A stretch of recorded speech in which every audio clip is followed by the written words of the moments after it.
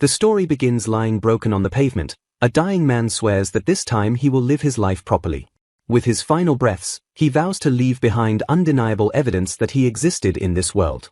Chaos erupts as bystanders scream for an ambulance, but Minoru Kido realizes with chilling clarity that he is going to die right here in the wreckage.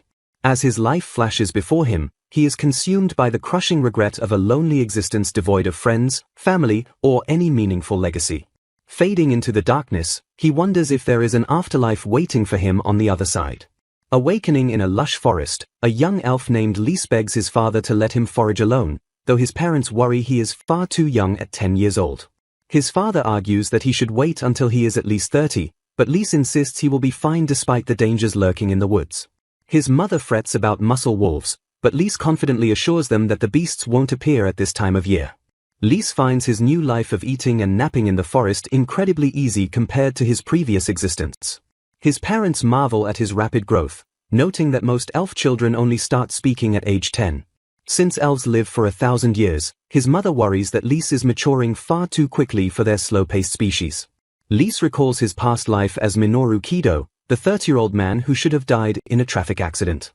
He realizes he has been reincarnated as an elf, gaining a second chance at life with a lifespan of a millennium. Determined to live without regrets, he shocked his parents by standing and reading within his first 10 years, laying the groundwork for his best life.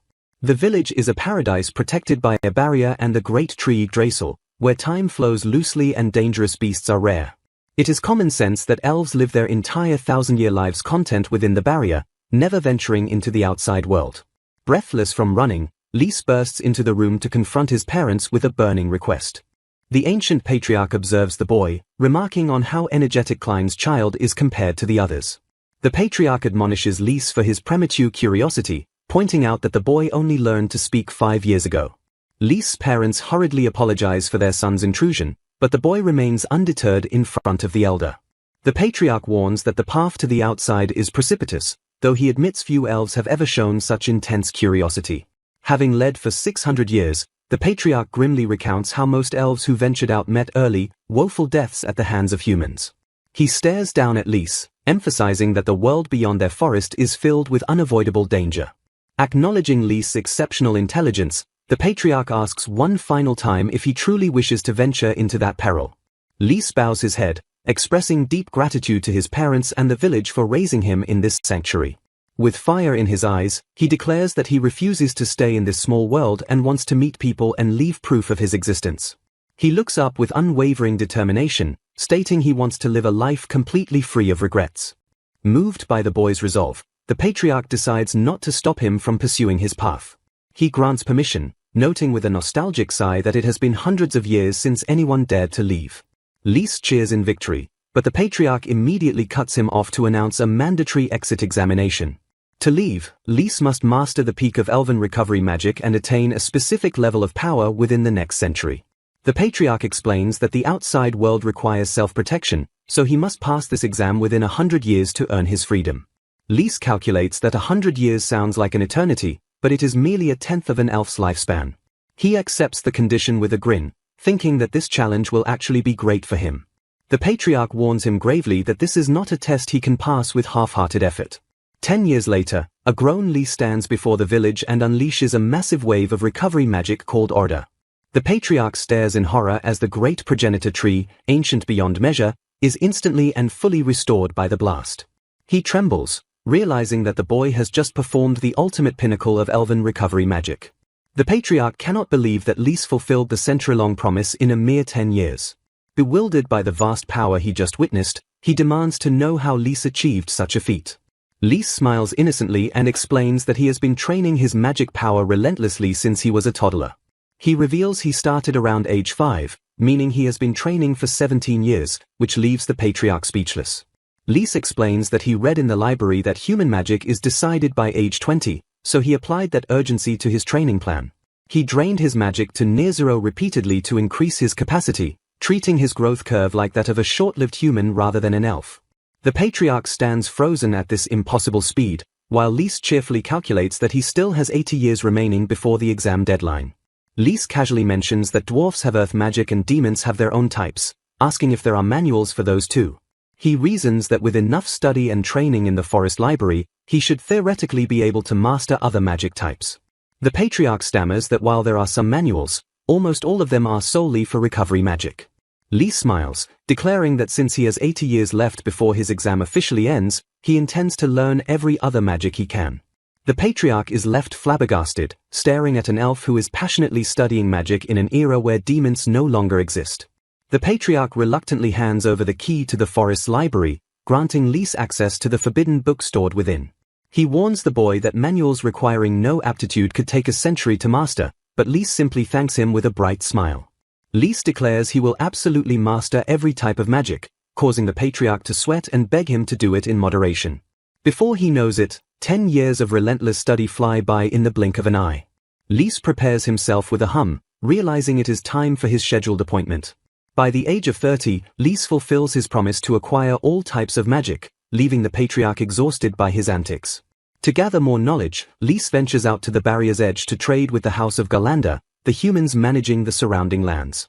He excitedly greets the human representative, explaining that he generated capital from ancient tree products to buy magic manuals from the outside world. The human representative marvels that someone like Lise exists, admitting that he cannot keep up with the elf's rapid mastery of human magic.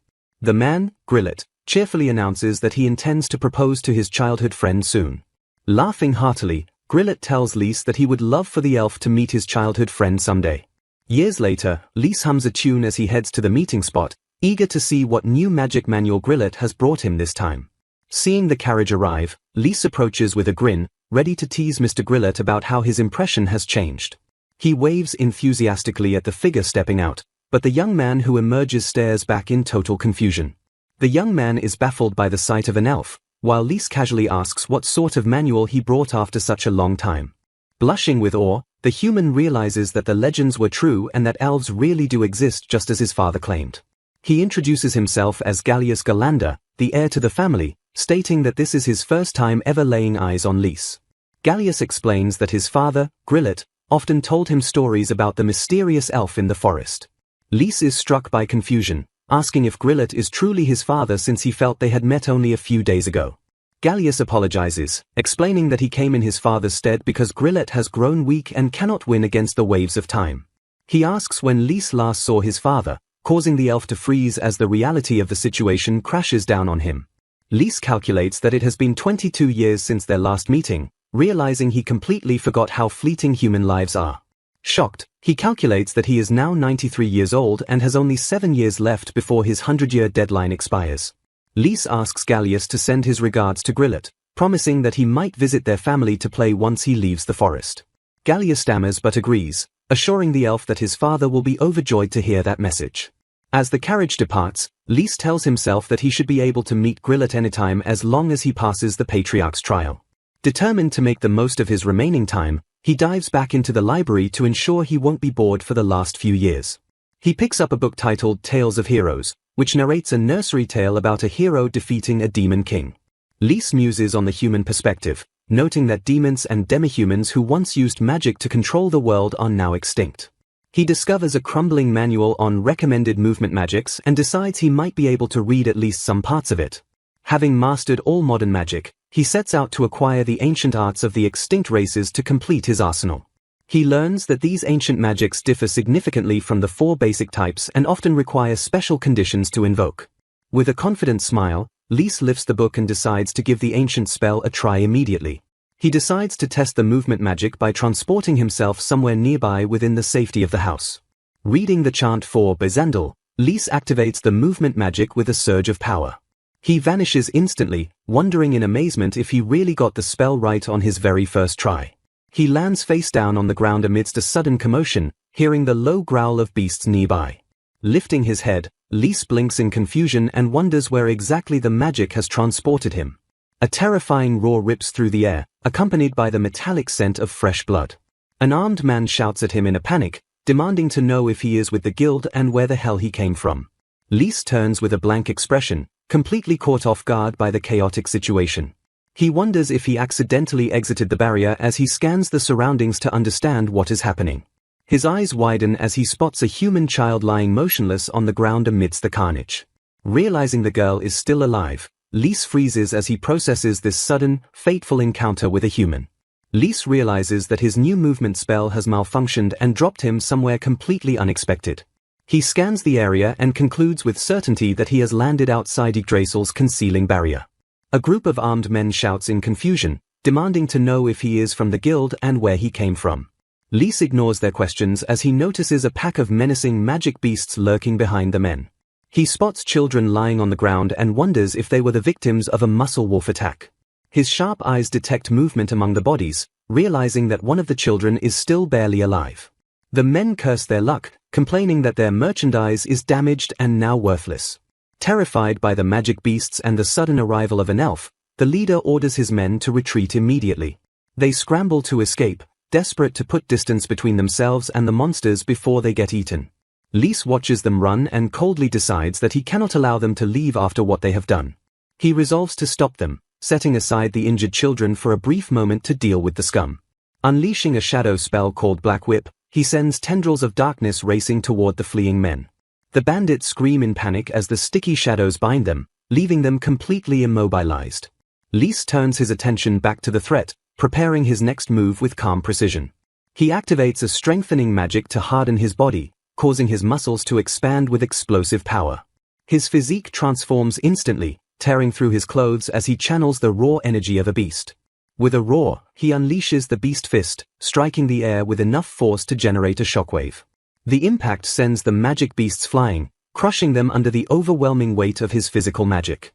Lise marvels that the beastman magic actually worked on him, having never tested it on his own muscles before. The bandits watch in trembling disbelief, unable to comprehend that an elf is using violent melee magic instead of recovery spells. Silence falls over the clearing as the men stare at the elf, their fear mounting with every second. Lise approaches the surviving child, noting that she is the only one with a faint pulse remaining. He kneels beside her, assuring himself that as long as she is breathing, his magic can save her. He speaks gently to the unconscious girl, promising that she will regain her energy immediately. Lise casts Dragon's Healing Breath, a conflux spell that combines fire and recovery magic in a dazzling display. The bandits scream in horror, mistaking the healing flames for an attack that is burning the girl alive. The mystical fire envelops her small body, seeking out every wound and burn to purge the damage. Under the roaring flames, the torn flesh knits together and the bruises vanish as if they never existed.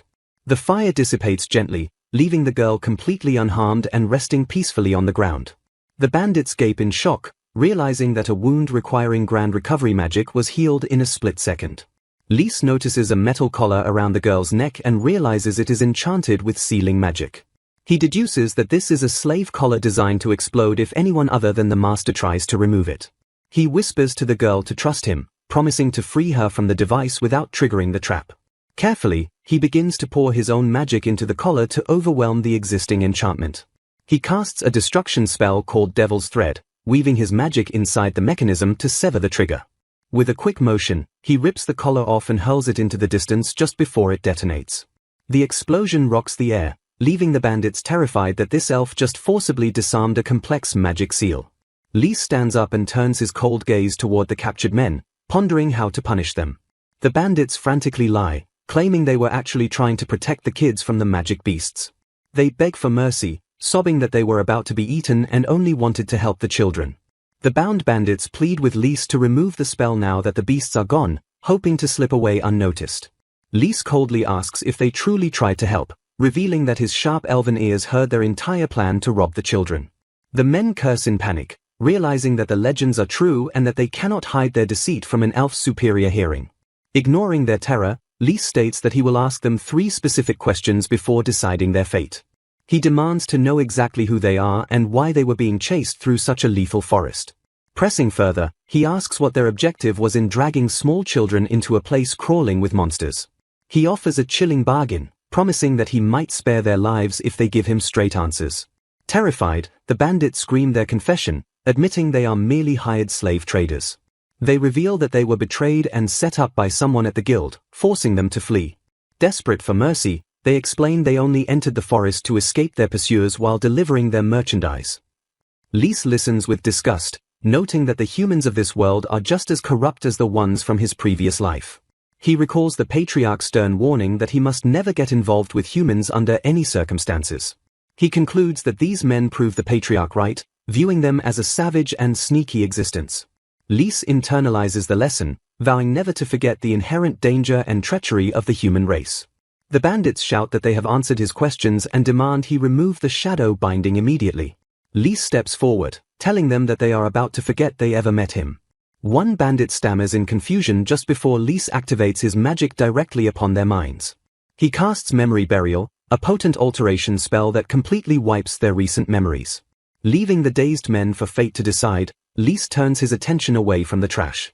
The surviving girl looks up at him with awe, asking if her savior is truly an elf. Lise confirms his identity as Klein's child, gently introducing himself to the small human. The girl thanks him for saving her but weeps bitter tears, apologizing for her failure to save the other children. Lise notices a cross-shaped scar carved into her chest and deduces it is a magic brand marking her as a slave. Tears stream down her face as she laments her weakness, wishing she had been strong enough to protect her friends. She clenches her fists, devastated by her powerlessness in the face of such cruelty. Looking at Lise with desperate eyes, she acknowledges that the magic he used was incredibly powerful. She grabs his arm and begs him to take her with him so she can become strong like him. Lise hesitates, torn between the rule to avoid humans and the fact that he has already saved her. He considers taking responsibility and bringing her back to the village, sensing a great resolution within her. Ultimately, he pulls away and apologizes, telling the heartbroken girl that he cannot help her right now. He explains that he is not human anymore, hinting at the vast gap in their existence. Internalizing his thoughts, he reflects on how elves perceive the flow of time differently than humans. To him, the 7 years remaining in his exam are nothing, but for her, it would be a lifetime of waiting.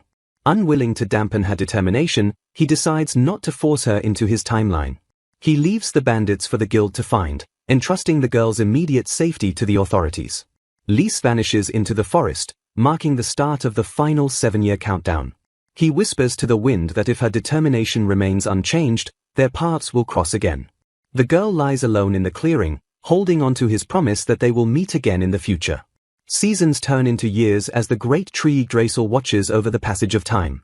Rumors eventually spread of a nameless woman who rose from nothing to achieve incredible feats. Lise overhears tales of her military prowess, confirming that the girl survived and found her strength. Back in the library, Lise immerses himself in his studies, letting the rumors drift by as he focuses on his goal. A smile graces his lips as he reads, satisfied that his interference allowed her to forge her own destiny. Finally, the century concludes, marking exactly 100 years since his rebirth as an elf. Lise sits with the patriarch, who notes that the mischievous child has returned right on schedule. The patriarch observes him closely, realizing that even after a century, the boy's resolve has not wavered. He asks one last rhetorical question about what happens when a sheltered elf leaves the village's protection. He compares it to a baby mouse jumping onto a battlefield, warning Lise of the brutality of the outside world. The patriarch warns that the outcome is usually clear once you see the fire, implying certain doom for the naive. Lise steps forward with unwavering confidence, declaring that he has trained 100 years for this exact moment. He looks toward the horizon with a fearless smile, announcing that the day of his exit exam has finally begun. The patriarch asks Lise if the examination is finally over. Lise stands in the rain, acknowledging that a century of training has passed. The elder notes that the boy's wish to leave the ancient forest remains unchanged. An unseen voice interrupts, remarking that they have quite a lively child preparing for departure. Lise looks around in confusion, unable to locate the speaker despite hearing the voice clearly. The voice complains that the rascal is troublesome because he is neither inferior nor has he lost to the speaker in any way. The speaker describes Lise's ability as a degree of genius that defies words, hoping he will soon understand his own scope. A cloaked figure steps forward, deciding that she may have to look forward to testing that genius herself. Dropping her hood to reveal a young elven face, Ryab Lowry introduces herself and states she is just under 6 centuries old. Lise repeats her name in shock, recognizing the legendary figure standing before him. He recalls the rumors of a mysterious elf who appears to cure ill humans in exchange for valuable fruits. Ryab blushes with embarrassment, surprised that people actually speak of her in such a manner. Lise excitedly concludes that since she collected books from the outside world centuries ago, she must be a veteran. He stares intently, realizing that she possesses a wealth of knowledge about the world beyond the forest. Ryab explains that her examination is simple, he must survive until she runs out of magic. She adds coldly that she doesn't care if he uses recovery magic, framing the test as a raw battle for survival. Ryab requests that he not go too hard on her, despite having spent 3 centuries training for this. Lys focuses, telling himself that he can officially leave as soon as he passes this exam. Just as he begins to speak politely, he is cut off by a sudden shift in the atmosphere. Without chanting, Ryab instantly unleashes a massive earthen spear from the ground beneath him. Lys realizes with horror that she had prepared the spell beforehand to catch him off guard. He barely manages to leap away as the ground explodes where he was standing just a second ago. Ryab lectures him that humans are unfair, reinforcing the harsh reality of the outside world. She declares that humans are savage, sly, and cowardly beings who prepare spells while their enemies are distracted. Ryab warns him that talent alone is not enough to survive in the brutal world beyond the forest. Unleashing another barrage, she insists that if he wishes to leave, he must at least learn this lesson. Lys counters with Vulang, summoning his own earth magic to block her attack. Ryab notes that his spell is comparable to her earthen spear, acknowledging his quick reaction. She admits she thought he could only use recovery magic since he is an elf, calling him an interesting kid. Staring into his eyes, she remarks that his fighting style makes it seem almost as if he is human. Lys grins and confirms he was human in his original world as he launches himself into the air with wind magic. Ryab identifies the grand magic and wonders if she can shoot him down with a sylph spell. Lys frantically dodges the high-speed wind projectiles, barely avoiding a direct hit. He struggles to cope with her ability to cast powerful magic without any chanting at all. He realizes with frustration that chantless magic is a skill he has yet to master. Despite the danger, he admits that her skill is amazing, though he quickly reminds himself to stay focused. Ryab warns that her attacks are unceasing and that soon he will have no room left to escape. She suddenly remembers a question she meant to ask, pausing her assault for a split second. She asks why he wants to go to the outside world, prompting Lys to question her timing. Lys deflects a blast and shouts that he wants to go because he thought an elf's life was very long, probably. Lys looks back at the elven village, recognizing it as a haven far more tranquil than any other place in the world. He reflects on how this peaceful sanctuary has been his home for an entire century since his rebirth as an elf. No matter how many times he failed in the beginning, he remained dedicated to mastering the art of magic. He knows that every grueling day of training was merely preparation to ensure he leaves a meaningful trace of his existence in this world. His heart is driven by the crushing regret of his previous life where he lacked any real purpose or deep connections. Now, he yearns to explore the vast world and be remembered by others rather than fading away in solitude. With a bright smile, he reaffirms his resolve to leave the forest and fulfill the dream he has nurtured for 100 years. Ryab Lowry watches him silently, her eyes unreadable as she prepares to reveal her own motivations. Turning the conversation, Ryab asks Lys if he is curious about why she decided to venture into the outside world herself. To his absolute shock, she reveals that her grand motivation was simply a desire to eat more delicious fruits. She gazes at a piece of fruit with intense focus, explaining that her palate demanded a variety the forest could not provide. Lys is left speechless as he connects this mundane goal to the legendary stories of an elf who cures humans in exchange for rare fruit. Ryab explains that after 50 years of eating the same bland forest produce, she reached her limit and sought something new. She admits with a straight face that her entire journey into the unknown was fueled by a craving for different flavors. Lys can hardly believe that she dedicated 3 centuries to training just so she could safely forage in human lands. Ryab warns him that his caution was wise, as many of their comrades who left without strength were quickly destroyed by the world. By mastering human magic, she gained the power to travel safely across various lands and sample every fruit imaginable.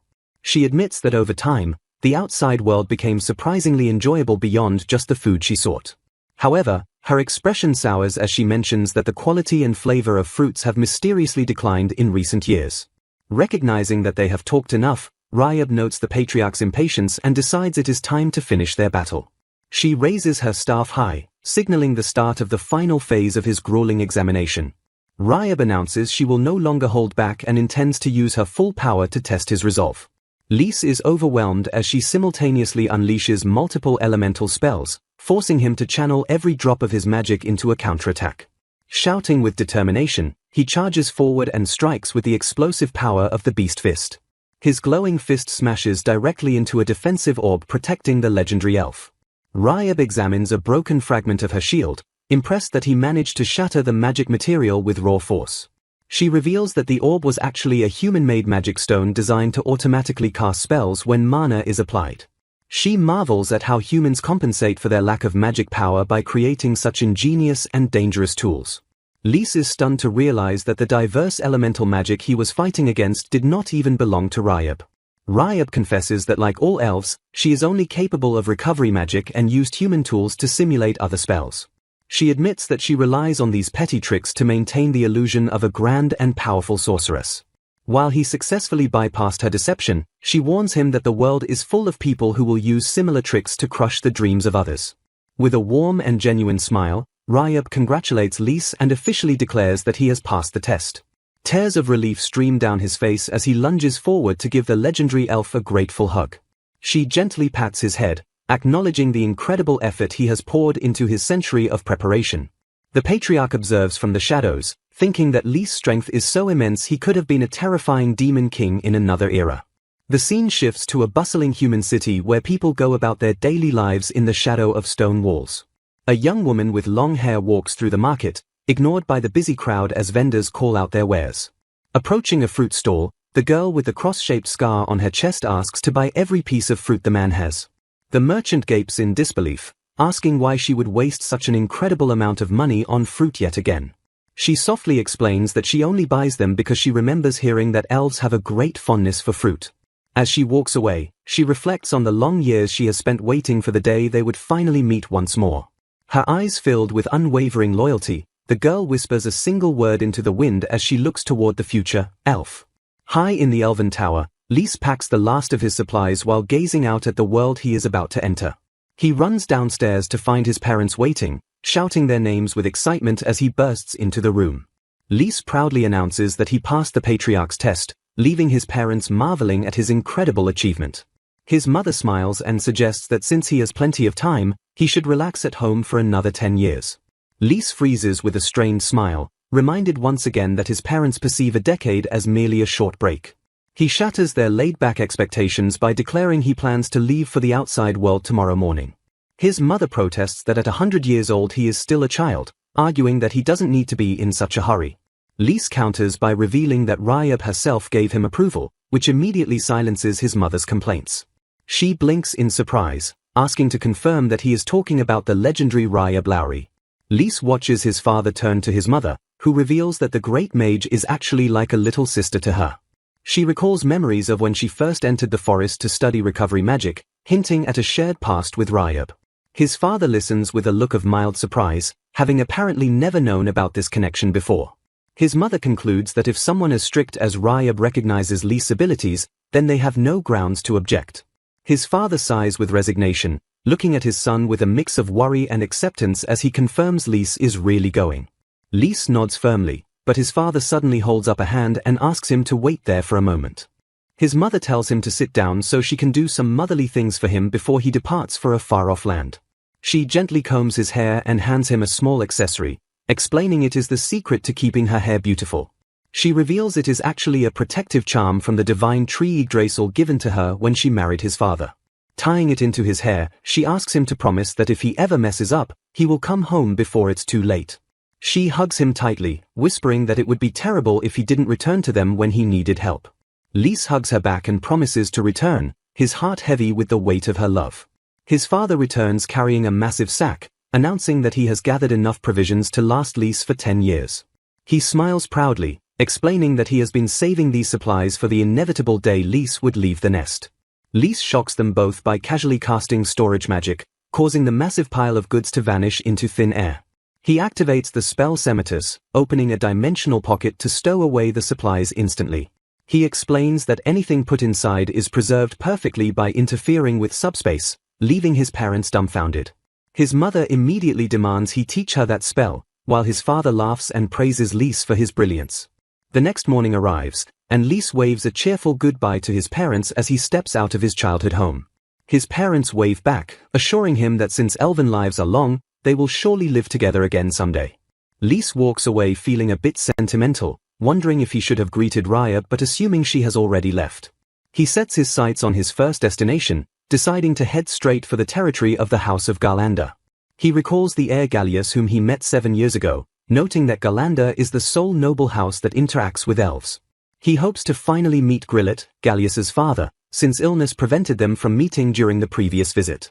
Lys reaches the edge of the forest, recognizing the shimmering boundary where Yggdrasil's protective barrier ends. He steps through the barrier and looks up, pleased to find that the weather outside is beautiful and clear. Just as he thinks it is the ideal day for an adventure, a pack of growling magic beasts emerges from the bushes. Lys remains calm and prepares to cast a fire magic spell called Phalanx to incinerate the threat.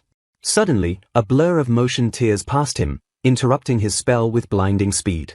A mysterious girl with a sword slashes through the entire pack in a single swing, trailing fire in her wake. Lys stands frozen in shock, staring at the back of the stranger who just annihilated the monsters in an instant. 7 years have passed, and the girl has been waiting all this time for this very moment. She bows deeply before Lys, addressing him as Lord Elf with profound and unwavering respect. Lys recognizes her by the distinct cross-shaped scar on her chest and realizes she is the same girl he saved from death years ago. Although her memories of the encounter were vague, she never forgot his promise that they would meet again if her determination held true. To his amazement, she has dedicated every single day of the last 7 years to training herself specifically for this reunion. Lys stands stunned that she actually abided by his words to such an extreme extent, appearing exactly where he predicted. He recalls using magic to seal her memories of him deep within her heart after healing her from the verge of death in the forest. Despite the powerful memory seal, she somehow clung to the vow she made to become stronger and find her savior again. The girl offers a mysterious gift, hoping Lys will accept it now that he clearly remembers their shared past as well. She presents a massive wooden box and asks him to look inside, surprising him with the sheer scale of the physical offering. Opening the lid, Lys finds the container overflowing with a vibrant and diverse collection of fresh, glistening fruits. She explains that she heard all elves have a natural love for these sweet treats, so she gathered them from across the land specifically for him.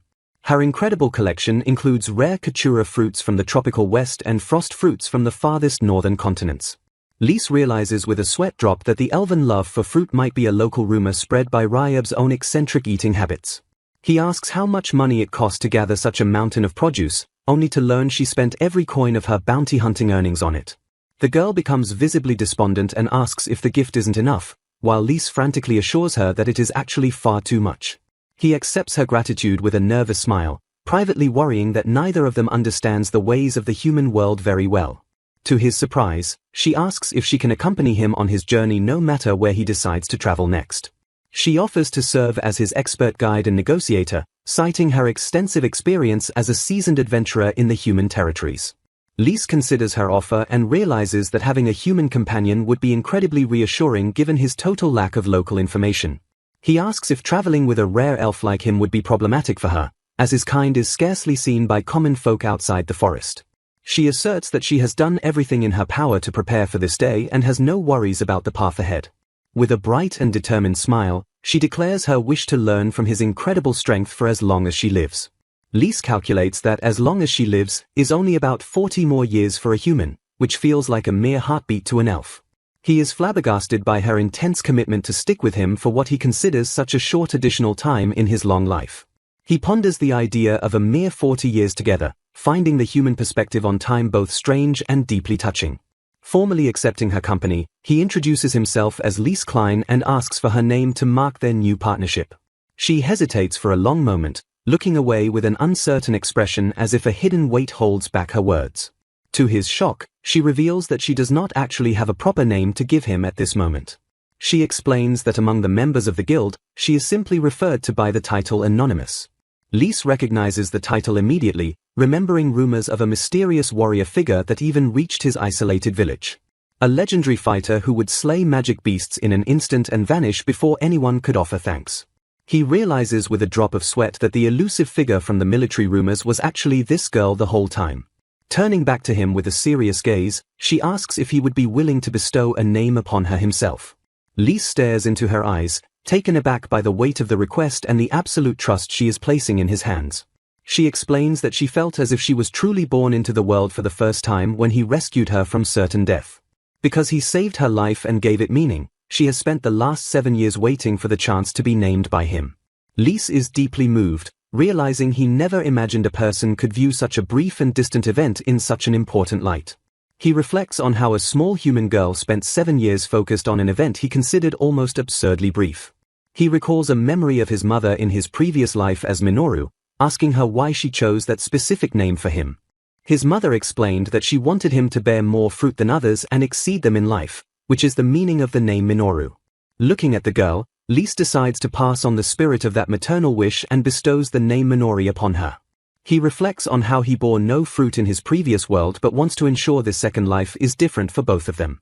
He is touched that someone was waiting for him so faithfully without even knowing for certain if he would ever reappear. With her incredible drive and talent, he truly believes she is capable of achieving something great by his side in the outside world. Lise announces that their first destination is the House of Galanda and that he intends to head there immediately. Minori excitedly offers to lead the way, eager to be useful to him right from the very start of their long journey. While he waits for her to check the route, Lise decides to sample one of the exotic fruits from her massive gift box. As he eats, he feels a strange tingling sensation and realizes that the fruit is imbued with a surprising amount of magic power. Minori calls out to him with a joyful smile, asking if they should set off on their new adventure together at last. Standing at the guild counter, Lise negotiates the exchange of their latest hunt, offering 1 horned rabbit and 3 slimes to the receptionist. The staff member stares in surprise, realizing that the strange hooded woman standing beside the elf is none other than the famous Minori. As adventurers whisper about Minori's fame, Lise notes that their earnings are finally enough to fund their journey to Margrave Galanda's frontier. The guild staff asks if they are heading to Gallius's territory, confirming that he is the current feudal lord governing those borderlands. They explain that the economy has skyrocketed since Gallius took over, allowing adventurers to finally afford proper meals by hunting magic beasts. Lise stares quietly into the distance, his mind drifting back to the memories of 7 years ago. Reflecting on his journey, he realizes it has already been 3 weeks since he left the safety of the elf lands to explore the world. Minori excitedly points out the path ahead, announcing that Fort Kukure on the Galanda border is just within sight. Lise looks at her with gratitude, acknowledging that having Minori as a guide is a true blessing for an elf ignorant of the outside world. Minori explains that the feudal lord keeps magic beasts on these borders to protect the empire from the threats of the sacred forest. As they walk, she notes grimly that the number of casualties among adventurers seems to be increasing the closer they get to the fortress. She shares a troubling rumor she heard recently about a sudden invasion of magic beasts in the area that is causing unrest. Lise crunches on an apple as Minori worries that Gallius, despite his good reputation, is struggling to deal with the rising threat. Minori suddenly panics, realizing she is about to eat an apple that has touched Lise's lips, and stammers that it might taste off. She takes a bite with a loud crunch, her face flushing as she tastes the fruit she was so worried about. Lise watches her reaction, amused to find that she thinks it tastes better after he took a bite, though he tastes nothing strange. His expression turns serious as he notes that the flavor of fruit has actually declined recently, prompting him to investigate the cause. Utilizing his magic, Lise casts Gronesis, a high-level observation spell, to analyze the composition of the apple. He is shocked to discover that the fruit contains a trace amount of miasma, a substance that should not exist in this world. When Minori asks how the apple was, Lise hides his discovery and simply asks if it didn't suit her taste. Minori quickly denies it, blushing as she admits that she just wanted him to have some and that it was delicious. Lise remains silent, his mind racing as he processes the terrifying implication of the miasma's presence in the fruit. He recalls that miasma is a phenomenon controlled by demons, a race that is supposed to be extinct in this world. As Fort Kukure looms ahead, Lise grapples with the impossible reality that he has found traces of ancient demon magic. At the gate, a guard blocks their path, shouting that he cannot allow a stranger to meet a noble lord like Gallius. The guard insults Lise's appearance, claiming he has watched this gate for 5 years and never seen such an ugly face before. Minori explodes with rage at the insult to Lise, but he steps in to calm her down before she attacks the guard. Suddenly, a familiar voice calls out from behind the gate, recognizing Lise immediately despite the years. Gallius steps forward with a warm smile, unable to believe that 7 years have passed since they last met. He beams at Lise, expressing his happiness that the elf remembered the promise they made all those years ago. Lise pulls back his hood and smiles, confirming that he came specifically to see him and fulfill his word. Gazing at the lord's estate, Lise adds quietly that he also came to see Grillet. The memory takes him back to a conversation with Grillet, who mused about the test required to leave the forest. Grillet had insisted that Lys visit their village and see him once he finally managed to pass the test and leave the woods. In the flashback, a young Lys smiles and agrees, but asks Grillet to do something for him in return for the visit. The scene shifts to a dying Grillet, recalling Lys' request for him not to die until the elf left the forest. Grillet had laughed and agreed, telling Lys that he would have to get out of the forest as fast as he could. Back in the present, Minori asks if he really made a promise like that, and Gallius admits he isn't as good at fighting as his father. Lys explains that Grillet was the first human to ever speak to him, while Gallius notes his dad was renowned as the god of war. Gallius looks at the elf, and Lys smiles softly, confirming that Grillet is his friend. Gallius tells Lys that his father spoke of him often, recalling their shared promise to drink beer and change the world. Gallius laughs and says his dad might be seen as a bad guy for keeping a promise to an elf, but he was simply dedicated to it. He leads them to a room where a man lies motionless, describing his father as a vegetable who has lost everything. Lys stares in shock at the bed, asking with a trembling voice if the man lying there is truly his old friend Grillet. The image shows the frail and unconscious warrior buried under heavy blankets as he clings to the last of his life. Gallius explains his father has been in this state for 5 years and the doctors have completely given up on him. He tells Lys he is sure his father is happy to finally have his elven friend come to visit him after all these years. Lys leans over the bed and softly greets Grillet, asking his old friend how he has been doing in this world. Gallius recounts how his father was a strong warrior who spent 20 years protecting the land from pirates and magic beasts. He reveals that 5 years ago Grillet was found gravely injured on the battlefield and has been fading away ever since. Gallius admits he became the Lord but must rely on the people because he lacks his father's incredible individual strength. He remembers how his father fought and protected the land all by himself even when his body was broken and hurt. Gallius confesses he never realized how truly great his father was until the man disappeared from active duty 5 years ago. Lys is stunned by the revelation, realizing he had no idea his friend's health had plummeted so drastically while he was away. He deduces that Gallius has kept his father's condition hidden to prevent widespread panic among the people of the territory. Lys spots a dark bruise and realizes Grillet was fighting magic beasts alone when he received the wound that ruined him. To the shock of the others, Lys suddenly lunges toward the bed with an intense and focused look in his eyes. He asks Gallius if he knows anything about the mysterious and dark bruise marking his father's withered body. Gallius explains that even the most powerful white magician in the land was baffled and didn't know what it was. He admits that standard healing magic did nothing even when the mage tried his highest level of power on the injury. Lys casts his observation magic, Gronisis, and is horrified to see the miasma content is at a deadly 91%.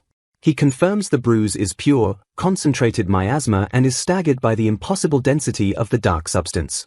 Lys understands that the previous mags failed because Grillet's body simply rejected their weak human magic. He asks Gallius to confirm they have already tried every high-level healing spell available to no effect. Lys declares they must go beyond human limits and use the ultimate recovery magic to save his dying friend. Gallius laughs nervously and tells Lys he must surely be joking about using such a legendary and impossible spell.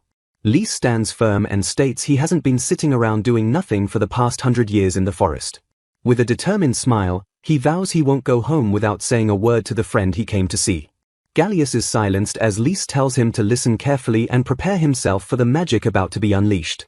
Lys warns that even if he wakes up, Grillet only has about 2 years left to live due to the damage. He looks at Gallius and asks if he truly wants to revive his father for such a short and painful time. Gallius weeps and admits he never got to thank his father or tell him he would take over the burden. He begs Lys to bring him back, saying he has hundreds of things he still needs to say to his father. Lys nods and prepares his stance as a powerful and shimmering aura begins to emanate from his body. He thinks of the ancient legend that humans once theoretically reached the peak of this forbidden recovery art. He notes the pinnacle spell normally takes decades to master, but he is ready to cast it in an instant. Lys unleashes the ultimate recovery magic, Rieberel, with a roar of concentrated and divine power. A blinding explosion of light fills the room as the elven magic begins to purge the miasma from Grillet's body. Grillet's eyes with joy over his father's bedside. Though he could only grant his friend 2 more years of life, Lys finds deep satisfaction in successfully restoring Grillet's vitality. Gallius is overwhelmed with emotion, unable to believe that his father is actually breathing and conscious once again. Grillet wakes to find Lys standing there, remarking with a chuckle that everything feels surreal while Gallius has grown so much. Looking at his old friend, Grillet notes with a faint smile that Lys kept his promise to visit after leaving the forest. Wasting no time, Lys asks Grillet to recount the specific events of the day he was injured on the battlefield. Grillet tries to remember but explains that while Fort Kukure was under beast attack, his mind suddenly became a complete blur. Lys analyzes this fuzziness and concludes that someone used a calculated memory alteration trick from the other side. Grillet is taken aback by the mention of the other side, sensing the gravity behind Lys' cold deduction. Lys stares intently and asks Grillet if he truly believes that demons, once thought to be myths, have actually returned. He explains that the lethal concentration of miasma inside Grillet's body is undeniable proof of a demonic presence. To uncover the truth, Lys asks for permission to look directly into Grillet's memories to clear away the mental fog. Placing his hands on Grillet's head, Lys prepares to cast a sophisticated spell to penetrate the suppressed history. He activates memory alternation magic, diving into the depths of the warrior's mind to find the last thing he saw. The vision reveals a dark entity dismissing Grillet as a mere human who lacked the specific brave factor they sought. The demonic voice wonders what to do next, ultimately deciding that this human was out of luck in their grand scheme. They ordered a subordinate to rough him up slightly, intending to use constant attacks on Fort Kukure to lure out their real target. The memory fades as the demons plot to keep the fortress under siege without completely destroying it for their own ends. Back in the room, Lys acknowledges the grim reality of what Grillet saw and warns him to stay silent for now. He explains that announcing the return of demons would plunge the world into total chaos and panic. With a confident finger raised, Lys declares he has a simple plan to resolve the situation before it escalates. He resolves to track down the demon's target before they can strike again in the outside world. His eyes burn with focus as he concludes they must find the mysterious individual holding the brave factor. Long ago, a demon lord suddenly introduced the formidable concept of magic into the world. Before anyone could react, the invulnerable demon lord quickly overran and conquered over half the globe. Meanwhile, in a small village, a talentless young man fiercely dreamed of becoming an adventurer despite everyone mocking his inability to use magic. Working harder than anyone else, he eventually mastered the 4 elements and awakened a mysterious new power alongside 4 wonderful companions. Wielding this immense power, the young man known as the Brave Man set out with his party to defeat the demon lord once and for all. Jolting awake in a cold sweat, a young elf boy named Rhys stares at his master in disbelief and questions if this nightmare is real. Clenching his fists in sheer panic, the older man screams out that he simply cannot believe the demons have actually returned. He explains that the memory alteration magic the demons used right before Rhys passed out serves as undeniable proof of their revival. Processing this horrifying reality, Rhys asks if the brave factor the demons mentioned means the old fairy tale is actually true. The master solemnly confirms that they are indeed talking about the famous legend of the hero known by all of humankind. Sweating profusely, the older man desperately insists that the legend was only ever supposed to be a children's story. Rhys quickly recalls reading a dusty battle record about that exact factor back in the library of his elven village. He vividly remembers the text describing this brave factor as an otherworldly force. Connecting the clues, they realize the demons are currently hunting among humans to find the one person possessing this legendary trait. Surging with sudden determination, the master declares that they absolutely must be the first to find this chosen human. Flashing a confident smirk, Rhys points out their one massive advantage is that the demons still have no idea they are being tracked. Furthermore, judging from the enemy's conversation, they are completely certain the target is hiding inside Fort Kukure. The master reflects on inheriting this territory 20 years ago and notes the massive spike in adventurers flocking here to hunt the multiplying magic beasts. Staring at his calloused hand, he deduces that the human with the brave factor must be concealing themselves among those greedy adventurers. A brief silence fills the tense room before Rhys softly calls out to his master. Rising to his feet with a cheerful smile, the young elf bravely announces that he will head straight to the front lines. Shocked by this reckless decision, the master demands to know why the boy would go so far, only for Rhys to fiercely throw the question right back at him. Glaring back at the older man, Rhys insists there is no need for him to shoulder the burden alone now that they are living in the outside world. Adjusting his gear, Rhys casually mentions that he still has 900 years ahead of him and finds nothing more boring than the world itself. Flashing a cocky grin, he confidently states that falling under the control of demons is completely out of the question. 1 week later, a reserved table groans under the weight of a massive, mouth-watering feast. An older woman warmly encourages her guest to eat a lot, sparking a starry-eyed reaction from a hungry young girl. Staring intensely at the towering plates of food, The mesmerized girl practically drools as she calls the spread amazing. Seeking to break the ice, the master gently calls out and offers to introduce the girl to his family. Smiling proudly, he introduces the gentle-looking older woman standing beside him as his beloved wife, Silpha.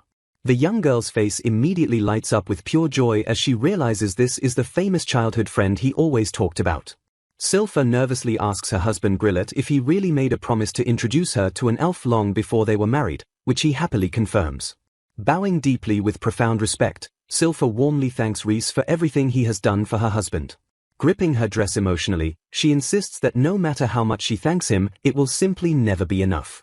A flustered Rhys desperately tries to wave off the heavy praise while Grillet enthusiastically shouts for his master's attention. Grillet boldly brags about how cute his wife is, causing Silpha to blush furiously. Rhys fondly recalls Grillet's old promise to someday introduce and propose to his incredibly cute childhood friend. Chuckling at the interaction, Rhys playfully notes their weird elven way of praising her but admits it makes him lament the short lifespans of humans. Redirecting everyone's attention to the food, Grillet eagerly asks Minori if they should finally take up the offer to eat. Rhys enthusiastically agrees while the shy Minori timidly peeks over the table and asks if she may eat as well.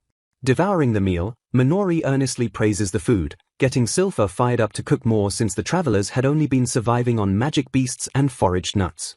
Silpha smiles warmly and notes that the energetic girl reminds her of Grillet when he was young. Minori proudly declares the meal is the best in the whole world, flattering Silpha while Grillet agrees it has always been true. Taking a bite, Grillet casually asks his master how he and the young lady know each other.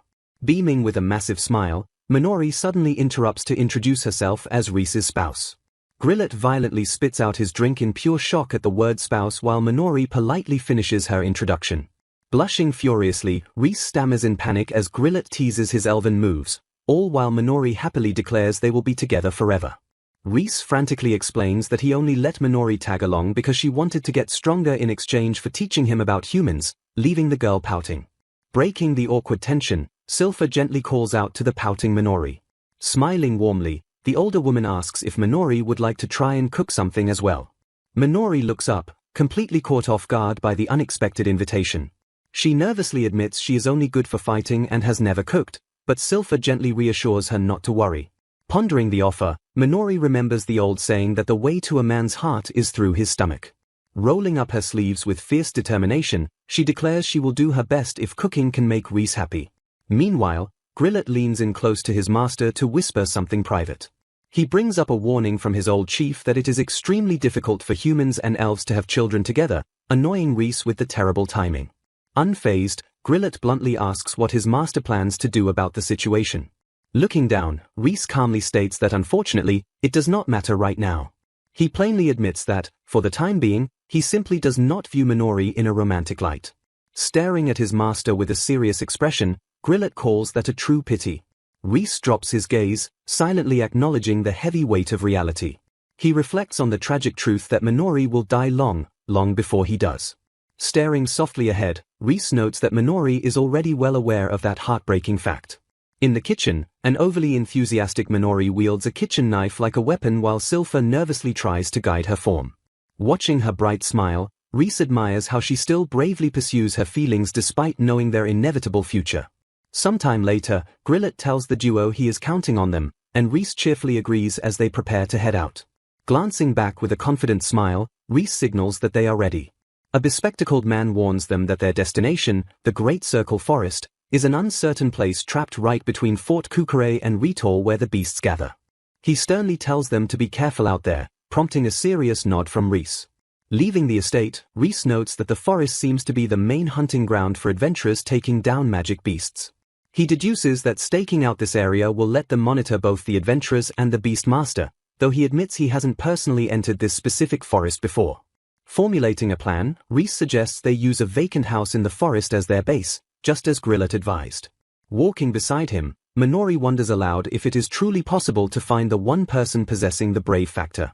Rhys admits their only clue is the fairy tale about someone lacking elemental magic, which normally means they would have to force everyone to use magic in front of them. However, he confidently reveals that his appraisal magic should instantly tell him whether someone has the hero factor or not. Pulling her hood tight, Minori points out the daunting reality that they will still have to individually appraise droves of adventurers. She turns to him with sparkling eyes, absolutely amazed that he can use his magic to locate the hero. Reese humbly agrees, sending Minori into another swooning fit over his greatness. While she praises him loudly, Reese quietly activates his appraisal magic to check his own status. Staring at his status window reading Otherworld Reincarnator, Reese realizes that his own existence is literally a power out of this world. Reese stops in his tracks and gently calls out to Minori, prompting her to turn around with a surprised response. Looking at her seriously, he asks if she is really okay with this arrangement. Looking utterly confused, Minori asks what he means about coming all this way with him.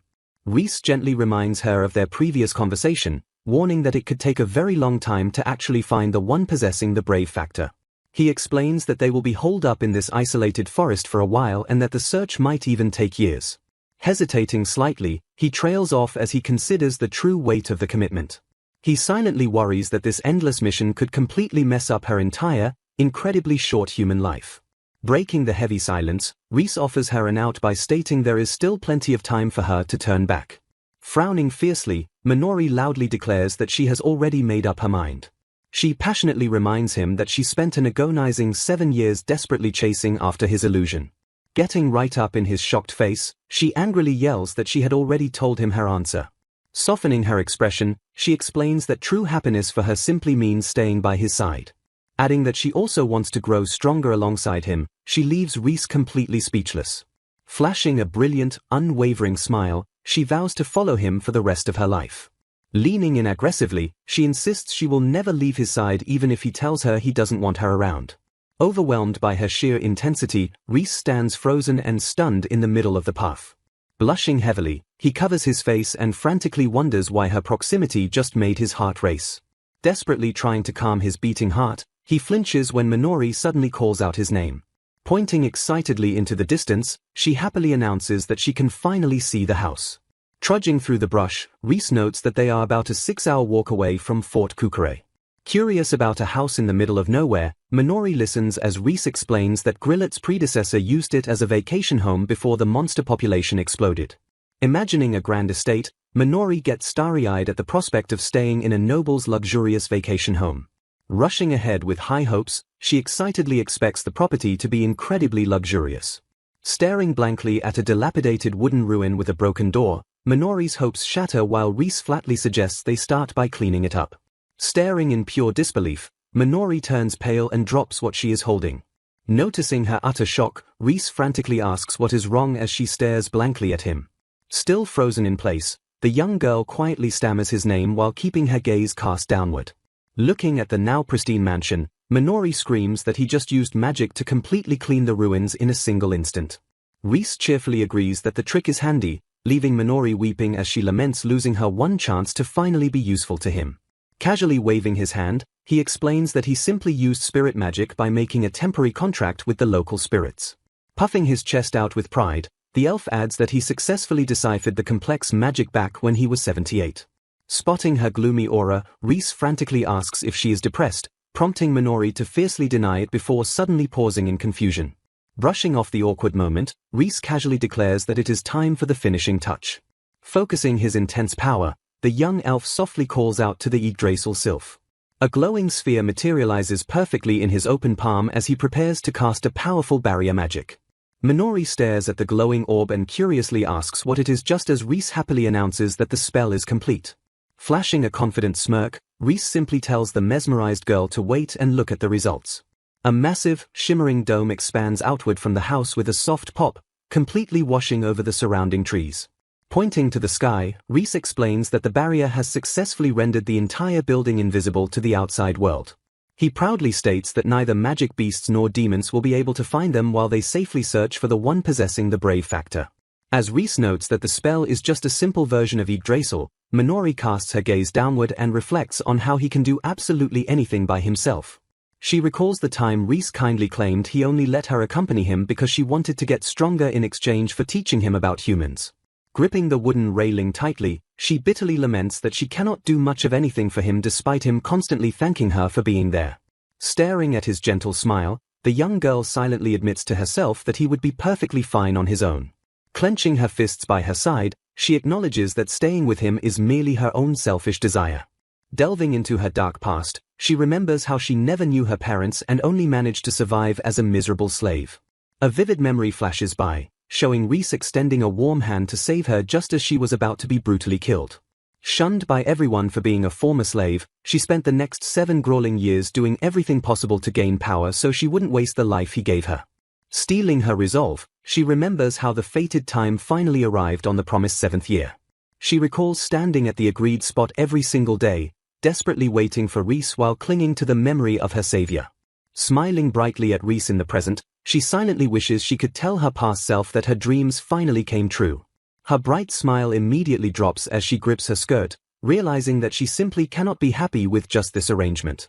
Filled with renewed conviction, she firmly decides she doesn't want him to keep her around merely to satisfy her own selfish wishes. Looking up with burning determination, she deeply desires to do more so she can actually prove useful to him. Glaring fiercely ahead, she swears she wants to become much stronger so she can properly fight by his side. Breaking her intense silence, she suddenly calls out his name and asks if he is planning on doing something specific. Staring at him seriously, she asks if he plans to take the person with the brave factor under his protection so they can eventually defeat the Demon Lord together. Reese admits he lacks the brave factor needed to defeat the Demon Lord, meaning he will likely have to train alongside that chosen person first. He adds that he wants to do his best to stop the Demon Lord, even though he currently has no idea how far into the future that battle will take place. Minori loudly insists that he could easily defeat the Demon Lord himself, showing absolute confidence in his overwhelming power. Taking a deep breath, she nervously asks if he could train her during their extended stay in the forest.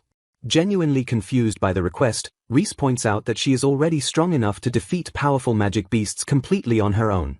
Clenching her hand over her chest, she firmly declares that she wants to fight the Demon Lord right alongside him. Smiling softly as he realizes her goal was always to get stronger, the young elf warmly agrees to her request. Dedicating themselves completely to their mission, Reese and Minori intensely trained together in the secluded forest. Time flew by relentlessly as their peaceful days quickly turned into long months. Before they even knew it, 2 entire years had passed since they started their isolated routine. A firm, heavy boot stomped into the dirt as someone prepared for an intense battle. Sprinting swiftly ahead, Minori fiercely called out to her master while charging toward the enemy. She confidently reported detecting 5 magic beasts rapidly approaching from their 3 o'clock position. Glaring intensely at the tree line, she pinpointed that the pack consisted of 4 B-rank beasts led by a single dangerous A-rank monster.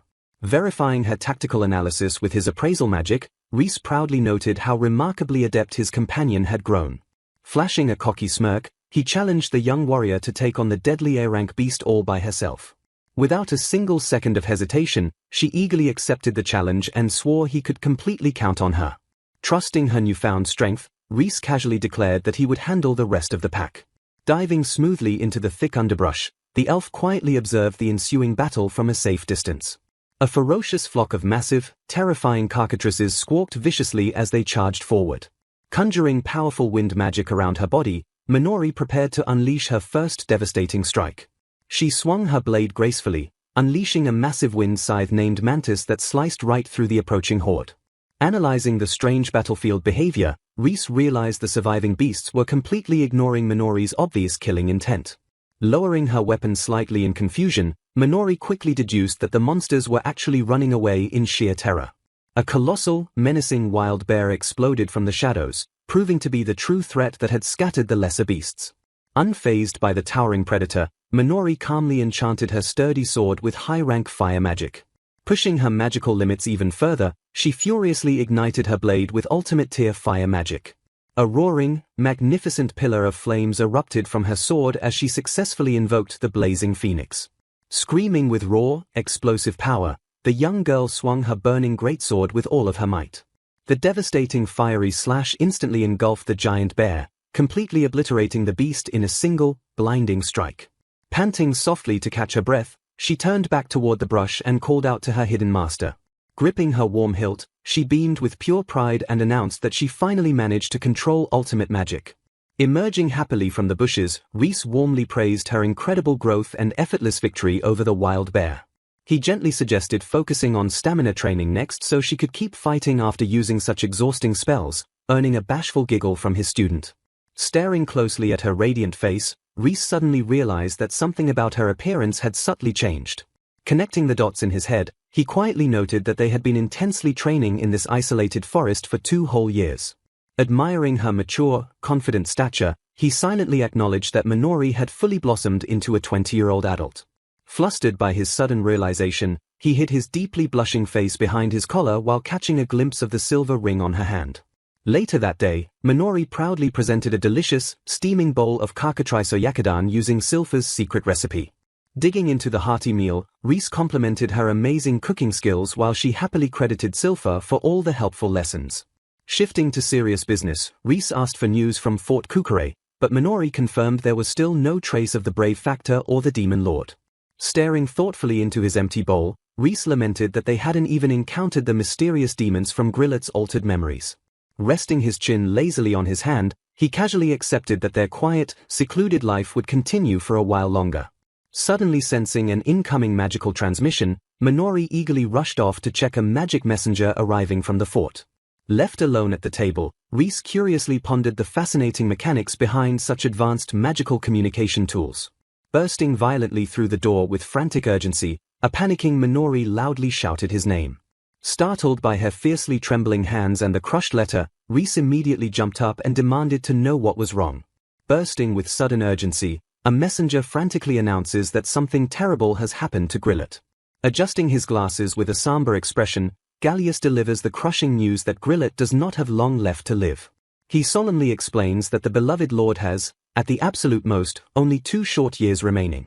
Springing into action without a moment to lose, Reese immediately decides to use teleportation magic to jump straight to Margrave Garalander's mansion. Arriving in a flash, Reese warmly greets Gallius as the grieving man profoundly thanks him for taking the time to come. Stepping into the hall, Gallius expresses his deep gratitude for their visit while Silpha gently welcomes Minori alongside them. Kneeling down to meet the young boy's gaze, Reese offers a warm evening greeting to little Vice. The young child looks up with innocent eyes and politely returns the greeting to the elf.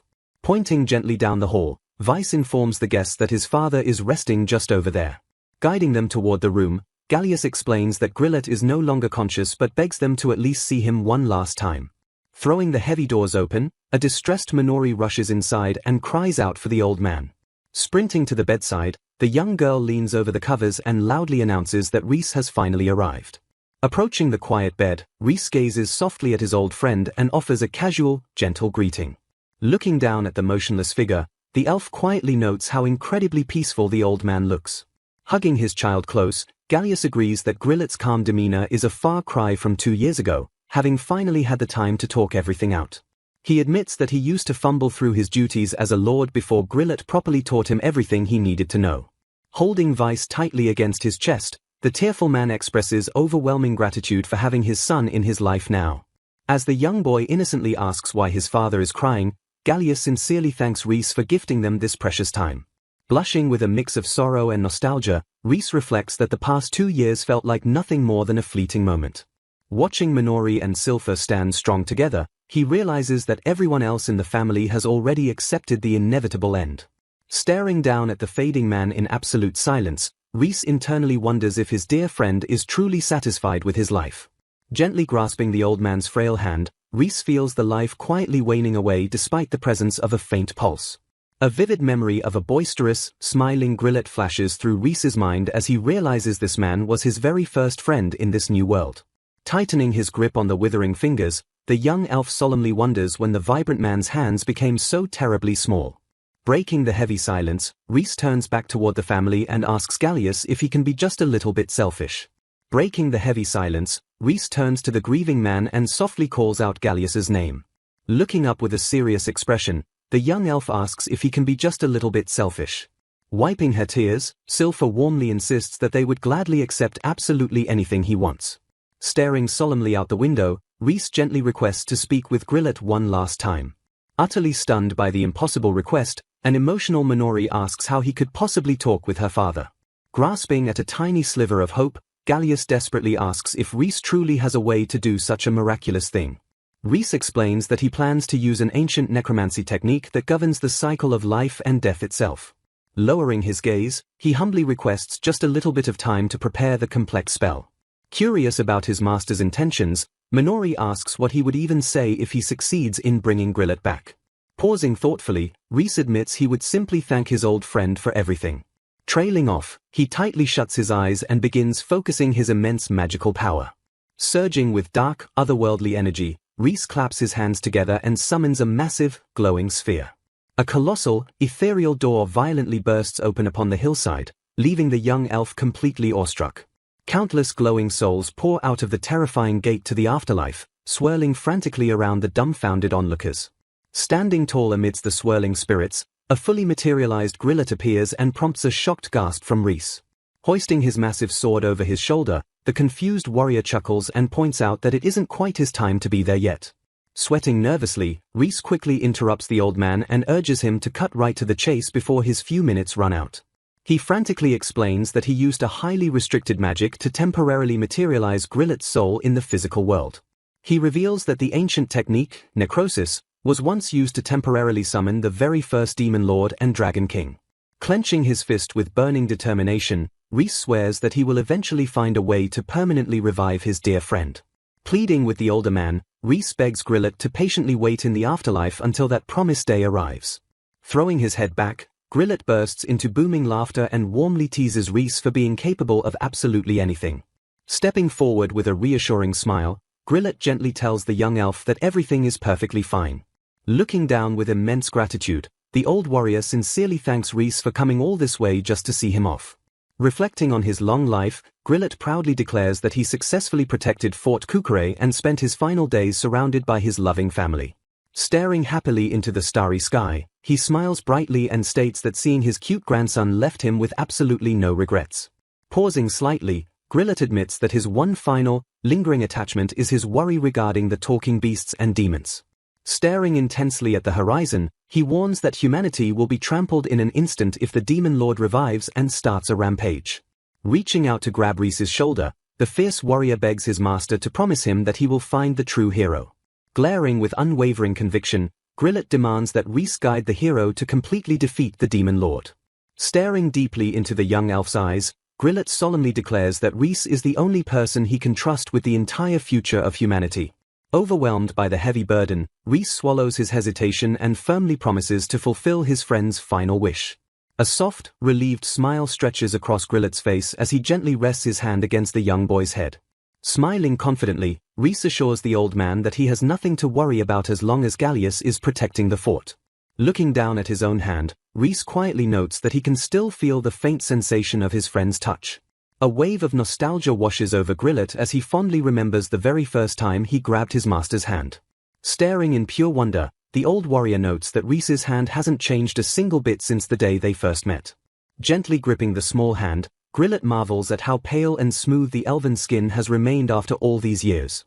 Realizing that elves don't start aging until they hit 800, Grillet comically connects the dots and freaks out over how many centuries his master has actually lived. Sharing one final, quiet moment, Grillet gazes warmly down at his eternal friend as his time in the physical world slowly comes to an end. Staring solemnly, Rhys quietly reflects that his own long life must have seemed like a mere flash to the dying man. Gripping the fragile fingers, the elf hesitates to share his own thoughts while Grillet sincerely thanks him for his tears. Passing on a message from Gallius, Grillet gently tells his master that he can finally rest and offers his profound gratitude. Flashing a bright, unwavering smile, the old warrior enthusiastically accepts his fate. Promising to find some delicious steak, Grillet vows to wait on the other side but warmly warns Rhys not to visit too soon. The very next morning, the great war god who protected Fort Kukure from magic beasts for 20 years passes away at the age of 58. Surrounded by his weeping family, the beloved lord peacefully draws his last breath in his sleep. Sitting alone on a high wall overlooking the city, Rhys notes that his friend experienced as good a death as any mortal could hope for. The quiet, bustling city carries on below, entirely unaware of the monumental loss of its protector. Watching the peaceful streets, Minori reflects on how incredibly short 2 years truly is. Staring at his own smooth palm, Rhys vividly recalls the stark contrast of Grillet's wrinkled hand and the old man's lingering words about how elves never change. Startled from his heavy thoughts, Rhys turns sharply as Minori suddenly calls out his name.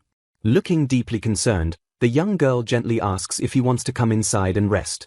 Gazing down at her warm, youthful skin, Rhys somberly realizes that one day her hand will inevitably suffer the exact same fate.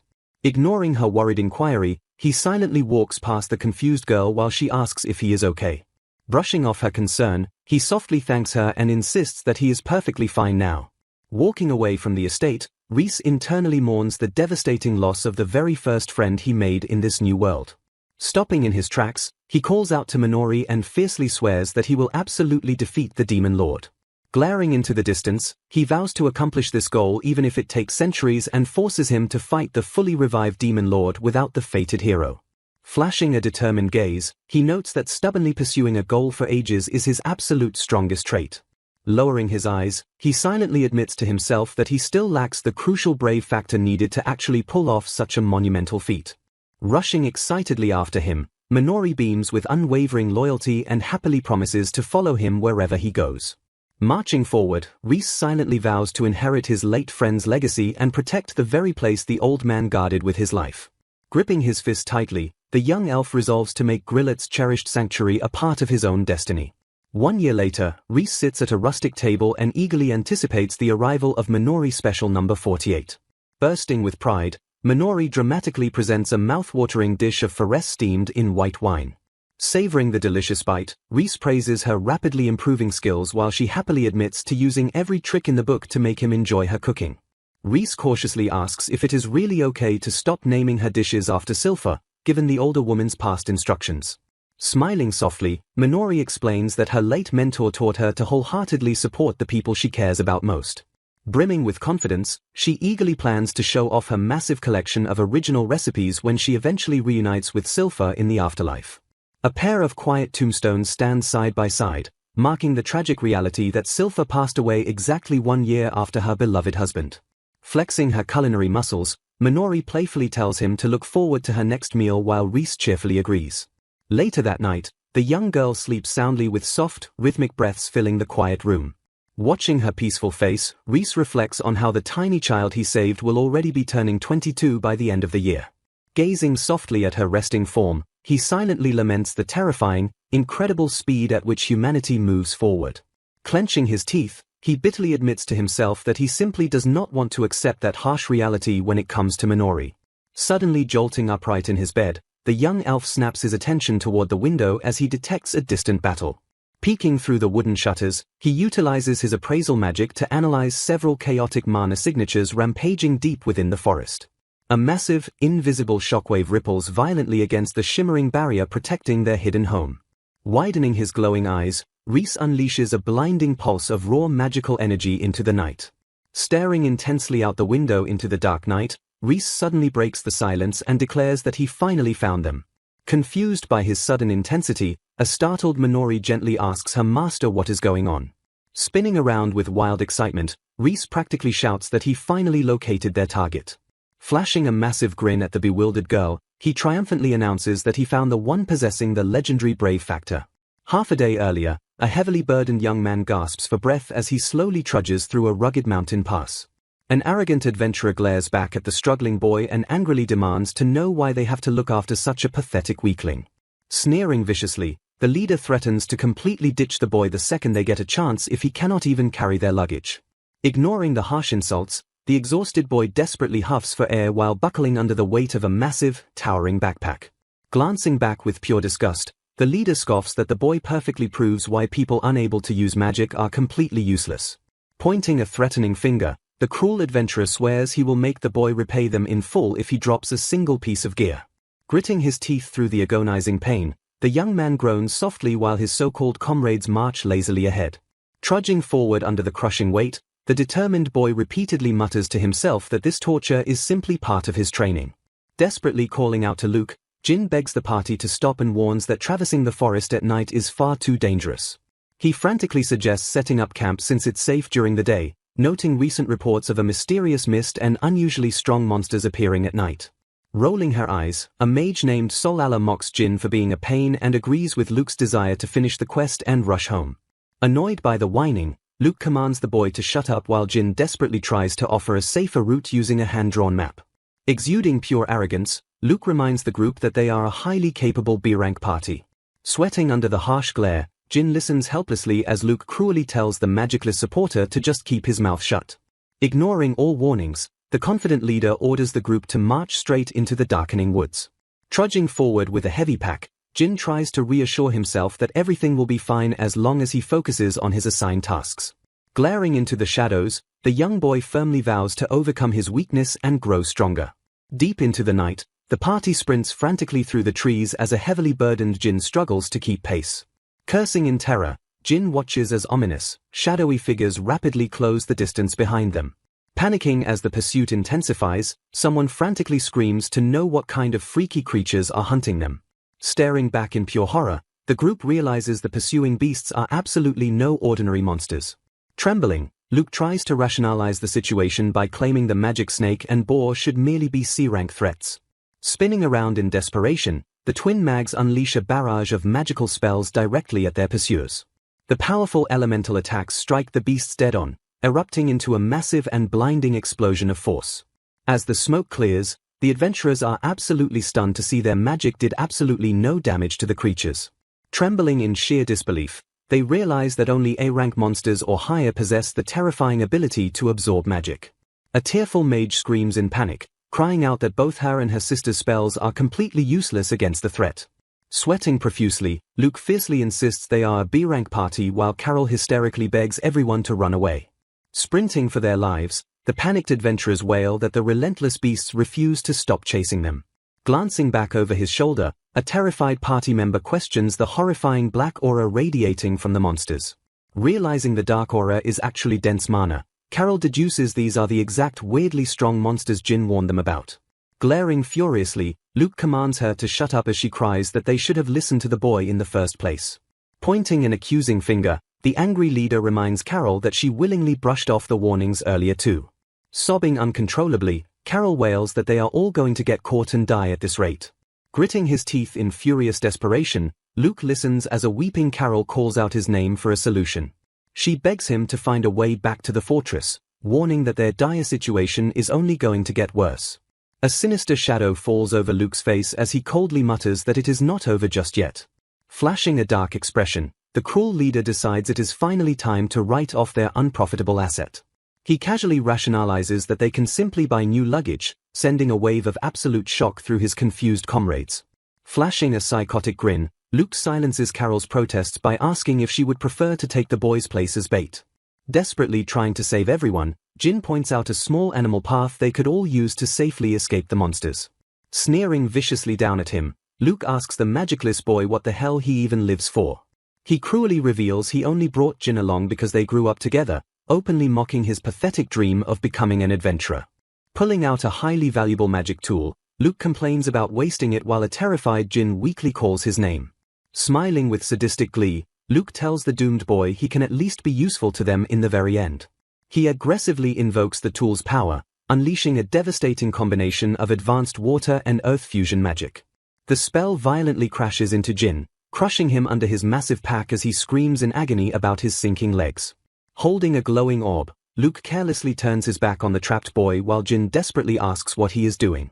Trembling with fear, the twin mags nervously agree to the sick plan of using the worthless guy as bait so they can escape. Weeping uncontrollably as they abandon their comrade, the terrified girls scream that they just want to go home.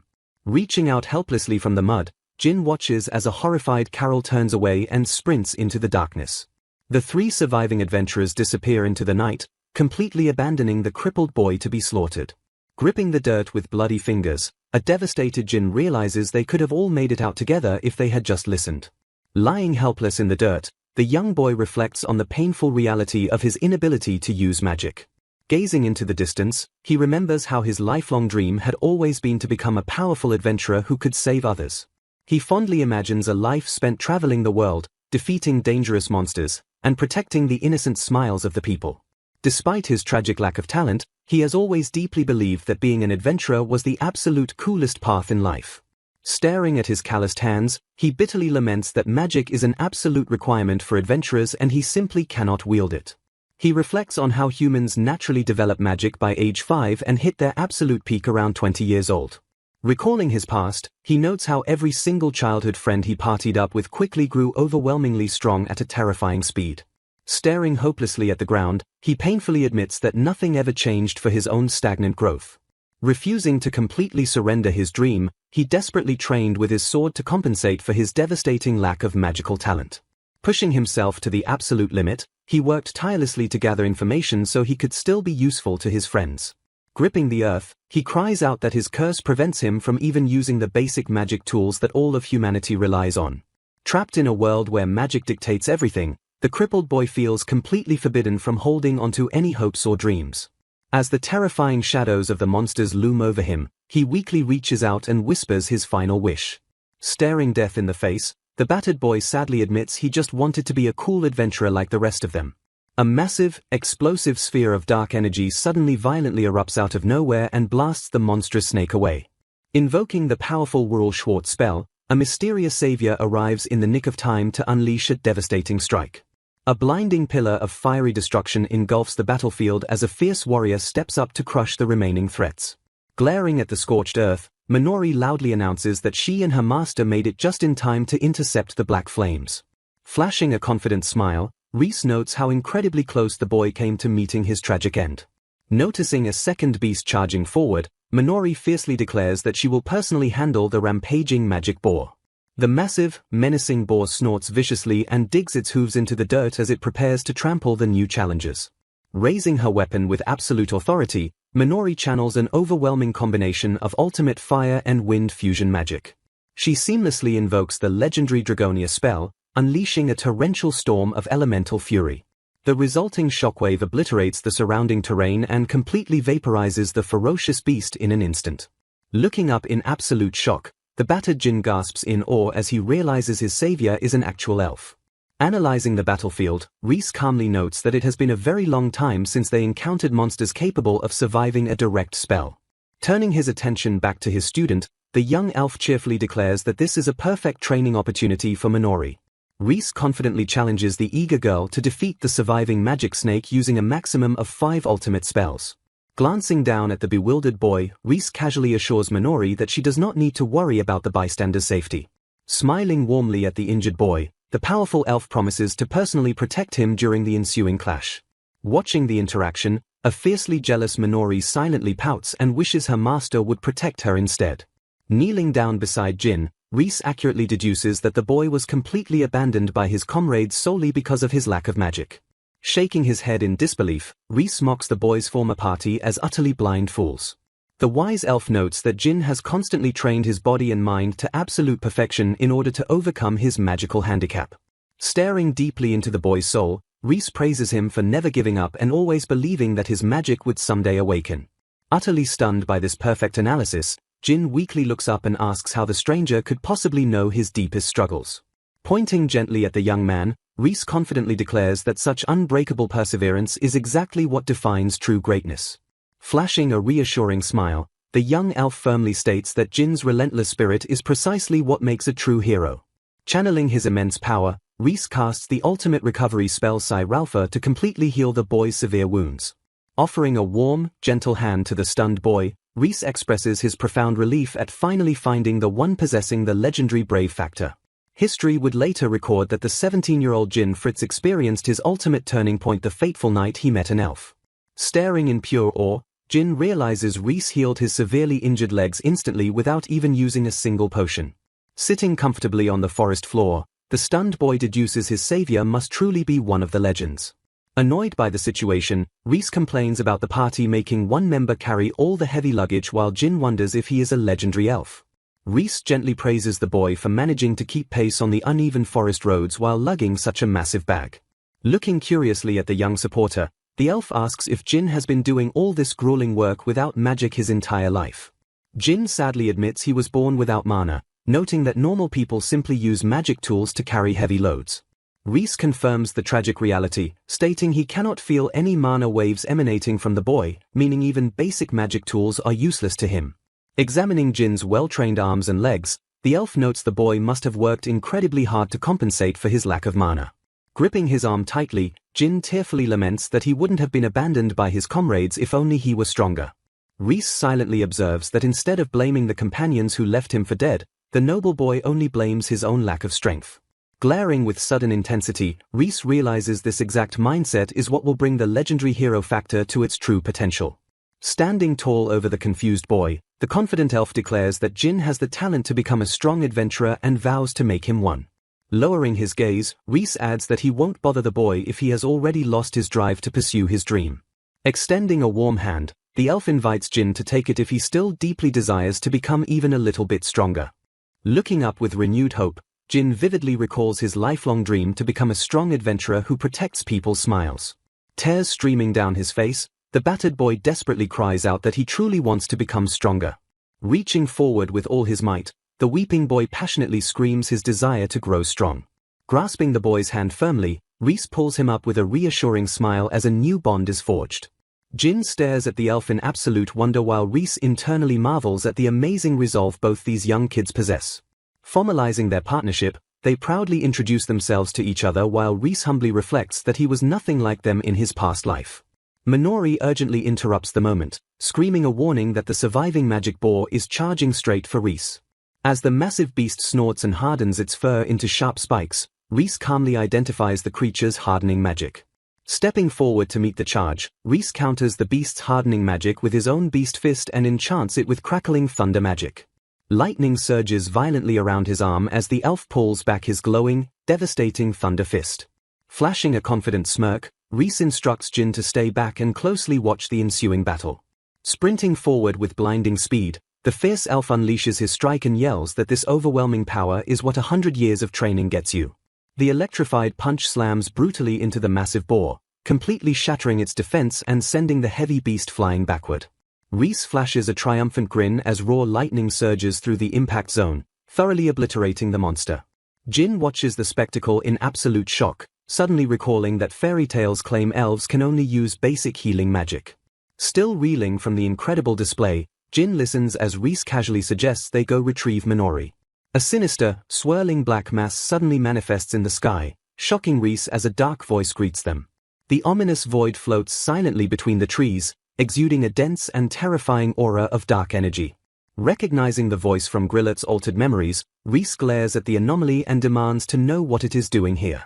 The dark sphere violently erupts with power, instantly obliterating the nearby magic beast in a terrifying burst of energy. Shielding his face from the intense miasma, Reese urgently checks to see how Jin is handling the crushing pressure. Trembling violently under the overwhelming aura, a terrified Jin barely manages to stay conscious on his feet. Stepping protectively in front of the boy, Reese confidently greets the dark entity with a fearless smile.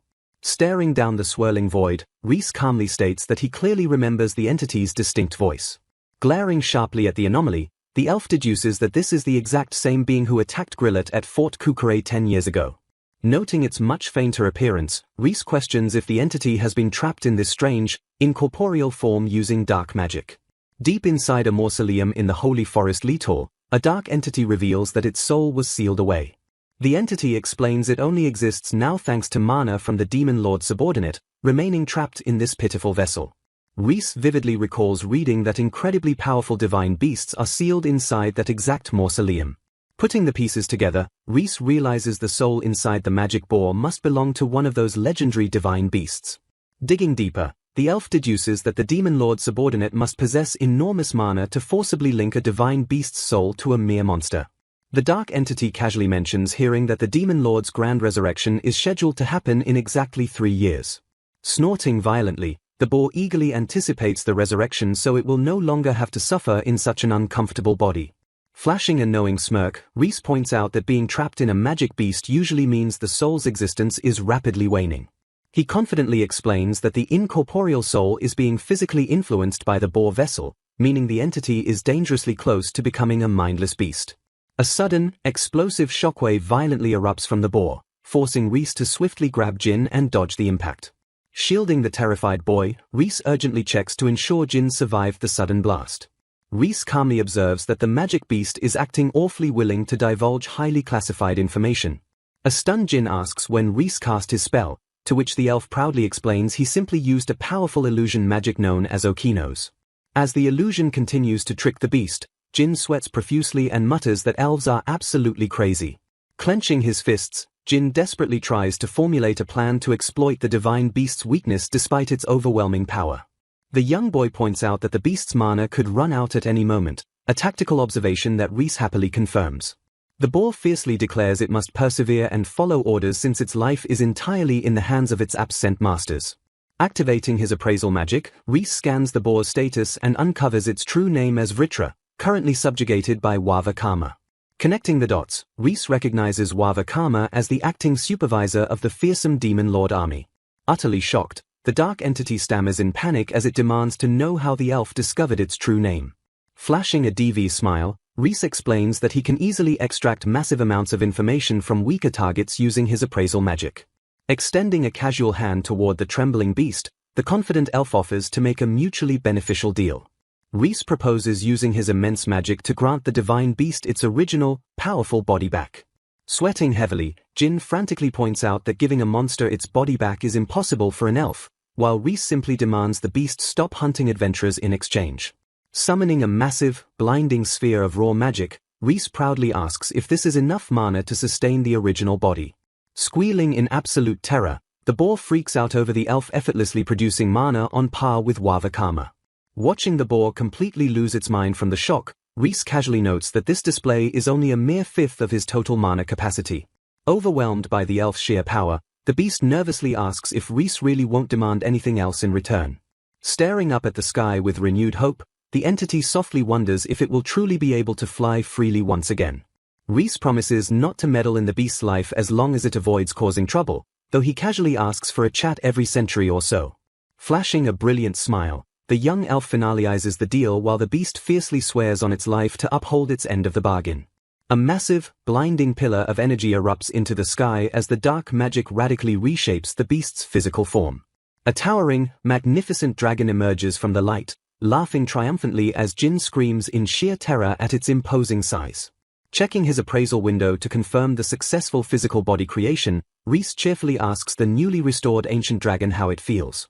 Spreading its massive wings, Vritra excitedly declares that it can finally fly wherever it wants in its ideal body. Reese warns the dragon that it will take time for its soul to fully root in the new body, but jokingly adds he doesn't plan on dying for the next 9 centuries anyway. Startled by the elf's incredibly long lifespan, the dragon gratefully accepts the offer of future mana top-ups. Brushing off the massive favor, Reese playfully asks the dragon to share any delicious fruits it finds during its travels. Vritra notes that elves are truly odd creatures but offers its sincere gratitude before asking for its savior's name. Smiling brightly, Reese Klein proudly declares himself an elf who fled his cramped little world to live freely on the outside. Recognizing their shared desire for absolute freedom, Vritra chuckles and declares that they are truly birds of a feather. Fist-bumping the colossal beast, Reese fiercely swears a lifelong friendship that the dark dragon gladly accepts. Preparing to take flight, the ancient dragon's massive eye suddenly glows as it offers a mysterious token of its profound gratitude. A sudden, blinding pulse of dark magic violently washes over the startled elf as he wonders what just happened. Spreading its magnificent wings, Vritra promises to visit Reese Klein again after taking a triumphant flight around the entire world. Reese happily watches the massive beast soar into the twilight sky and cheerfully bids his new companion farewell. Staring at the empty horizon, the young elf quietly marvels at how incredibly fast the dragon completely disappeared from sight. Smiling warmly, Reese reflects on the absolute joy of finally making a friend in this new world who shares a similarly long lifespan. Breaking the quiet moment, an incredibly excited Minori sprints up to announce her flawless victory over the magic snake. Reese proudly praises his student's amazing growth, genuinely impressed that she effortlessly defeated the beast with plenty of mana to spare. Watching from the sidelines, an absolutely awestruck Jin deduces the young girl must be at least an A-rank adventurer to pull off such an incredible feat. Snapping his attention to the bewildered boy, Reese fiercely scolds Jin for standing around slack-jawed when there is no time to waste. A horrified Minori gasps in pure shock as Reese solemnly reveals that the Demon Lord will fully revive in exactly 3 short years. Turning back to the trembling boy, the serious elf commands Jin to listen closely to some incredibly vital information. Reese completely shatters the boy's reality by revealing that Jin possesses the dormant brave factor, making him the only person capable of defeating the Demon Lord. Gesturing dramatically toward his prodigy student, Reese fiercely vows to train Jin until he is even stronger than Minori within a single year. Utterly overwhelmed by the insane declaration, the exhausted boy can only offer a blank, breathless stare of absolute confusion.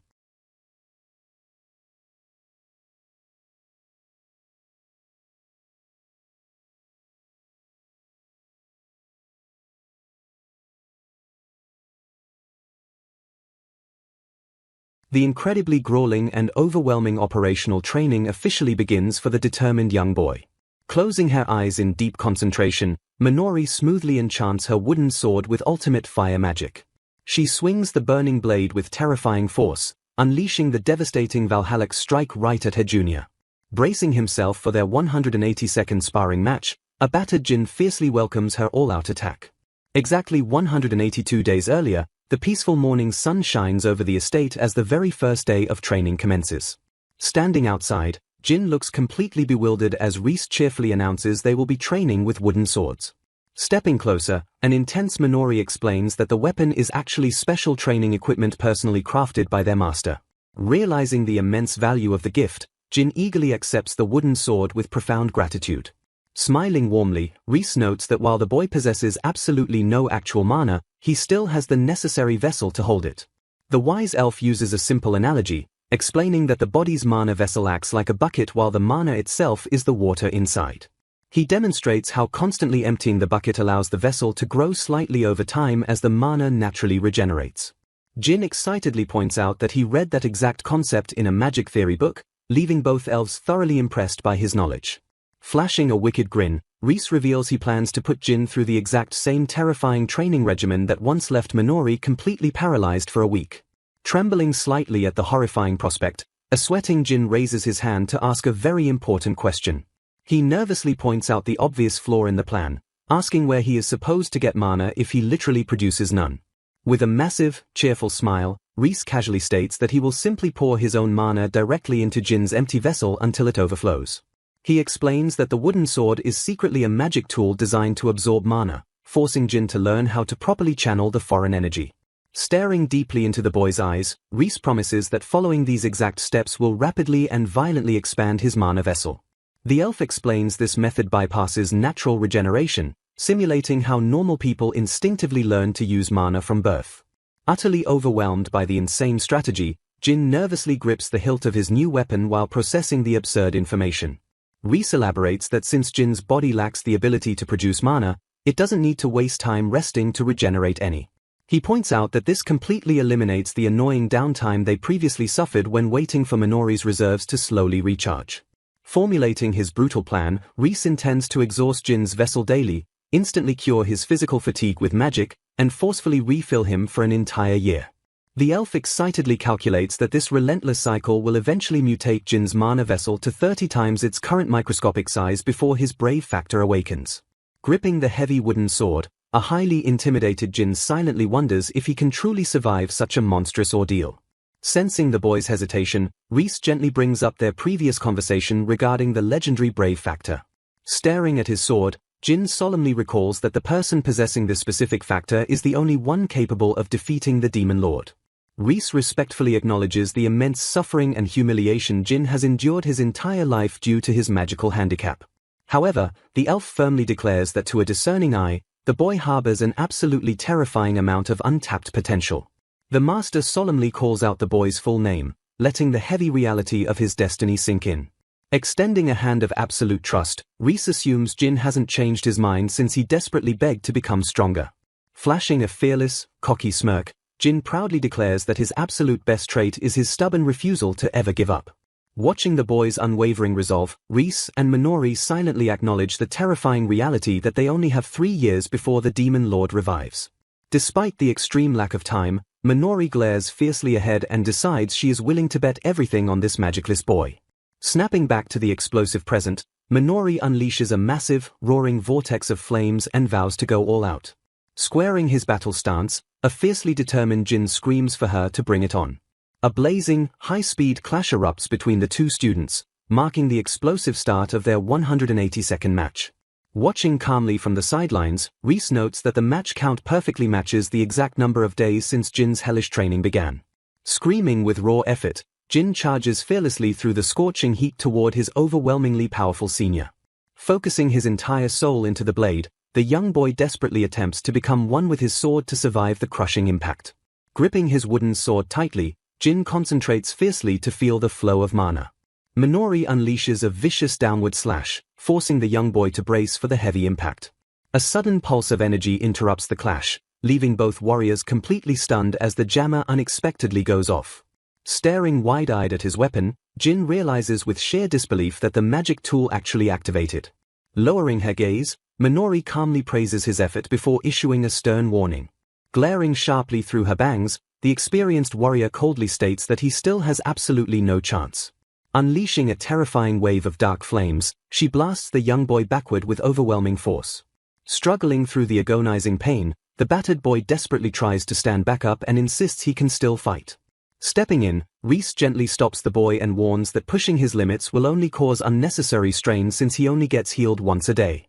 Channeling his immense power, the elf casually casts a glowing recovery spell to soothe the boy's battered body. Realizing the massive implications of his training, a starry-eyed Jin excitedly interrupts to ask about his sudden progress. Trembling with overwhelming emotion, the young boy tearfully asks if he actually just cast magic for the very first time. Flashing a bright smile, Reese happily confirms the achievement and praises Jin for his grueling 6 months of hard work. Bursting with renewed energy, the eager boy instantly sprints off to practice his swings and tackle his stamina training. Chuckling at the boy's boundless enthusiasm, the young elf suddenly feels a gentle tug on his cloak. Turning his attention to his senior student, Reese warmly praises Minori for her incredible recovery speed during the spar. Blushing furiously under the praise, Minori flashes a bright smile and proudly declares that her junior is still light years away from beating her. Watching her adorable reaction, Reese silently notes her sudden shift in demeanor and decides that her cuteness makes everything perfectly fine. Formulating his next tactical move, the master realizes it is finally time to start the harsh training required to awaken the boy's dormant brave factor. He reflects on the ancient legend, deducing that the hero can only awaken his true power by overcoming seemingly impossible trials alongside trusted companions. Stroking his chin in deep thought, the protective master worries about sending the inexperienced boy into deadly peril without his overpowered mentors hovering nearby. A sudden distraction breaks his concentration as Minori urgently points out something completely unexpected approaching from the sky. A massive, shadowy dragon swoops down from the clouds and booms a villainous laugh to announce its grand return. Staring wide-eyed at the terrifying beast, Reese completely freezes in absolute shock at the sudden, overwhelming entrance. Recognizing the massive creature, the stunned elf instantly identifies the ancient dragon he saved so long ago. Waving his arms frantically, Reese demands to know why the ancient beast returned centuries ahead of their agreed schedule. Puffing out its scaly chest, Vritra arrogantly dismisses the concern and brags about its perfectly full mana reserves. Leaning its massive head down, the imposing dragon excitedly urges its elven friend to check out its brand new trick. The young master's eye twitches in utter disbelief as the colossal beast suddenly begins to shrink right before him. Standing proudly in a ridiculously tiny, adorable form, the miniature dragon leaves both elves completely dumbfounded by its sudden transformation. Unable to resist the adorable sight, Minori eagerly pokes the squishy little dragon while it happily accepts the attention. Stroking his chin curiously, Reese correctly deduces that the ancient beast can freely alter its size solely because its brand new body is constructed entirely of his own mana. Brimming with excitement over their cute new guest, Minori happily rushes off to brew some tea and fetch her junior. Sitting comfortably on his shoulder, the tiny dragon listens as Reese casually asks for the real reason behind this surprisingly early visit. Glaring with sudden annoyance, the little beast complains that the outside world is currently crawling with incredibly obnoxious demons. Vritra grimly reveals that the growing hordes of magical beasts and demons are slowly accumulating dangerous miasma in preparation for their Dark Lord's imminent return. The ancient dragon nods seriously, reminding Reese that he already saw those exact horrific memories back at the fort. Crossing its tiny arms, the dragon casually announces its selfish plan to crash at the elf's hidden sanctuary until the outside chaos completely blows over. Throwing a tiny punch into the air, Vritra boldly declares it will help obliterate the demon lord just so it can finally get some proper sleep in a quiet world. Sighing heavily at the absolute misunderstanding, Reese flatly interrupts the hyped-up dragon to clarify that he is absolutely not the legendary hero destined to save the world. Glaring fiercely ahead, Minori confidently declares she is betting everything on the magicless kid her master found. The tiny dragon tilts its head in sheer confusion, questioning why she would do that when she is clearly so strong. Staring deeply at the young girl, Vritra asserts that she will remain vastly superior to the boy regardless of his awakened factor or magic. Sweating nervously, Reese frantically covers the tiny dragon's mouth and dismisses the creature's crazy ideas. Looking out over the training grounds, the elf calmly explains that humans grow at a terrifying pace and tells his companion to just wait and see. Later that evening, An utterly exhausted Jin mumbles in his sleep as he collapses after another brutal round of swing practice.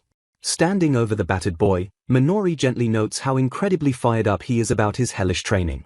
She warmly hands him a steaming cup of potion-laced tea, warning the young hero that impatience will only dull his blade. The two warriors sit quietly together under the starry sky, taking a brief moment of respite from their grueling reality. Staring into his warm cup, Jin lowers his gaze and sadly admits that he simply cannot help his anxious feelings. He solemnly confesses that dark doubts keep creeping into his mind regarding his supposed destiny as the chosen hero. Gripping the cup tightly, the frustrated boy laments his incredibly slow progress and desperately wishes to quickly live up to Reese's massive expectations. Minori gently breaks his self-pity, curiously asking how he knows for sure that the hero from the fairy tales actually defeated the demon lord. Looking up in slight confusion, Jin quickly replies that he has read the famous story countless times since he was a little kid. Flashing a nostalgic, innocent smile, he explains how he always deeply admired the legendary hero for protecting everyone's smiles.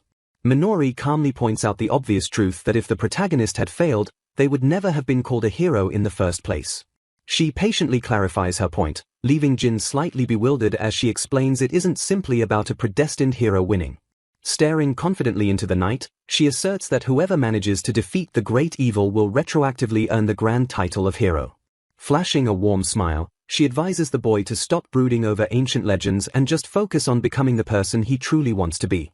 Standing tall against the moonlight, Minori asks the young boy who he ultimately desires to become. Utterly awestruck by her profound perspective, Jin stares up at his senior and silently ponders her heavy question. Gathering his own courage, the curious boy turns the conversation around and asks what drives Minori to train so relentlessly. Minori explains that Reese solemnly swore to completely obliterate the demon lord no matter how many centuries it might take. A sweating Jin quickly realizes that if they fail, the immortal elf will simply outlive them and eventually find new companions to finish the mission. Lowering her eyes bitterly, Minori acknowledges the heartbreaking reality that an entire human life is merely a fleeting moment to an elf. She notes that her beloved master will undoubtedly cherish many different companions throughout his incredibly long past and future. Clenching her fists tightly, the young girl admits she finds that tragic truth absolutely frustrating. Glaring with fierce, burning determination, she declares her absolute refusal to leave their shared future in the hands of unknown successors.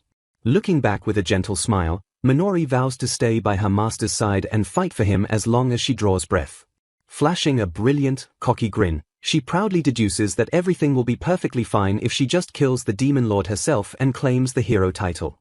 Completely mesmerized by her unbreakable resolve, a smiling Jin earnestly tells his senior that she is incredibly cool. Exactly 1 year after his grueling training began, the sharp clang of wooden swords echoes through the field as Reese and Vritra quietly observe the sparring match. Swinging her glowing blade with terrifying intensity, Minori fiercely activates her advanced fire magic enchant to overwhelm her junior. Glaring back with absolute focus, Jin waits for the perfect moment and intensely declares that it is his time to strike. Channeling his hard-earned power, the young boy successfully activates his jammer spell as a magical circle materializes on his hilt. Refusing to let up the pressure, Minori rapidly re-enchants her blade and fiercely warns him that extinguishing her flames once means absolutely nothing. Meeting her ferocious strike head-on, Jin pushes back with all his might and vows not to let her succeed. Despite his desperate defense, the young boy silently realizes that his current power is simply not enough to settle the match. Gritting his teeth under the heavy pressure, Jin mentally admits that relying solely on his jammer spell won't be enough to defeat his formidable senior. Watching the intense clash, Vritra commends the magicless boy for mastering both swordplay and Reese's foreign mana in such a remarkably short period. Flashing a cocky smirk, Reese shrugs off the praise and reminds the dragon that he always knew humans possessed a terrifying growth rate. Leaning in with absolute confidence, the elven master deviously proposes a high-stakes bet regarding his student's potential. He cheerfully declares that if Jin's growth manages to genuinely surprise the ancient beast today, Vritra must grant him one unconditional favor. Narrowing its scaly eyes, the tiny dragon eagerly accepts the challenge while assuring that the terms will undoubtedly go both ways. Staring intently at the young warriors, Vritra silently wonders why humans waste their incredibly short 60-year lifespans forcing their way through such brutal struggles. Watching the sparks fly between the two determined youths, Reese softly deduces that their shared obsession with their dreams is what pushes them beyond their limits. Glancing sideways at the wise elf, the tiny dragon hums thoughtfully before speaking its mind. Vritra bluntly points out that Reese thinks awfully like a human despite his immortal lifespan, a notion the elf quickly brushes off with a nervous sweat. Hiding his true origins, Reese silently reflects on his past life as a human that tragically ended after a mere 30 years. Flashing a warm, nostalgic smile, the proud master gazes at his students and marvels at how beautifully they are shining. Back on the battlefield, Jin desperately cries out as he barely dodges another devastating strike from his relentless senior. Catching his breath, Jin confidently brags that he has finally picked up on her attack habits after surviving exactly 365 matches. Hovering eagerly above the action, Vritra enthusiastically praises the boy's evasion and prepares to watch the climax of the spar. Reese frantically warns the tiny dragon not to fly too close to the dangerous clash, but the arrogant beast completely ignores him. Ignoring her junior's taunts, a fiercely serious Minori shuts her eyes and channels an overwhelming surge of ultimate fire magic. Diving fearlessly toward the explosive energy, Vritra happily rationalizes that it would be a total waste to watch such an epic clash from far away. Unleashing a roaring inferno, Minori swings her blade and summons a colossal, devastating fire tornado to completely engulf the battlefield. As the terrifying flames spiral violently out of control, Minori suddenly pales and realizes she accidentally used way too much power while Vritra screams in sheer terror. Flapping its tiny wings in absolute panic, the miniature dragon wails in horror as the searing vortex threatens to roast it alive. Sprinting desperately toward the blazing inferno, Jin stretches his hand out and screams the tiny dragon's name. Plunging himself directly into the path of destruction, the brave boy grips his sword and violently channels his entire mana vessel into a massive defensive burst. The ancient dragon's eyes widen in sheer disbelief as the magicless boy miraculously steps in to shield it from the catastrophic blast. With one monumental swing, Jin completely shatters the blazing tornado, leaving both his master and senior utterly stunned by the incredible display. Rushing frantically through the dispersing smoke, a panicked Minori screams for her friends while fearing the absolute worst. Bowing her head in frantic apology, she tearfully confesses that she lost her temper and used far too much magic, nearly turning their guest into a roasted snack. Crossing his arms with an "I told you so" attitude, Reese thoroughly scolds the pouting dragon for recklessly ignoring his earlier warnings. Sighing heavily at the absolute chaos, the elven master shifts his gaze toward his panting student and quietly processes what just happened. Staring wide-eyed at his trembling hands, Jin slowly realizes that the overwhelming power he just unleashed was absolutely not his standard defensive spell. Fluttering safely to the boy's side, Vritra cheerfully notes that Jin has finally learned to harness true magic, officially admitting defeat in Reese's bet. Utterly bewildered by the dragon's casual observation, Jin stammers in shock as the reality of finally wielding his own magic washes over him. Stepping forward with immense pride, Reese confirms the awakening while a flustered Jin desperately tries to understand the foreign, incredible sensation pulsing through his body. Jin is stunned, stammering in disbelief as Reese cheerfully points out that the boy just used magic entirely on his own. Taking on a teaching tone, Reese explains that by far the most important aspect of casting magic is clearly picturing the desired effect. Utterly confused, Jin admits he has no idea if he actually pictured anything at all, prompting a curious Reese to ask what was on his mind. Lowering his gaze, the young boy softly reveals that he simply wanted to save Vritra and felt his body move completely on its own. Reese calmly deduces that this intense desire to save someone must have been exactly what formed the powerful shield. Pausing thoughtfully, the wise master suggests that the pure desire to protect others might actually be the true source of Jin's magical power. Shifting the focus, Reese turns to his senior student and asks for her professional opinion on how the boy perfectly negated her all-out attack. Still reeling from the shock, Minori earnestly admits that his defensive block was an absolutely amazing and incredibly powerful spell. The narrator notes that today, on the momentous occasion of their 365th sparring match, a major milestone was finally reached. Standing tall and catching his breath, Jin marks a triumphant victory by being the very first to end a match standing completely upright against his fierce senior. Brimming with excitement as Vritra munches on snacks in the background, Reese happily announces that Jin's next stage of training will officially begin tomorrow. The Elven Master proudly states that Jin's mana vessel has expanded incredibly since they started, meaning he is finally ready to awaken the dormant brave factor. Explaining the brutal next steps, Reese declares that the young boy must throw himself into actual, life-threatening battles to trigger that legendary awakening. While Vritra comically steals food from Reese's plate, the master formulates his own plan to start scouting for the future companions their hero will eventually need. Startled by the sudden change in plans, Jin urgently interrupts his master as Reese casually mentions that the boy will be hunting local monsters alongside Minori. Sweating nervously, Jin respectfully asks his master for permission to act completely alone and restart his journey as an independent adventurer. He acknowledges how selfish the request sounds, especially with dangerous beasts roaming around, but firmly states he wants to protect everyone and become a genuinely cool adventurer.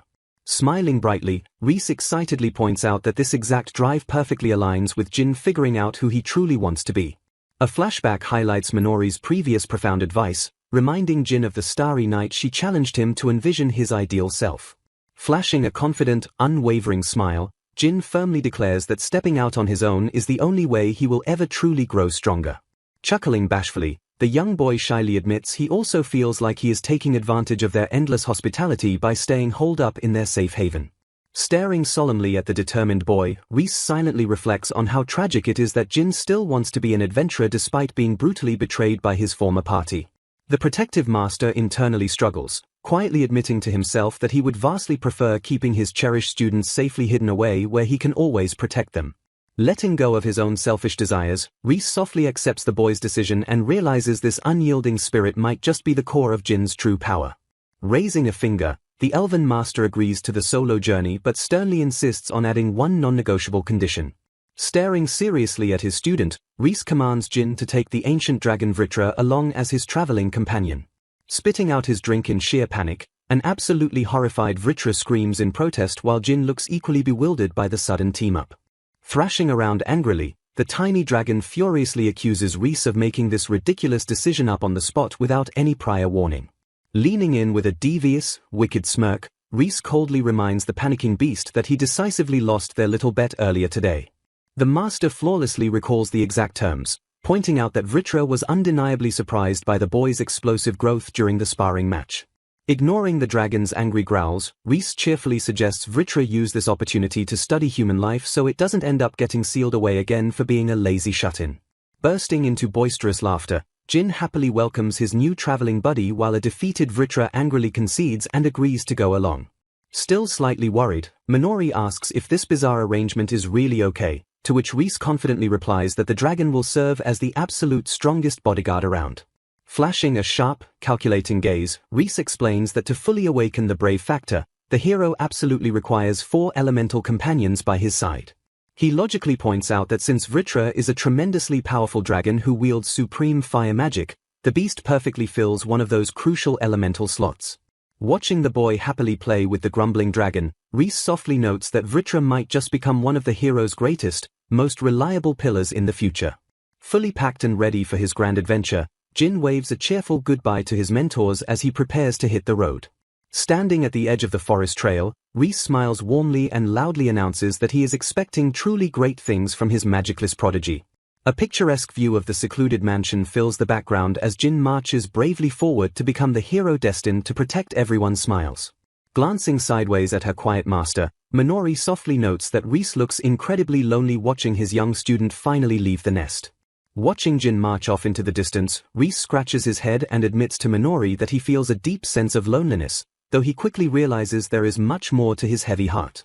He solemnly reflects on how Jin is an incredibly hardworking boy who genuinely desires to protect absolutely everyone he meets. Flashing a slightly self-deprecating smile, the elven master confesses that the dazzling young boy already feels like he has pulled a little bit ahead of him in life. Staring intensely at her master's vulnerable expression, Minori firmly vows that she will always stay right by his side. Reese silently agonizes over his internal fears, absolutely dreading the thought of having to properly confront Minori about their inevitably tragic future. Suddenly reaching out to tightly grasp her hands, the young elf shocks his student as he weakly admits that he has always been terrified. Lowering his gaze, he confesses his deep fear of outliving them all, knowing that existing on a completely different timeline guarantees they will brutally part ways one day. Gripping her fingers tighter, the immortal master bitterly admits that he has merely been running away from that inescapable reality. He solemnly realizes that while Minori and Jin constantly give their absolute all to live life to the fullest, he alone has been using his eternal lifespan as a cowardly excuse to stagnate.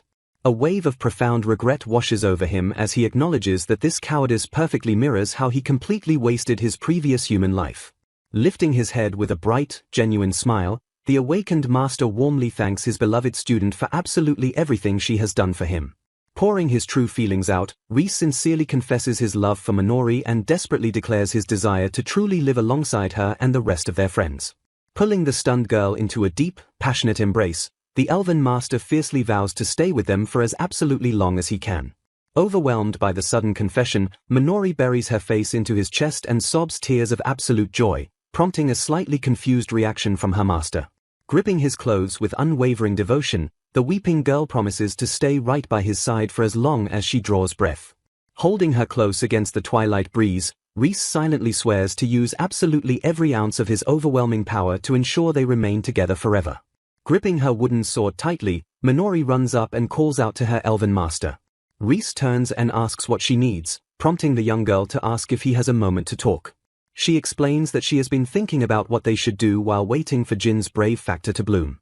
Blushing slightly, she admits she loved living alone with Reese but insists they cannot just sit around doing nothing.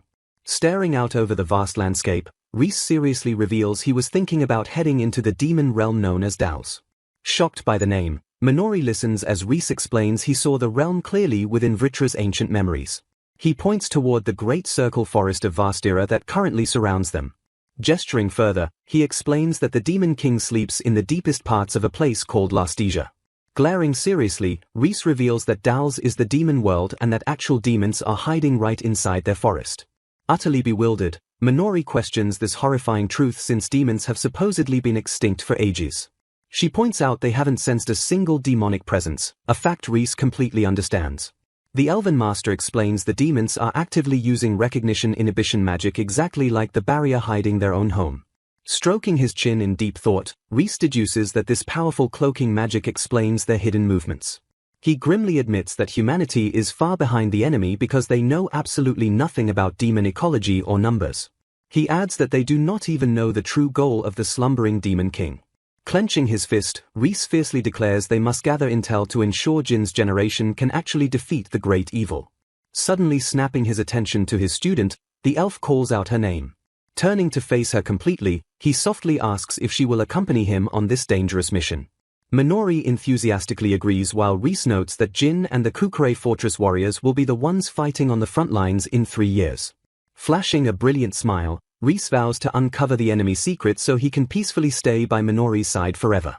Exactly 1 week later, the determined duo arrives at a seemingly empty spot to enact their plan.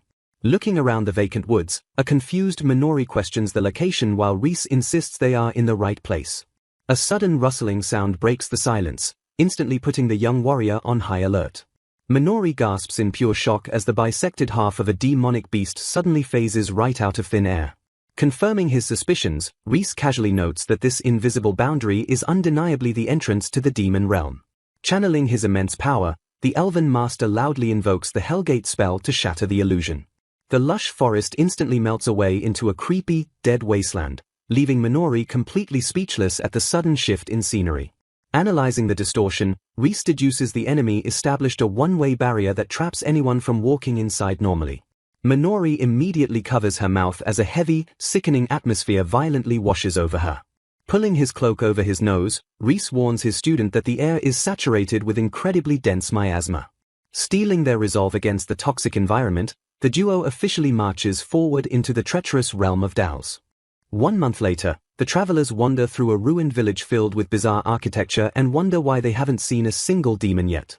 Scanning the desolate ruins, Reese quietly questions if something catastrophic recently occurred on the demon side. He examines a massive, corrupted claw mark on a wall and realizes that demonic beasts completely slaughtered this village. The wise elf notes that the frequency of their monster encounters has been steadily rising as they travel deeper. Furthermore, every single beast they fight has proven to be incredibly powerful. He theorizes that the escalating threat level is directly linked to the rapidly thickening miasma choking the land. Checking on his companion, Reese casts a purification spell over Minori, and she warmly confirms she feels perfectly fine. Suddenly stopping in her tracks, Minori urgently points out that this particular village feels freshly destroyed. Glaring down an ominous alleyway, Reese freezes as he spots a gruesome, fresh trail of blood staining the dirt. Alertly scanning the area, Minori freezes as she hears the unmistakable sounds of a violent struggle nearby. Confirming her suspicions with a sharp nod, Reese prepares for combat as they both rush toward the source of the commotion. Bursting onto the scene, they find a pack of ferocious demonic beasts ruthlessly cornering a group of terrified figures. Pausing for a split second, Reese's eyes widen in disbelief as he begins to realize the true nature of the victims. Staring at the horned individuals in shock, Minori gasps as she realizes they are witnessing demons being hunted by their own kind. The air fills with blood-curdling screams as the beasts lunge forward with bared fangs and murderous intent. Springing into action, Reese shouts for everyone to get down while he readies a powerful counterspell. With a fluid, practiced motion, Minori swings her blade in a devastating arc that cleaves through the nearest monster. Panting from the exertion, the young warrior turns to the survivors and asks if they are all right after the sudden rescue. The elderly demons stare back in pure bewilderment, whispering in disbelief at the sight of a hornless savior standing before them. Reflecting on his impulsive decision, Reese admits he helped purely in the heat of the moment despite the inherent risks. Looking at his companion, the elf notes that to these demons, their presence as a human and an elf must be an impossible sight. Minori waits tensely for a reaction while the survivors struggle to process the reality of their unlikely guardians. One of the demons finally breaks the silence, questioning how they can breathe the miasma and what purpose brought them to such a desolate place. Stepping forward with a gentle bow, a demon named Kuota introduces herself as the village chief and offers her sincere gratitude for the intervention. As the sky begins to darken, Kuota invites the duo to stay at her home as a token of her profound appreciation. Despite Minori's obvious hesitation, Reese flashes a friendly smile and graciously accepts the elderly chief's offer. Guiding them through the silent streets, Kuota leads the group toward a modest dwelling constructed from weathered wood and thatch. Entering the building, Minori looks around in wonder and notes the striking resemblance to traditional elven architecture. Pulling Reese aside, the young woman urgently whispers her concerns about why he is so willing to trust a demon. Glaring back at their host, Minori insists that staying in this territory is far too dangerous for them to remain relaxed. Reese acknowledges the danger but notes his surprise that the chief would even consider letting outsiders into her private home. He reminds Minori that their core objective is to gather intel on the demons, making this invitation an invaluable opportunity. Returning to the room, Chief Kuota apologizes for the wait while carrying a tray of steaming dishes. Setting the meal down, the chief humbly offers her cooking while expressing hope that it might suit their foreign palates. Minori is taken aback by the sight of the meal, noting with surprise that it looks exactly like normal human food. Carefully observing the preparation, Reese confirms there are no traces of poison or malicious enchantments within the dish.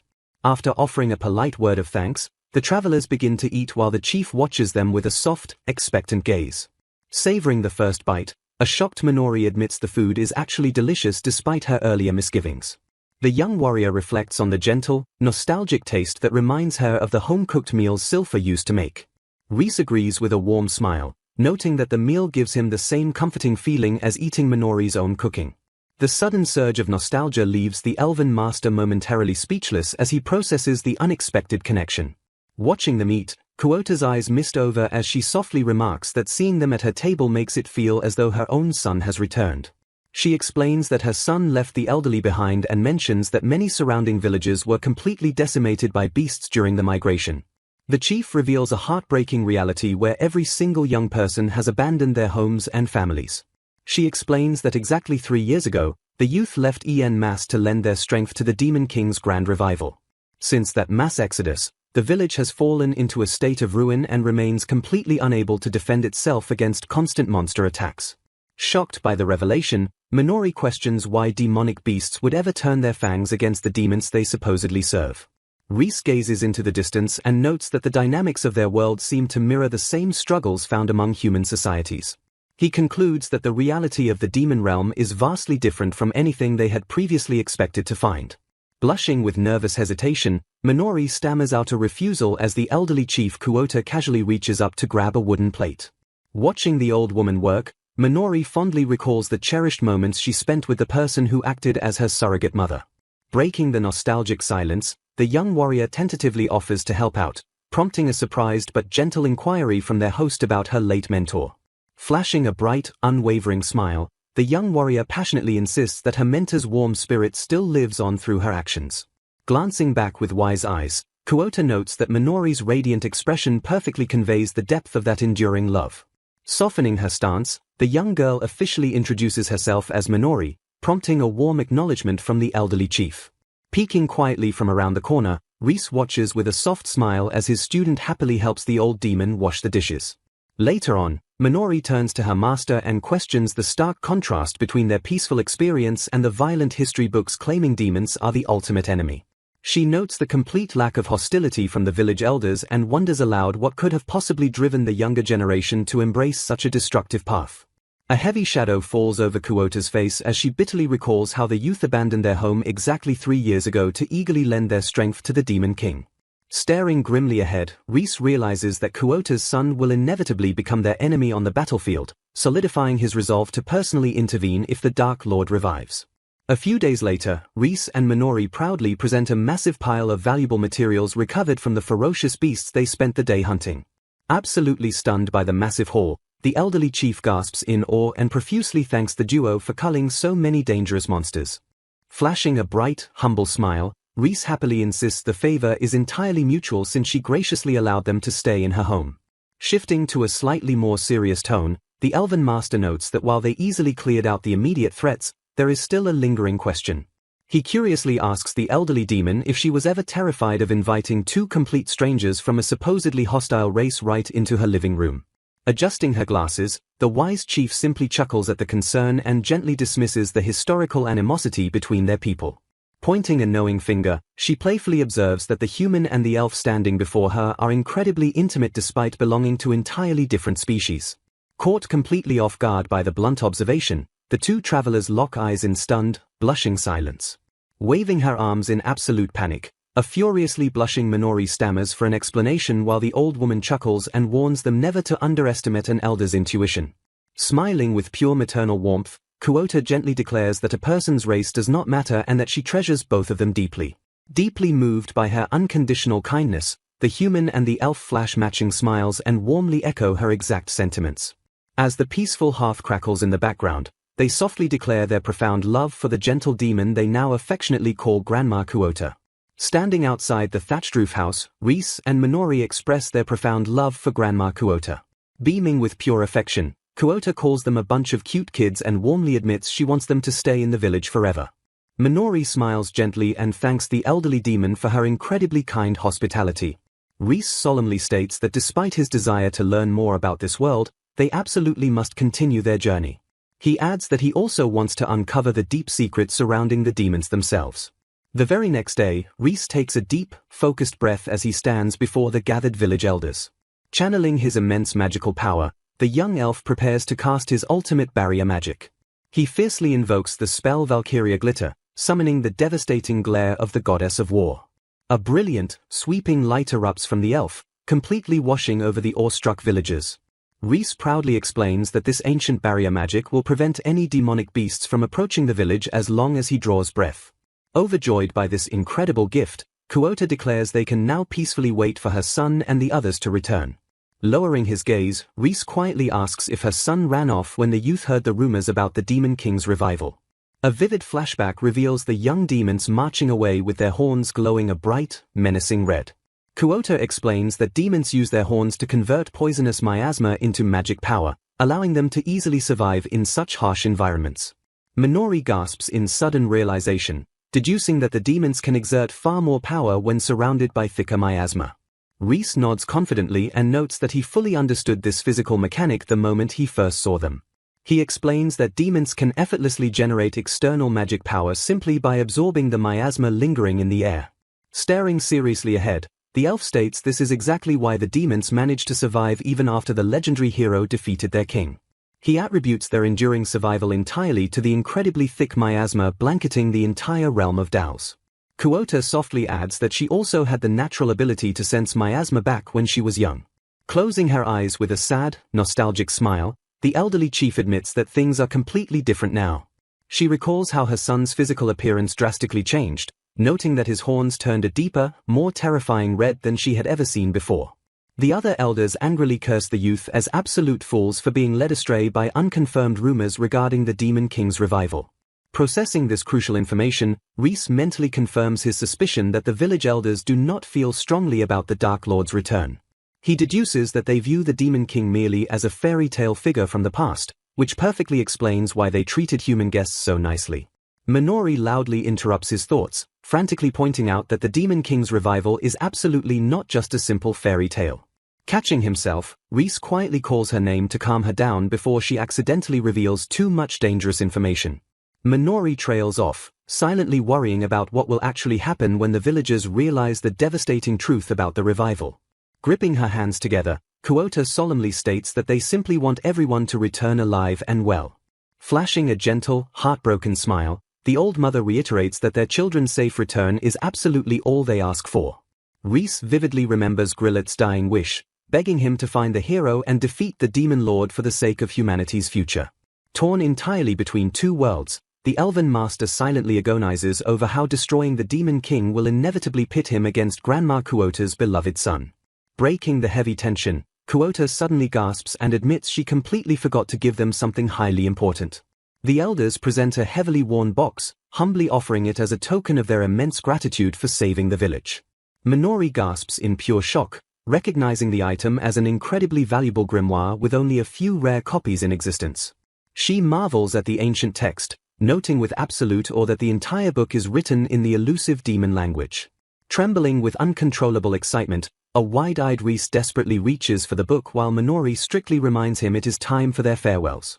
Sweating profusely, Reese begs for just a tiny peek inside the grimoire, but Minori firmly shuts the book and denies his request. Glaring playfully at her master, she vows not to hand it over because he would absolutely spend the entire day reading it instead of traveling. Watching them bicker, the smiling elders note that Reese's desperate body language clearly proves this was the absolute best gift they could have possibly given. Handing over the ancient grimoire, the elderly chief warmly hopes the treasure proves useful to their journey.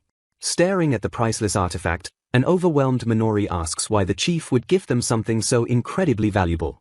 Flashing a gentle smile, the wise demon explains she truly believed Reese when he earnestly declared his desire to learn more about their world. She expresses profound gratitude, noting that the human and elf went to incredible lengths just to protect their defenseless village. Gripping her shawl with renewed hope, the old mother vows to endure a little longer while believing her children will eventually return home safely. Gazing softly at her saviors, she firmly reiterates her absolute faith that everyone will come back alive. Chuckling warmly, Kuota genuinely praises the young elf for his incredibly kind heart. Shaking hands in a bittersweet farewell, the travelers finally depart from Grandma Kuota's village and march deeper into the treacherous demon realm. Meanwhile, exactly 1 month before the duo left the demon village, a bustling human fortress stands tall against the horizon. Inside the Adventurers Guild, a stern receptionist flatly refuses to let a solo adventurer take on any dangerous missions. Desperately trying to negotiate, the lone boy pleads his case while the receptionist remains completely unfazed.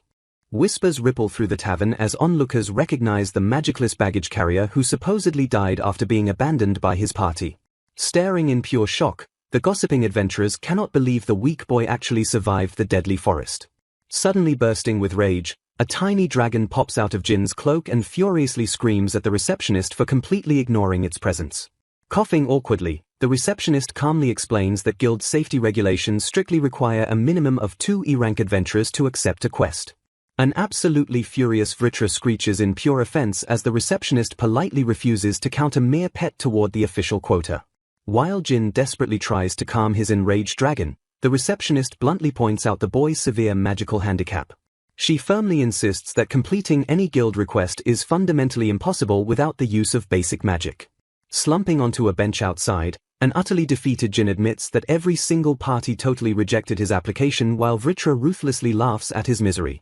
Staring at the cobblestone street, the magicless boy bitterly realizes that his infamous reputation has already completely ruined his chances in this town. Vritra bluntly declares that absolutely no sane party would ever recruit a magicless burden, causing Jin to groan at the harsh truth. Clenching his fists, the determined boy remembers his grand departure and fiercely vows to overcome this massive hurdle completely on his own. Just as Jin pumps himself up to keep trying, a sudden voice calls out and completely interrupts his train of thought. Standing tall before them is a confident, spiky-haired young adventurer wearing sturdy armor and a friendly smirk. Leaning in curiously, the stranger reveals he was watching the whole guild fiasco and asks if Jin is truly completely incapable of using magic. Completely caught off guard by the blunt question, Jin stares in confusion while a grumpy Vritra instantly decides it absolutely hates this new guy. Taking a seat right next to the bewildered duo, the stranger casually mentions that he just arrived in town and is also flying solo. Flashing a brilliant smile, the energetic adventurer boldly asks Jin to team up and form a brand new party together. Enraging Vritra by calling it a pet again, the stranger completely brushes off Jin's lack of magic and happily offers to carry the combat load himself. Gripping the newcomer's extended hand, the stunned boy introduces himself as Jin while his new companion proudly declares his name is Raiden. Pumping his fist with pure excitement, Raiden cheerfully finalizes their partnership and tells Jin he just needs to tag along for the ride. Puffing his chest out with overwhelming pride, Raiden boasts that he is the absolute strongest earth mage his village has ever seen. Moments later in the forest, a completely dumbfounded Raiden screams in sheer terror as he witnesses something utterly impossible. Staring at a massive pile of defeated monsters, a trembling Raiden stammers out a question about Jin's supposed inability to use magic. Wiping sweat from his brow, Jin sincerely admits that while lacking magic has always been a terrible handicap, it pushed him to master the blade. Absolutely fired up by the boy's incredible physical prowess, Raiden wildly declares that he still has a ton of training to do himself. Marching forward with burning determination, Jin internally swears to train even harder so he can finally catch up to his legendary master. Trailing slightly behind, a sweating Raiden gulps nervously as he realizes he might have accidentally teamed up with a total monster. As Jin happily announces his 50th kill, the Earth Mage completely panics over the terrifying reality of his new partner's overwhelming strength. Back in the bustling city, a group of seasoned adventurers drink at a tavern when a familiar face suddenly pushes through the guild doors. Smirking into his mug, a veteran adventurer mocks the arrival of Croxonaire's party, noting how they used to be famous rookies just a year ago. The men cruelly gossip about how the party's reputation completely tanked after they mercilessly abandoned their magicless porter to die. Overhearing the nasty rumors, the party's leader Luke glares furiously just as a drunkard loudly mentions seeing their abandoned porter completely alive and well. The gossip continues to spin wild tales about the magicless boy showing up at the guild and forming a brand new party with a total amateur. Exploding with pure, violent rage, Luke violently slams the drunkard into the wall and fiercely demands to know if the rumors of Jin's survival are actually true. A feral, one-horned rabbit bounds aggressively across the open plains, charging straight toward a determined Raiden. Igniting his fist with powerful magic, the confident Earth Mage fiercely welcomes the incoming beast and dares it to bring it on. Raiden violently slams his glowing fist into the ground, summoning a jagged pillar of earth that brutally launches the monster into the air. As the stunned creature sails helplessly through the sky, Raiden urgently shouts a warning that the beast is heading right for his partner. Standing his ground, Jin channels his focused energy into his blade and fiercely invokes his magic interference spell to intercept the beast. Unleashing a powerful battle cry, the young warrior swings his enchanted blade and completely shatters the monster's defenses in a single strike. Raiden enthusiastically cheers for the flawless victory while a humble Jin credits the Earth Mage for perfectly luring the target into striking range. Reflecting on their 2 weeks together, Raiden silently marvels at how Jin possesses perfectly refined swordsmanship and a terrifyingly keen sense for mana despite lacking any natural magic power. Staring intently at the unassuming weapon, the Earth Mage realizes that there is another baffling mystery surrounding his new companion. Unable to contain his curiosity, Raiden abruptly demands to know why the boy's simple wooden sword is radiating such an absurd amount of stored magical energy. Completely oblivious to his own terrifying aura, Jin innocently tilts his head while a sweating Raiden admits that his new partner is incredibly intimidating. Meanwhile, back at the bustling Adventurers Guild, the stern receptionist officially verifies the successful mission of a D-rank party known as the Travelers of Hope. Raising her voice for the entire hall to hear, she proudly announces that the promising group has been officially promoted to a certified C-rank adventurer party. The receptionist respectfully presents the triumphant adventurers with a gleaming bronze guild button to signify their newly elevated status. Celebrating their rapid promotion with a hearty feast, Raiden cheerfully notes that the other adventurers are already calling them the hottest up-and-coming rookies in town. Despite their rapid ascent, the Earth Mage heavily sighs and complains that they are still trapped dealing with the exact same frustrating bureaucratic challenges as before. Slumping back in his chair, Raiden glares at a lucrative quest form that strictly requires a minimum of 3 C-rank members to officially accept. An absolutely furious Vritra complains that the guild still refuses to acknowledge him as an official member, prompting a sheepish Jin to admit he completely forgot about the new rank requirements. Raiden casually shoos the tiny dragon away to eat some meat, causing Vritra to angrily swear that this entire problem would be solved in an instant if he could just transform back into his colossal true body. The cheerful atmosphere instantly shatters as Luke approaches the table and casts a vicious glare down at the stunned, magicless boy. Flanked by his equally bewildered party members, the cruel leader stares in absolute disbelief as he realizes the rumors of Jin's miraculous survival are actually true. Sensing the sudden, suffocating tension, Raiden cautiously asks his partner if these intimidating strangers are old acquaintances. Completely ignoring Raiden, an enraged Luke violently slams his hand on the table and screams at Jin for having the audacity to try and crawl back into their C-rank party. One of the mags bitterly mutters that their group used to proudly hold a B-rank status before everything completely fell apart.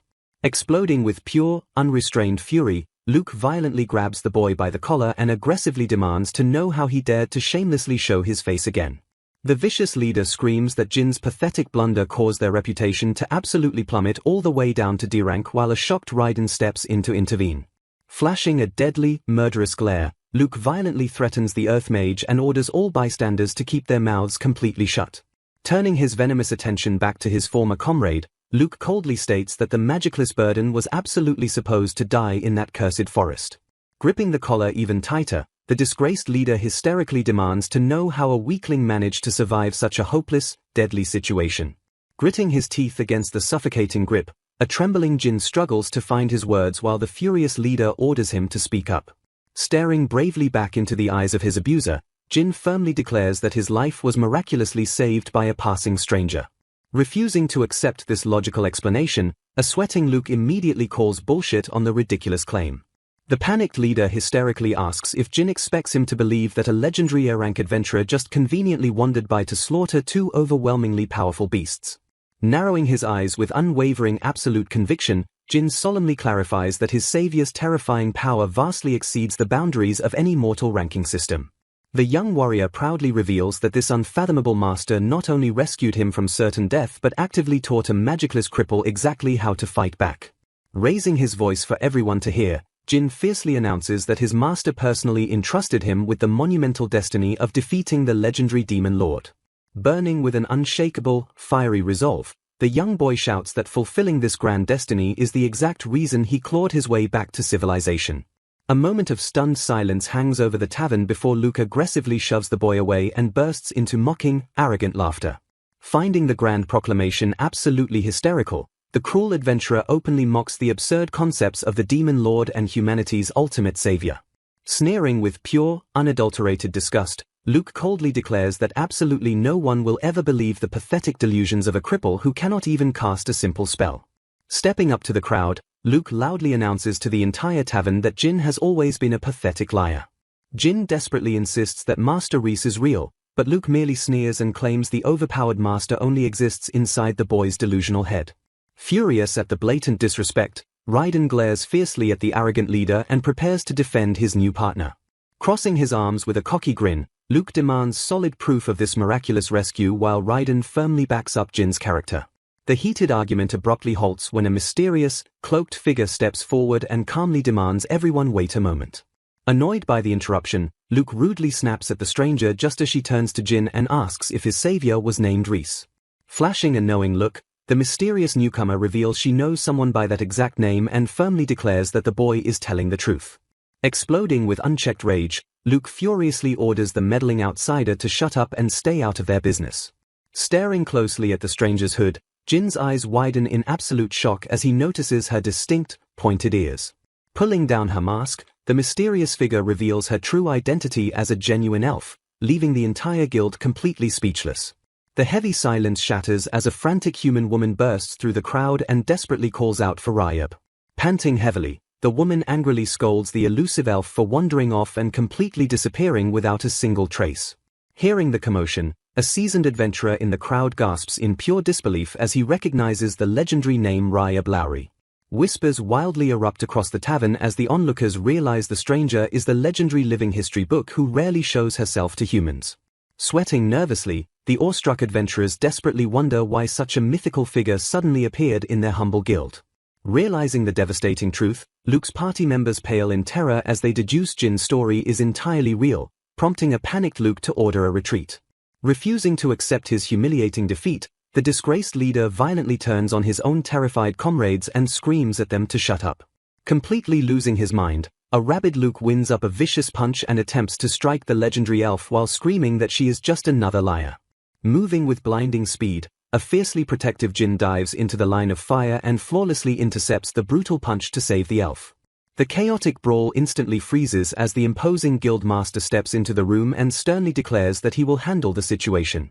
Glaring down at the disgraced B-rank party, the guild master brings up their highly suspicious missing member report from exactly 1 year ago.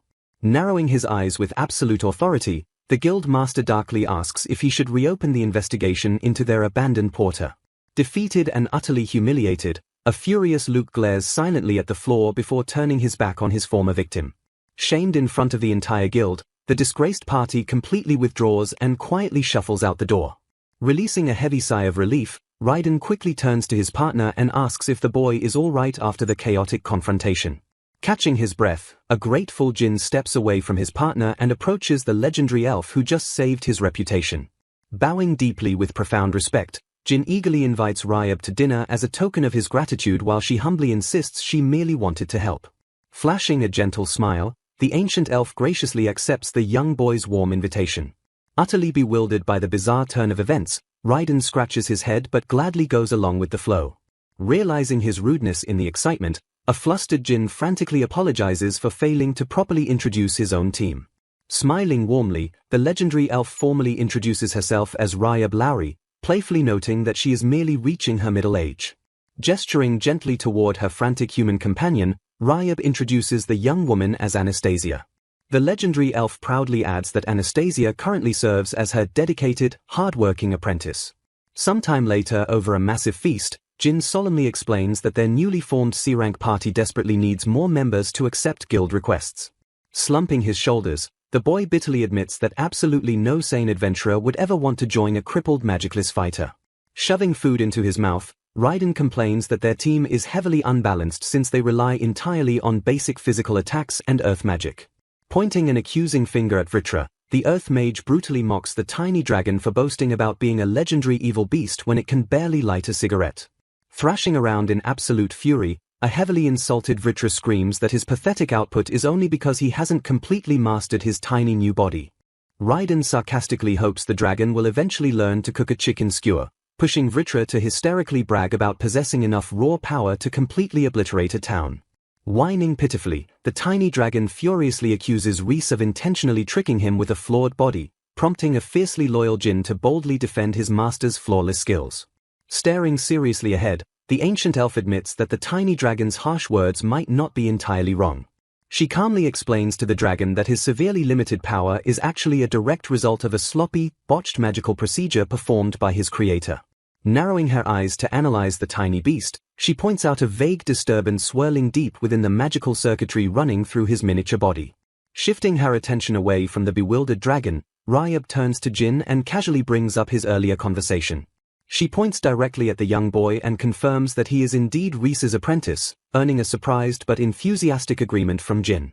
Jin proudly declares his profound respect for his elven master, prompting Ryab to chuckle and ominously note that she will have to keep a much closer eye on their group.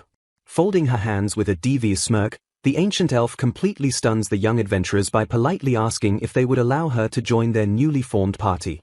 Raiden explodes with pure excitement over gaining a new member while Ryab calmly reassures them that her personal B-rank status will easily clear any guild requirements. Sweating nervously, Anastasia frantically volunteers to join as well while an overjoyed Raiden drags Jin off to immediately submit their brand new party application. Watching the chaotic trio sprint away toward the guild counter, Ryab quietly calls out into the empty space behind her. Smirking mischievously at the hovering dragon, she questions Vritra about his exact relationship with the Elven Master. Offering a secretive deal, she promises to completely repair the broken magical circuits trapping the dragon's power as long as he swears to keep quiet about her true identity. Flashing a terrifying, knowing smile, the ancient elf notes that it is ultimately a master's duty to clean up after their foolish apprentice's messes. Eager to finally regain his absolute power, the tiny dragon aggressively zips his lips shut and enthusiastically accepts the dark bargain. Bouncing around in midair with pure joy, Vritra cheers wildly at the prospect of finally throwing off his humiliating handicap. Taking a slow sip of her warm drink, Ryab softly notes that Reese seems to be genuinely enjoying his time out in the wider world. Meanwhile, roughly 6 months after Reese and Minori bid their final farewells, they finally arrive at another devastated settlement deep within the demon realm.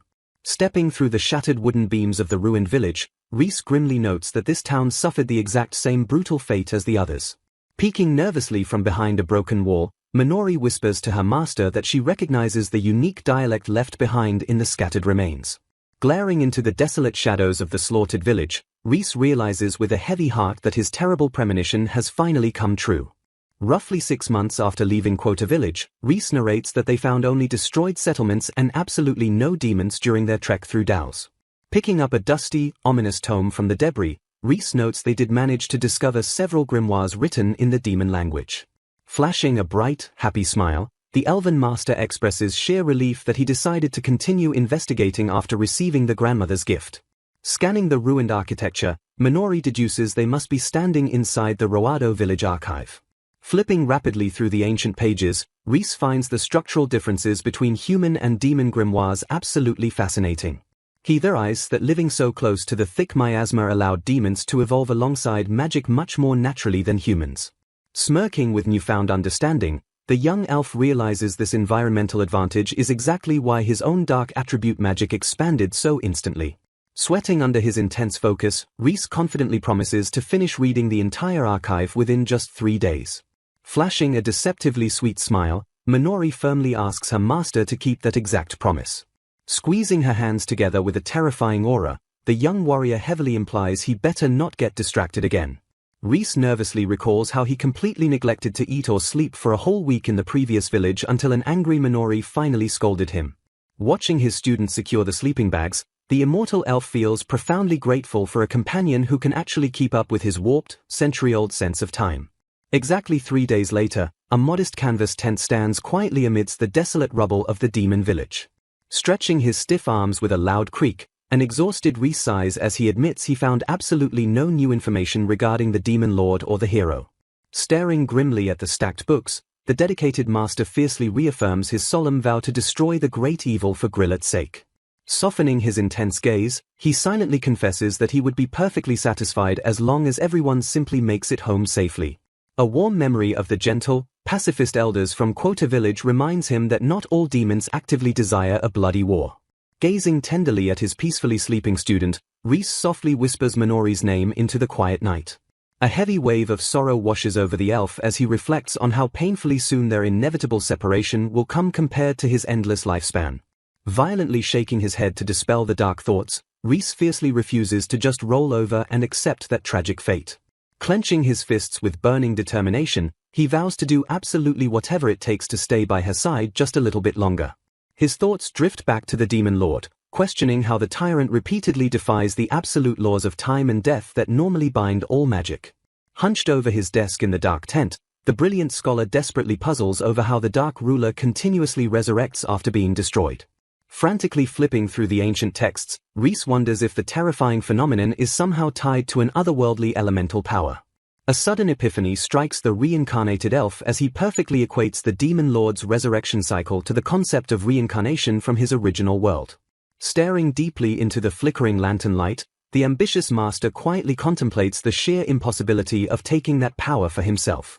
He theorizes that obtaining the demon lord's unique element might actually be the ultimate key to wielding both magic and elements simultaneously. The quiet night shatters as Reese suddenly detects a massive, terrifying host of over 100 hostile presences rapidly approaching their camp. Drawing her blade in a flash, Minori stands ready as Reese grimly confirms that the encroaching army is undoubtedly a demon battalion. Glaring through the ruined structures, the elven master breaks out in a cold sweat upon sensing an overwhelming aura comparable to a demon lord. Marching aggressively into the ruins, the horned demon soldiers loudly demand to know if there are any surviving residents to offer up as sacrifices. Scanning the empty wreckage, a grunt notes that the wild monsters must have already devoured everyone just like in the previous settlements. Hiding behind a broken wall, a terrified Minori completely freezes as she realizes one of the enemy creatures is staring directly at their position. Reese calmly identifies the staring beast as a two-legged battle drake and gently reassures his panicking student that they are perfectly safe. Flashing a confident smirk, the overpowered elf explains that the cowardly mount instinctively refuses to provoke opponents who are vastly stronger than itself. Letting out a massive sigh of relief, Minori drops her guard slightly and praises her master's flawless tactical assessment. Watching the restless Drake fidget nervously, Reese warns that the demon riding the beast possesses an incredibly dangerous level of power. Scoffing at the desolate ruins, the scarred, imposing demon commander brutally insults the slaughtered villagers for being utterly weak. A loyal subordinate steps up to the ruthless commander, respectfully addressing the terrifying warrior as Gulja. Peeking from the shadows, Reese silently readies his appraisal magic while noting that the population density is drastically dropping as they inch closer to Lasthesia. The imposing demon commander Gulja Zolinger, captain of the Southern Magic Retrieval Squad, rides his dragon mount Vanchan while wielding dark attribute magic. A demon soldier loudly exclaims with immense joy that his magical abilities have finally worked perfectly just as he had originally intended. Hiding carefully, Minori urgently points out to Reese that there is something terribly wrong with the horns of the approaching demon soldiers. Reese closely observes the bizarre anomaly, noting that the soldiers' horns have turned a deep, unnatural red unlike anything he has ever seen. The Elven Master deduces that immense magic power is forcefully flowing into their horns from an external source rather than natural ambient miasma. A close-up shot intensely highlights the highly unnatural and corrupted state of the demon soldier's glowing horn, which looks incredibly dangerous. Reese questions if the sinister energy is emanating from the dark orb, while Gulja mutters his absolute annoyance at finding the area deserted. Holding the pulsing dark sphere, a frustrated Gulja angrily scolds his subordinates as ignorant fools and reminds them of their urgent retrieval task. Completely subjugated by the dark influence, the corrupted demons fiercely declare they are all ready to throw their lives away for the demon lord. A brainwashed demon rigidly screams that their entire family is ready to die, horrifyingly adding that they would even sacrifice their grandparents without hesitation. Pushed entirely past their physical limits by the mind control, the enslaved demon soldiers unleash a collective, agonizing roar of absolute and terrifying submission. Smirking at the terrifying display of blind devotion, an arrogant Gulja praises their broken spirit and notes that the demon lord will be pleased. Listening to the horrific chanting, a deeply unsettled Minori nervously asks her master what the corrupted demons are suddenly saying in their frenzy. Trembling as she watches the gruesome spectacle unfold, Minori desperately asks her master why the demon soldiers look so incredibly twisted and unnatural. She specifically points out the heartbreaking reality that the demons are crying desperately even as they forcefully pledge their undying loyalty to the Lord. A horrified Minori asks if magic is truly capable of such atrocities, to which Reese grimly confirms they are witnessing powerful mind-corrupting magic. Reese elaborates on the tragic situation, explaining that the cruel commander is actively controlling demons who were actually once good and peaceful people. The master explains that infusing the dark orb with mind-corrupting magic has forcibly stripped their free will, turning them into perfectly loyal, mindless soldiers. Panicking at the horrific revelation, Minori urgently asks if the victims' true selves and gentle personalities are completely gone forever due to the magic. She specifically worries if the gentle Grandma Kuota's beloved son has already been permanently erased by the terrifying corruption of the dark orb. Reese firmly reassures his panicked student, solemnly stating that their own original minds and thoughts are actually still trapped deep within their corrupted bodies. He solemnly points out that the desperate tears streaming down their faces are undeniable proof of their internal resistance against the commander's cruel orders. The tense moment shatters when a scout reports to Gulja that traveling down a specific path will lead them directly to Quota Village. Hearing the strategic update, the ruthless commander simply nods and coldly accepts the proposed route with a highly sinister and calculating approval. The demon scout respectfully thanks his commander and immediately prepares to lead the Dark Army straight toward the peaceful and defenseless settlement. Minori stammers in absolute horror as she realizes that Grandma Kuota and the other defenseless elders are directly in the army's destructive path. Gripping his head in manufactured agony, a mind-controlled demon hysterically screams that the villagers will happily offer themselves up for the demon lord. Steeling her unwavering resolve against the impending tragedy, Minori fiercely declares that everything is going to be perfectly alright despite the overwhelming odds. She firmly grabs Reese's hand to ground herself and softly calls out her master's name with absolute conviction and unshakable inner strength. Flashing a confident and trusting smile, the Elven Master happily tells Minori that he will proudly leave his back entirely in her capable hands. Reese firmly decides that the perfect time has finally come to directly ambush these corrupted Demon Lord soldiers and stop their destructive march. Gulja suddenly senses a lingering presence nearby and immediately announces to his troops that there is still a survivor hiding around the ruined area. The cruel commander quickly orders his loyal soldiers to immediately hunt down the hidden survivors and capture them alive without any further delay. Watching their incredibly slow response, Gulja angrily mocks his subordinates, complaining that country people are always entirely useless when it comes to search missions. Suddenly, a panicked soldier screams in sheer terror that they are under heavy attack, noting that the mysterious assailant is absolutely no normal demon. Annoyed by their constant incompetence, Commander Gulja angrily shouts that his soldiers will just have to face the sudden threat completely on their own. Gulja arrogantly relies on his mind-corrupting magic, firmly believing that a single low-tier demon is absolutely helpless against the immense power of his orb. The dark orb pulses violently, releasing a terrifying aura designed to force absolute, dreamlike loyalty and deep depression upon any weak-minded victims nearby. The commander furiously barks a final, ruthless order to kill the intruders no matter what, demanding that their magic power be completely retrieved. Overwhelmed by the dark magic's absolute control, the corrupted demon soldiers unleash another collective, agonizing roar of fury as they violently charge forward. Reese confidently steps forward and openly mocks the current state of demons, stating that they have become far too weak and vulnerable nowadays. The angry commander complains about traveling so far to this remote country just to collect magic power from ordinary, weak villagers. Appearing out of nowhere, Reese boldly challenges the arrogant demon commander to defeat him and try taking his massive magical power.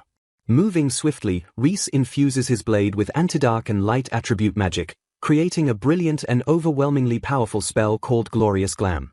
With a heavy thud, the Elven Master fiercely blocks the commander's attack, tightly gripping his glowing weapon as the fierce clash finally begins.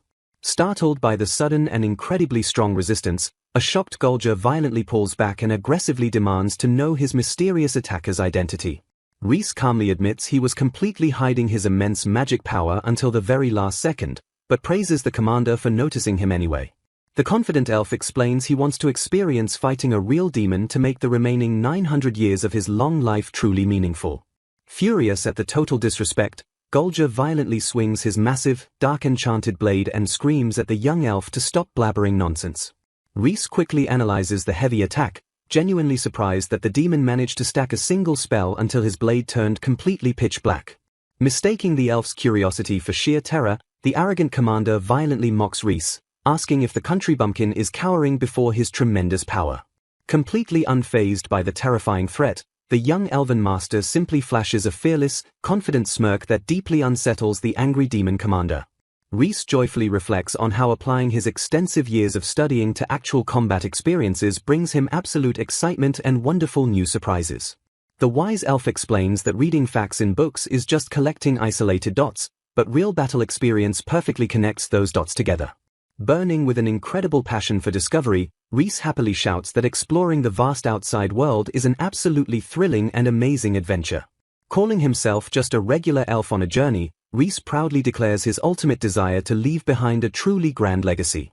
Flashing a bright, friendly smile in the middle of a deadly battlefield, he cheerfully introduces himself as Reese Klein to the bewildered enemy.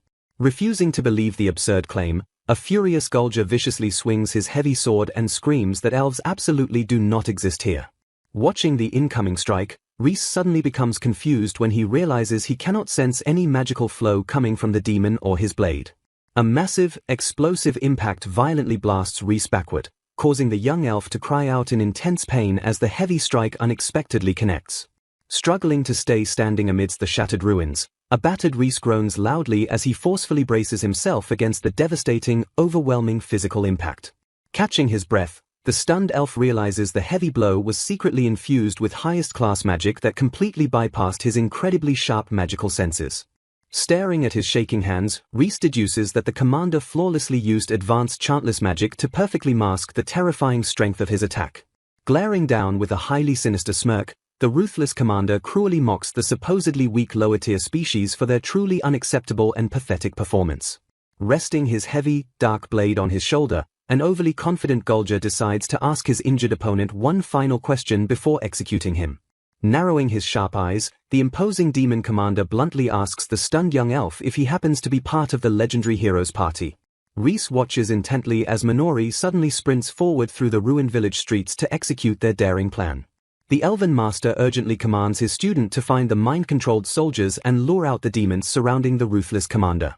Shocked by the reckless strategy, Minori loudly questions if Reese actually plans to fight the incredibly dangerous demon all by himself, to which he confirms it will give him the necessary space to take the commander down. As Minori prepares to leave, Reese softly calls her back and tells his student that he has one final, crucial request for her.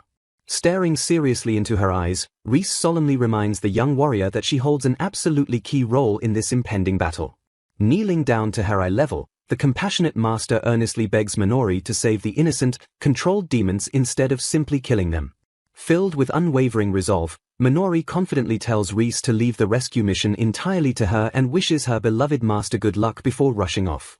The brainwashed demon soldiers immediately spot the young human girl, fiercely shouting her position as she begins to channel her ultimate fire magic. Erupting with blinding elemental power, Minori powerfully invokes the devastating phalanx spell to capture the attention of the entire demonic squad. Meanwhile, a battered Reese forcefully skids backward across the dirt, groaning in pain as he barely survives another overwhelmingly fast swing from his opponent. Catching his breath, the stunned elf glares at the mounted demon, deeply troubled by the fact that he couldn't sense any magical buildup until the exact moment the ultimate magic hit him. Narrowing his eyes at the imposing threat, Reese realizes with absolute horror that the commander can seamlessly cast ultimate magic without chanting a single word.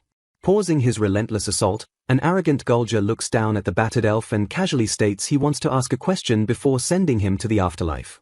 The cruel commander bluntly asks if the elf is secretly a member of the legendary hero's party, prompting a defiant Reese to mockingly ask what it matters if he is. Flashing a highly sinister, overjoyed smile, Gulger gleefully declares that this is his lucky day because the demon lord will be absolutely thrilled by this discovery. Glaring down with absolute disgust, the commander insults the elf, stating that if the legendary party consists of such inferior races, they will pose absolutely no threat to the demon lord. Raising his massive weapon high into the air, Gulger fiercely vows to violently wipe the pathetic heroes completely off the face of the earth. Channeling a terrifying vortex of dark energy, the commander viciously swings his colossal greatsword down toward the defenseless young elf. Reese cries out in shock as he barely dodges the devastating impact, frantically noting that his opponent flawlessly bypassed the chanting phase once again. Realizing the massive tactical disadvantage, Reese notes that the demon will constantly remain a step ahead, forcing the elf to desperately summon an advanced water magic shield. Pushing his magical power to the absolute limit, Reese loudly invokes the Reverment spell to generate a massive, swirling torrent of defensive water. The overwhelming clash of elements violently shakes the battlefield as Reese confidently believes his advanced water barrier will completely cancel out the incoming flames. Suddenly, the defensive water violently shatters, leaving a stunned Reese to completely panic as he spots a deadly earth spear hidden perfectly inside the fiery assault. Unable to dodge the deceptive dual-element strike in time, a pained Reese screams in agony as the jagged earth spear brutally pierces his defenses. Struggling to recover from the fierce blow, a sweating Reese frantically analyzes the attack, deducing that trying to cancel out hidden, multi-layered elemental enchantments is completely pointless. Charging relentlessly forward, an enraged Gulger aggressively mocks the retreating elf, loudly declaring that his superiors were absolute fools to ever consider this cowardly runner a genuine threat. Sprinting through the ruins, Reese mentally tallies the impossible odds, noting that the demon possesses chantless magic and an effectively infinite mana supply thanks to the insanely high miasma concentration in Dal's.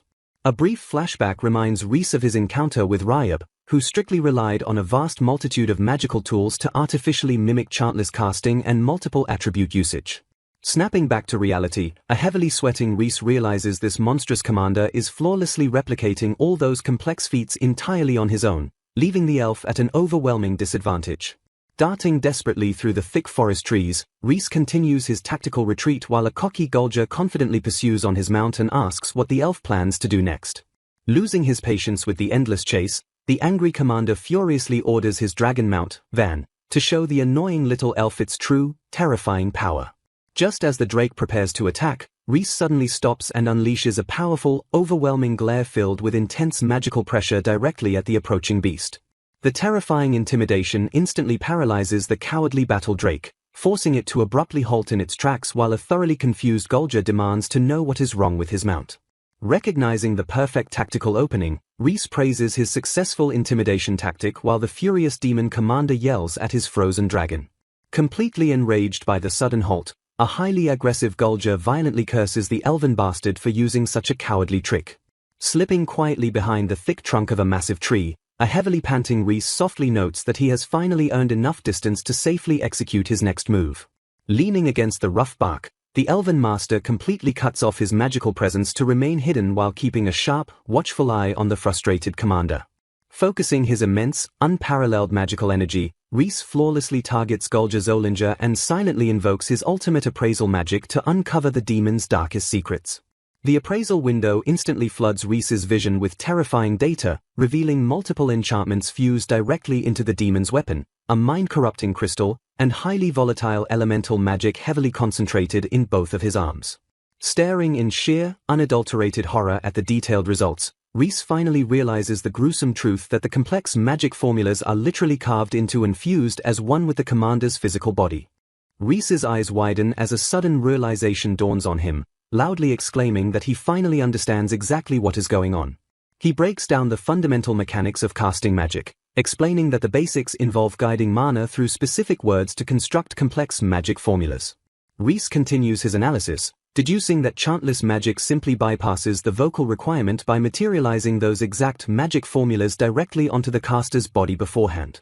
He mentally notes the sheer difficulty, observing that maintaining such formulas requires an enormous amount of mana, exceptional magic control, and an incredibly sturdy body. Despite understanding the theory, the young elf is still puzzled over how the commander manages to instantly fire off ultimate magic requiring massive mana. Crouching safely in the branches of a large tree, a thrilled Reese smiles deviously and admits just how much he loves facing completely unknown opponents. Standing triumphantly on the branch, Reese throws his arms open and declares his intention to observe the overall flow of miasma targeting the entire forest. Focusing his sharp gaze, the elven master intensely commands the surrounding environment to reveal even the slightest trace of the mana flowing through the air. Reese forcefully invokes the spell Gedakratures, brilliantly combining his ultimate appraisal magic with his advanced mana sensing magic to perfectly read the active battlefield. Recalling Grandma Kuota's stories, Reese confirms that Gulja's corrupted horn acts as a perfect medium to instantly transform the ambient miasma into usable mana. Observing the intricate flow of the newly converted mana, the young elf suddenly notices a bizarre inconsistency that catches him completely off guard. Staring at his readouts, Reese is deeply confused to see the massive flow of mana completely and abruptly stopping right at the demon commander's hands.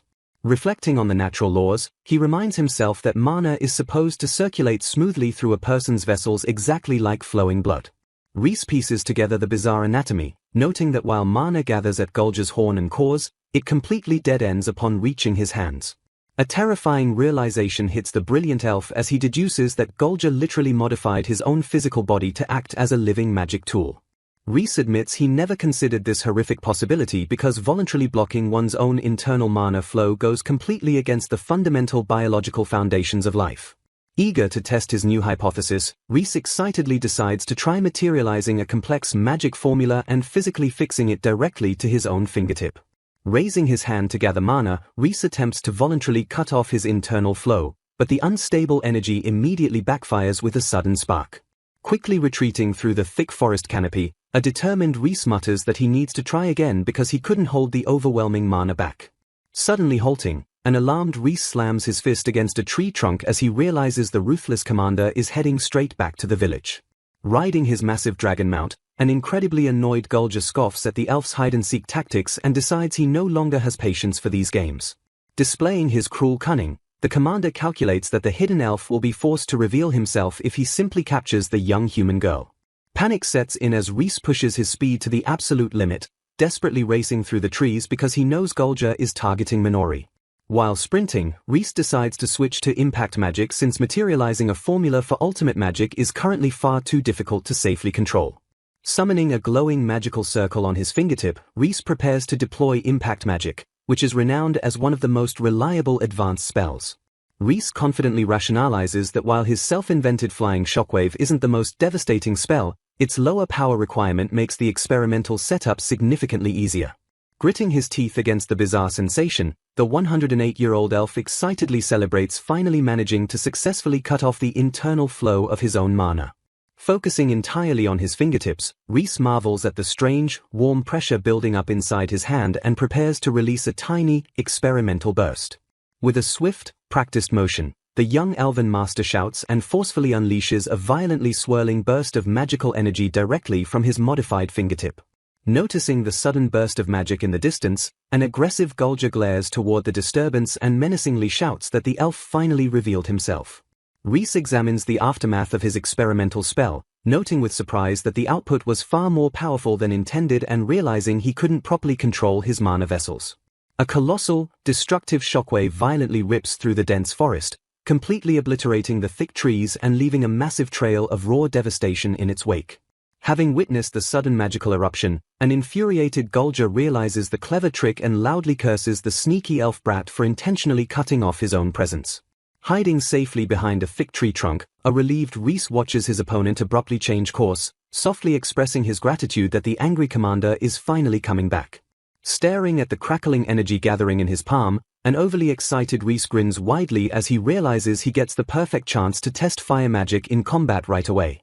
Refusing to be intimidated by the sudden flames, an arrogant Gulger fiercely swings his weapon and aggressively shouts that such a pathetic elemental attack will never work on him. Riding his battle drake straight toward his target, the demon commander smirks confidently and mocks the young elf for finally showing himself after cowardly hiding in the shadows. Stepping boldly into the open, a determined Rhys channels a brilliant aura of magical energy, swiftly invoking the ultimate physical enhancement magic known as Tear as Hort. Utterly bewildered that an inferior race can wield multiple attributes, Gulger brushes it off, arrogantly claiming that such an insignificant bug will still be incredibly easy to crush.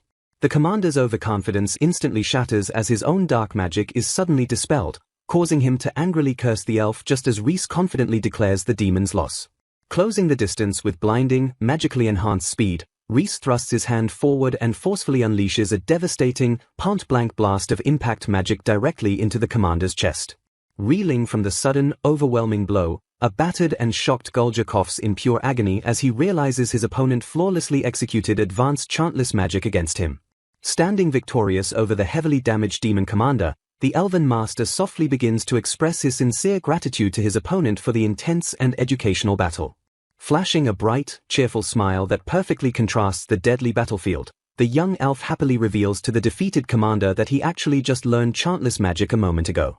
Standing victorious over the fallen commander, Rhys concludes that sealing the demon's horn will make it absolutely impossible for him to generate or use any magic power.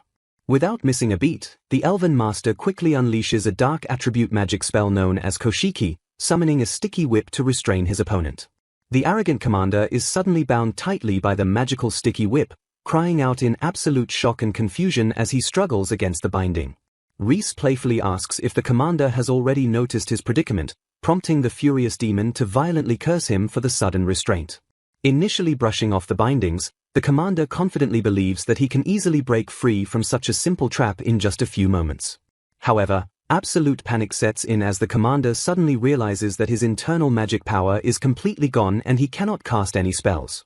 Flashing a DV smile, Rhys casually shrugs off the commander's furious accusations as the demon screams about being defeated by underhanded elven tricks. Refusing to admit defeat, the disgraced commander loudly boasts that he still has plenty of other loyal soldiers waiting to fight on his behalf. He arrogantly explains that even though they are low-tier demons, the overwhelming power of his magic crystal makes them a terrifying, unstoppable force. Screaming into the surrounding forest, the desperate commander aggressively orders his brainwashed men to step forward and prove their absolute loyalty. A heavy silence falls over the battlefield as Rhys cheerfully points out that absolutely no one is answering the commander's frantic calls. The young elf calmly explains to his bewildered opponent that the cruel mind control magic placed on the demon soldiers was actually lifted a while ago. A flashback reveals a quiet moment between Rhys and Minori, where the master solemnly declares that the young warrior is the absolute key to winning the upcoming battle. Staring intently at his student, Rhys firmly addresses Minori, letting the heavy weight of the responsibility sink in. Catching her completely off guard, Rhys politely asks to borrow Minori's sword for a moment, leaving the young girl utterly confused by the sudden request. Focusing his immense power, Rhys skillfully enchants Minori's blade with a specialized anti-dark attribute magic enchant to counter the enemy's corruption. He officially names the newly materialized magic formula Acetogrelin, which perfectly functions as a powerful antidemon invitation spell. Minori stares in absolute awe as her sword completely transforms into a crackling, black blade radiating with overwhelming, unfamiliar magical energy. Rhys proudly explains that he infused the weapon with a powerful anti-magic attribute he learned directly from the ancient grimoire gifted by Grandma Kuota. Recalling his intense study sessions, Reese notes that the rare magic possesses the unique power of inversion, allowing it to completely ignore the physical laws of the world, a feat usually reserved only for the Demon King. A sudden stroke of brilliant inspiration hits the Elven Master as he realizes that if the Demon King uses this power via a special factor, Reese might be able to artificially replicate it himself. Snapping back to the present moment, Minori earnestly calls out to her master, eagerly waiting for his final tactical instructions. Reese explains that if she precisely strikes the brainwashed demon's horns with the enchanted sword, the inversion effect will safely return their corrupted minds back to normal. Processing the heavy responsibility, a slightly anxious Minori asks her master exactly what she needs to do to execute the plan perfectly. Gripping the powerful sword tightly, she nervously asks for reassurance that this dangerous method won't accidentally severely injure any of the innocent demons. Flashing a warm, trusting smile, Reese gently reassures his student that because she is the one wielding the blade, he knows with absolute certainty that no one will get hurt. Turning his back to face the approaching danger, Reese fiercely declares that Minori is the only person in the entire world he truly trusts to watch his back.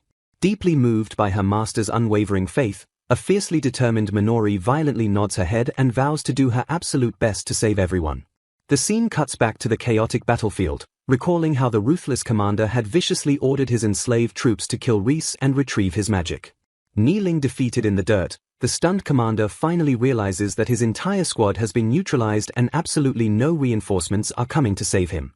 Staring at the elf in pure disbelief, the commander stammers as he tries to process how Reese and his companion managed to cure such a massive number of brainwashed soldiers so quickly.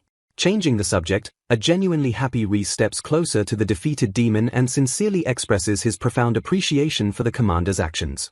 Utterly baffled by the bizarre compliment, the confused commander stares at the smiling elf and desperately demands to know what the hell he is talking about.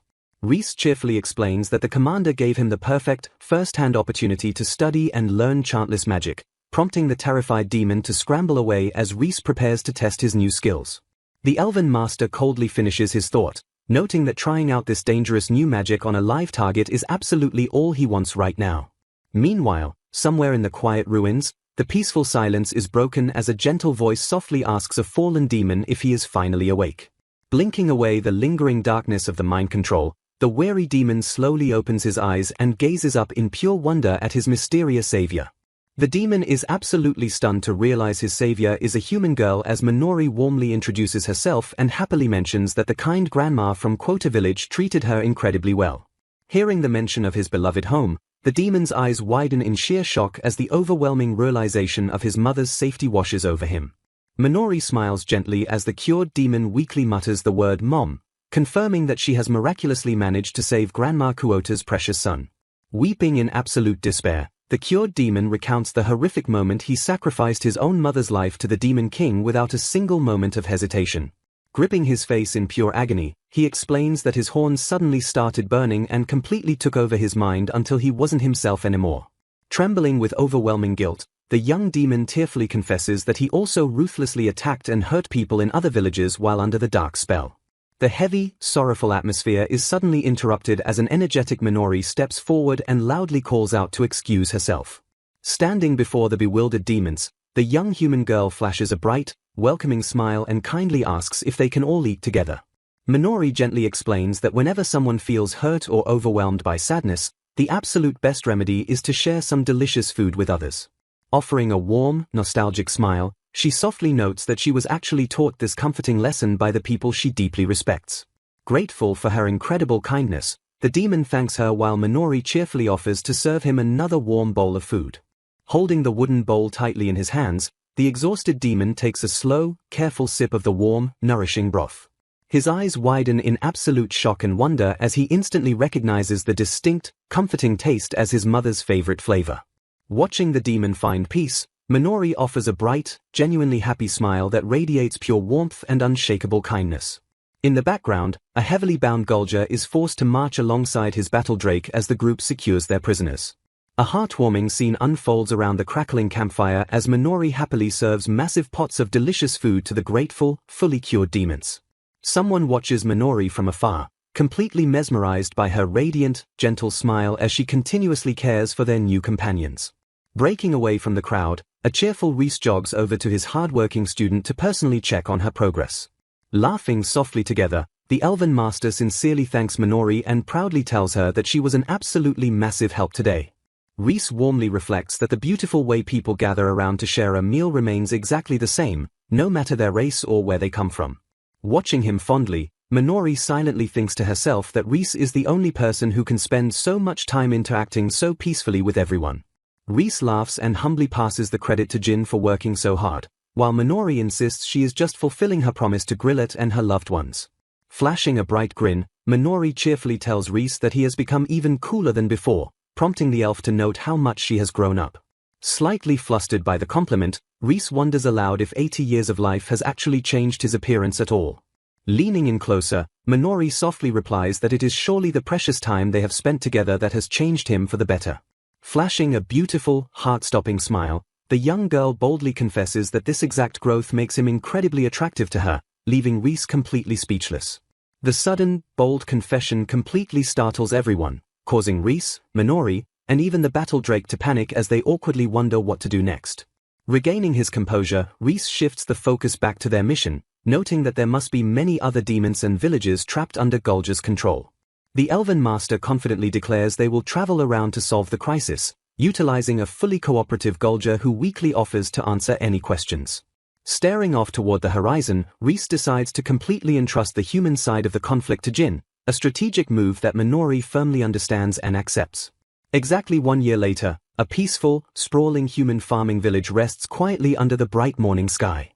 The tranquility is violently shattered as a massive, terrifying golden dragon crashes down into the fields with a deafening roar. Stepping fearlessly onto the battlefield, an older, battle-hardened Jin swings his heavy blade with incredible force to confront the massive beast. Moving with blinding speed, the young warrior lands a flawless, devastating strike that violently blasts the monstrous dragon backward. Analyzing his fallen opponent, Jin correctly identifies the massive creature as the golden wolf dragon, Goldraz, a highly dangerous A-rank monster. Gripping his sword, the seasoned warrior notes with deep suspicion that such a high-level monster absolutely shouldn't be appearing in a simple farming village. A dark realization washes over Jin as he recalls his master's ominous warning that the Demon King's grand resurrection is rapidly approaching. His grim thoughts are suddenly interrupted by familiar voices as his trusty party members, Raiden and Anastasia, excitedly call out his name. Panting heavily from the rush, a dedicated Anastasia cheerfully reports that all the monsters in their assigned area have been successfully eliminated as ordered. Stepping closer, a highly concerned Raiden suddenly freaks out as he notices that his fearless leader is actually covered in fresh injuries. Panic immediately sets in as a frantic Anastasia tearfully admits that she clumsily spilled all her healing potions before arriving at the scene. An absolutely furious Raiden aggressively scolds the clumsy girl, screaming at her for foolishly running off by herself and ruining their supplies. Raiden sighs in frustration, noting they will just have to rely on Ryab to heal Jin, though he actively complains about the eccentric advanced water-type user. Munching lazily on some snacks, the legendary elf Ryab coldly glares at Raiden and demands an offering of nuts in exchange for her healing services. Realizing they are completely out of potions, the team turns to Vritra for help, but the tiny dragon merely offers to violently grill the wounds shut instead. Laughing off the chaotic situation, Jin assures his worried partner that he is perfectly fine, while an exasperated Raiden screams about their utterly useless non-human companions. Raiden absolutely loses his mind when Jin casually claims his severe wounds will just heal naturally, loudly questioning if his leader is even human anymore. Smiling confidently, Jin completely brushes off the complaints and grips his sword, firmly declaring that it is time to head to their next location. Pulling out a formal guild document, the serious young leader scans the paper and announces the details of their next urgent request. A grand illustration showcases the imposing architecture of Fort Kukure, a massive, heavily fortified stronghold bustling with travelers. Reading the map, Raiden gravely notes that Fort Kukure is geographically the absolute closest human territory to the dangerous demon realm. Jin reveals that the Lord himself personally requested their help, leading Raiden to deduce that the escalating monster attacks have created a truly desperate situation. Staring intensely at the urgent missive, Jin grimly acknowledges that if Fort Kukure falls to the enemy, the fate of humanity will become undeniably catastrophic. Filled with unwavering resolve, the brave leader fiercely draws his sword and loudly commands his elite team to get moving immediately. Watching Jin march forward, Raiden chuckles at his leader's impatience but proudly reflects on how their party, Travelers of Hope Ragridge, miraculously reached a rank in just 2 years. Flashing a confident, trusting smile, the loyal Earth Mage cheerfully vows to follow Jin wherever their dangerous journey takes them. Striding proudly alongside his best friend, Raiden firmly declares his absolute faith in Jin, knowing perfectly well that their leader is a man who always gets the job done. A bright, striking view showcases the grand exterior walls and heavily fortified gateway of Fort Kukure, humanity's crucial stronghold. Jin and his party arrive at the imposing gates, where the armored guards casually allow them to pass, noting that Gallius-sama had already informed them of the party's arrival. Stepping into the beautiful, bustling fortress town, the group is warmly greeted by a man who correctly identifies Jin as the leader of the Ragridge party and apologizes for keeping them waiting. The well-dressed man, sporting a small beard and round glasses, flashes a polite smile as he verifies Jin's identity before continuing their conversation. An overwhelmed Anastasia begins to tremble and sweat nervously, realizing with sheer panic that the man standing casually before them is the actual lord of the fort, Gallius Garalanda-sama. Lord Gallius humbly addresses the young leader, stating he has heard many great things about Jin's outstanding actions, to which a slightly flustered Jin replies that it is a great honor. The Lord immediately gets down to serious business, shocking the entire party by officially asking them to head into the Great Circle Forest Vastira to hunt down and defeat the demons hiding there. Both Raiden and Anastasia react with absolute, wide-eyed horror at the mere mention of demons, while Gallius grimly notes that the escalating threat is directly tied to the rising miasma. Gallius solemnly explains that the miasma surrounding Fort Kukure is steadily increasing alongside the number of demonic beast attacks, leading to an undeniable spike in tragic human casualties and terrifying eyewitness accounts. Staring grimly ahead, the Lord deduces the horrifying reality behind these coordinated attacks, stating that the demons must be actively preparing for the grand return of the Demon Lord. The horrific revelation leaves the party completely stunned, with Raiden and Anastasia stammering in pure terror at the apocalyptic thought of the Demon Lord's actual resurrection. Gallius firmly declares that defeating these demons and entirely halting their invasion is the absolute top priority for Fort Kukure, as the enemy relentlessly chips away at humanity's remaining strength day after day. Sitting across from the young adventurer, the Lord seriously announces that to accomplish this monumental task, he wishes to entrust Ragridge with all the military funds and soldiers available at the fort. The sheer weight of the offer throws the party into a panic. A sweating Raiden frantically reminds the Lord that despite their impressive A-rank status, they are still fundamentally just newbie adventurers.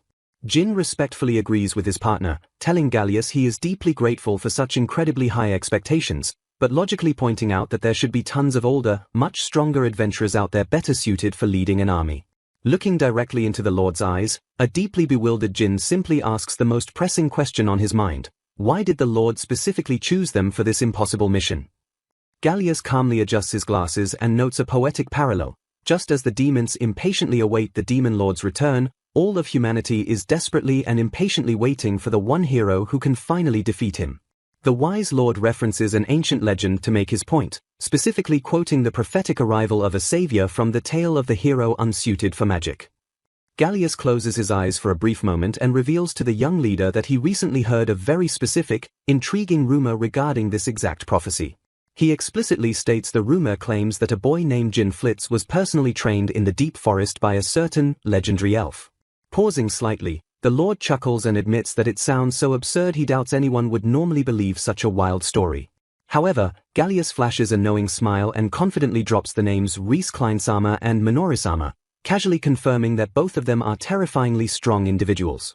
Utterly shocked by the impossible revelation, a wide-eyed Jin frantically demands to know how on earth the Lord of Fort Kukure knows the exact names of his master and his senior disciple. A touching flashback briefly shows a younger Gallius in the presence of the Elven Master, as the Lord emotionally explains that just like his mother, his father, and Jin, he too is deeply indebted to Risama's kindness. Gallius explains that the moment he heard the relayed stories of Jin and Minori fighting to keep their promise to his father, he immediately understood the profound truth behind the rumors. He proudly declares that if the great Risama has placed such incredibly high expectations on Jin's shoulders, then Gallius unequivocally shares that exact same unwavering faith. With profound sincerity, the Lord leans forward and earnestly begs Jin to accept this grand role, wishing to bet the entire future of humanity on the young boy's potential. Specifically, Gallius formally asks Jin to boldly step up and act as the absolute vanguard for humanity's desperate counterattack against the encroaching demon forces. Jin remains stoically silent as Gallius points out that Ragridge has an impeccable track record, having reliably accepted and completed every single request they've received, no matter how trivial. Looking back at his supportive, trusting party members, Jin turns to the Lord with fierce determination and firmly promises that they will successfully complete this job to their client's absolute satisfaction. A massive wave of relief washes over Gallius as he tightly grasps Jin's hand, offering his profound and sincere gratitude for accepting the terrifying burden. Moving on to logistical support, Gallius hands over a folded piece of paper to the young leader, prompting an incredibly curious Jin to ask what exactly he is receiving. The Lord reveals that the intricate drawing is a priceless long-distance teleportation magic circle, specifically created and left behind by Reincarnated before the elf departed on his own journey. The entire party erupts in awe at the incredible gift. Gallius notes that this magical trump card will allow Jin to instantly summon the fort soldiers to his location absolutely wherever he is. With the preparation set, Gallius admits he ideally would have liked to ask Jin's party to march straight to Vastira immediately to halt the demon threat. However, the Lord's expression turns deadly serious as he informs Jin that there is actually someplace else he urgently needs the party to go first. As the group leaves the meeting, a brief moment captures the emotional weight of their task, noting that a grandfather's dying will has successfully been inherited by the next generation. Walking through the crowded, sunny streets of the fort, an amazed Raiden admits he never would have thought that Lord Gallius actually knew the Master Reese Jin is always talking about, a sentiment Jin completely shares. Reflecting on the unbelievable chain of events, Raiden confidently deduces that Reincarnated must have specifically chosen to train Jin because the wise elf saw his undeniable potential to become the true hero. While Raiden marvels at the legendary destiny unfolding before them, Jin quietly looks ahead and silently thinks to himself that his master's reasoning goes far beyond just that simple explanation. Lord Gallius instructs Jin to go retrieve the holy sword before heading to Vastira, expressing surprise that the hero's legendary weapon has suddenly shown up. Jin and Anastasia react with absolute shock, their eyes widening as they loudly question if the mythical holy sword actually exists in reality. Maintaining a deadly serious expression, Gallius brings up the ominous name of the cunning demon, known as Wava-Kama. The Lord grimly explains that Wava-Kama is the exact same demon who forced his father, Grillet Garalanda, into retirement 10 years ago. Jin recalls that Lord Garalanda was famously called the War God, while Gallius notes that Wava is currently leading the demon army in place of the absent demon lord. Gallius warns that the imminent danger to Fort Kukure and the paralyzing fear of the demon lord's return won't cease until Wava is finally defeated. Speaking bluntly, the Lord admits that it would be incredibly hard for Jin to defeat a monster like Wava as he currently is. Gallius reveals he has already notified the nation of Jin's arrival, prompting Anastasia to clarify if they are retrieving the safely guarded holy sword to gain every possible advantage. The Lord smiles slightly, noting that a man who cannot use mana perfectly lines up with the legendary hero from the old stories. Turning to his leader, Raiden asks Jin what he thinks about taking on such a monumental and dangerous task. Staring at his gloved hand, Jin solemnly points out that unlike the hero who eventually awakened wondrous mana, he still cannot use his own mana yet. Anastasia looks on with deep concern as Jin reflects on the wooden sword his master infused with magic, noting it is his only source of magical power. Jin expresses his underlying anxiety, admitting that he has absolutely no idea how long the stored mana inside his wooden sword will actually last. Gripping his weapon tightly, the young warrior firmly resolves that if he had the actual holy sword, he just might stand a real chance. Sometime later, the party arrives at a massive, breathtakingly grand cathedral with highly intricate architecture towering into the sky. A guide welcomes them while Vritra complains about humans making things unnecessarily gaudy. Meanwhile, an amazed Raiden and Anastasia marvel at the incredible temple. The guide leads them to a secure door, noting that regular people are strictly forbidden from entering the room of the holy sword, and invites them inside. Inside the chamber, the group finds an awe-inspiring, beautifully carved stone altar adorned with candles and statues. Anastasia marvels at the luxurious interior, while Jin respectfully agrees that such a grand resting place is perfectly befitting for a hero who saved so many lives.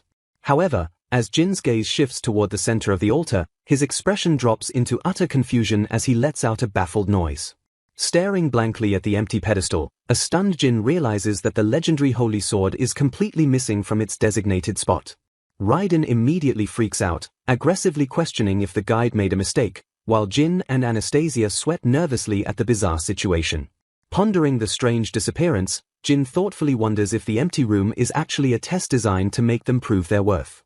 Noticing his companion closely inspecting the wall, Jin approaches Anastasia and asks her what she has found. Anastasia gently places her hand near a circular, engraved mechanism on the wall and curiously asks if it is some sort of magic tool. Jin speculates that they might need to channel mana through it, but Raiden quickly points out that Jin cannot use mana at all. Anastasia advises that there might already be mana stored inside the device, comparing its potential mechanics to Jin's enchanted wooden sword. Deciding to test her theory, a silent and focused Jin reaches his hand out toward the intricate circular mechanism. Jin presses his hand against the tool, but absolutely nothing happens, leaving the group kneeling in disappointed silence. Raiden scoffs with a smug grin, teasing Anastasia that her grand theory was completely wrong after all. Taking a closer look at the surrounding area, Jin suddenly notices that there are actually 4 more identical mechanisms hidden nearby. Anastasia gasps in realization, recalling that in the legendary tale, the hero specifically travels with 4 companions who each wield a different attribute of magic. Understanding the puzzle's true requirement, Jin, Raiden, Anastasia, and Ryab simultaneously press their hands against the mechanisms, triggering a brilliant flash of light. The activated mechanisms cause a hidden passage to slide open, and amazed Anastasia points it out while Raiden stammers in sheer disbelief that it worked. The group cautiously descends into the dark passage, but a panicked Raiden completely loses his cool after walking into a spider web, prompting Anastasia to try and calm him down. Walking slightly ahead, Jin reflects on the clever security measure, noting that the door was specifically designed not to activate unless exactly 5 people channeled it together. The quiet exploration is violently interrupted when Raiden and Anastasia trigger a hidden trapdoor, crashing down into a cloud of dust as Jin frantically asks if they are all right. At the bottom of the dusty fall, a brilliant, singular beam of light perfectly illuminates a solemn cluster of weathered gravestones in the darkness. Jin and Anastasia stare at the illuminated grave site in pure bewilderment, quietly wondering whose final resting place they have just stumbled upon. Standing calmly beside the ruins with Vritra on her head, Ryab solemnly observes the stones and notes that this must be the secret grave of the legendary hero's party. Confirming the true nature of the hidden mechanisms, Jin points out to his companions that each circular device is specifically engraved with a unique magic attribute emblem. Staring solemnly into the newly illuminated cavern, a wide-eyed Anastasia trails off as she slowly pieces together the grim reality of their current location. She softly finishes her thought, officially revealing to the rest of the shocked party that they are standing directly in front of the legendary hero's grave.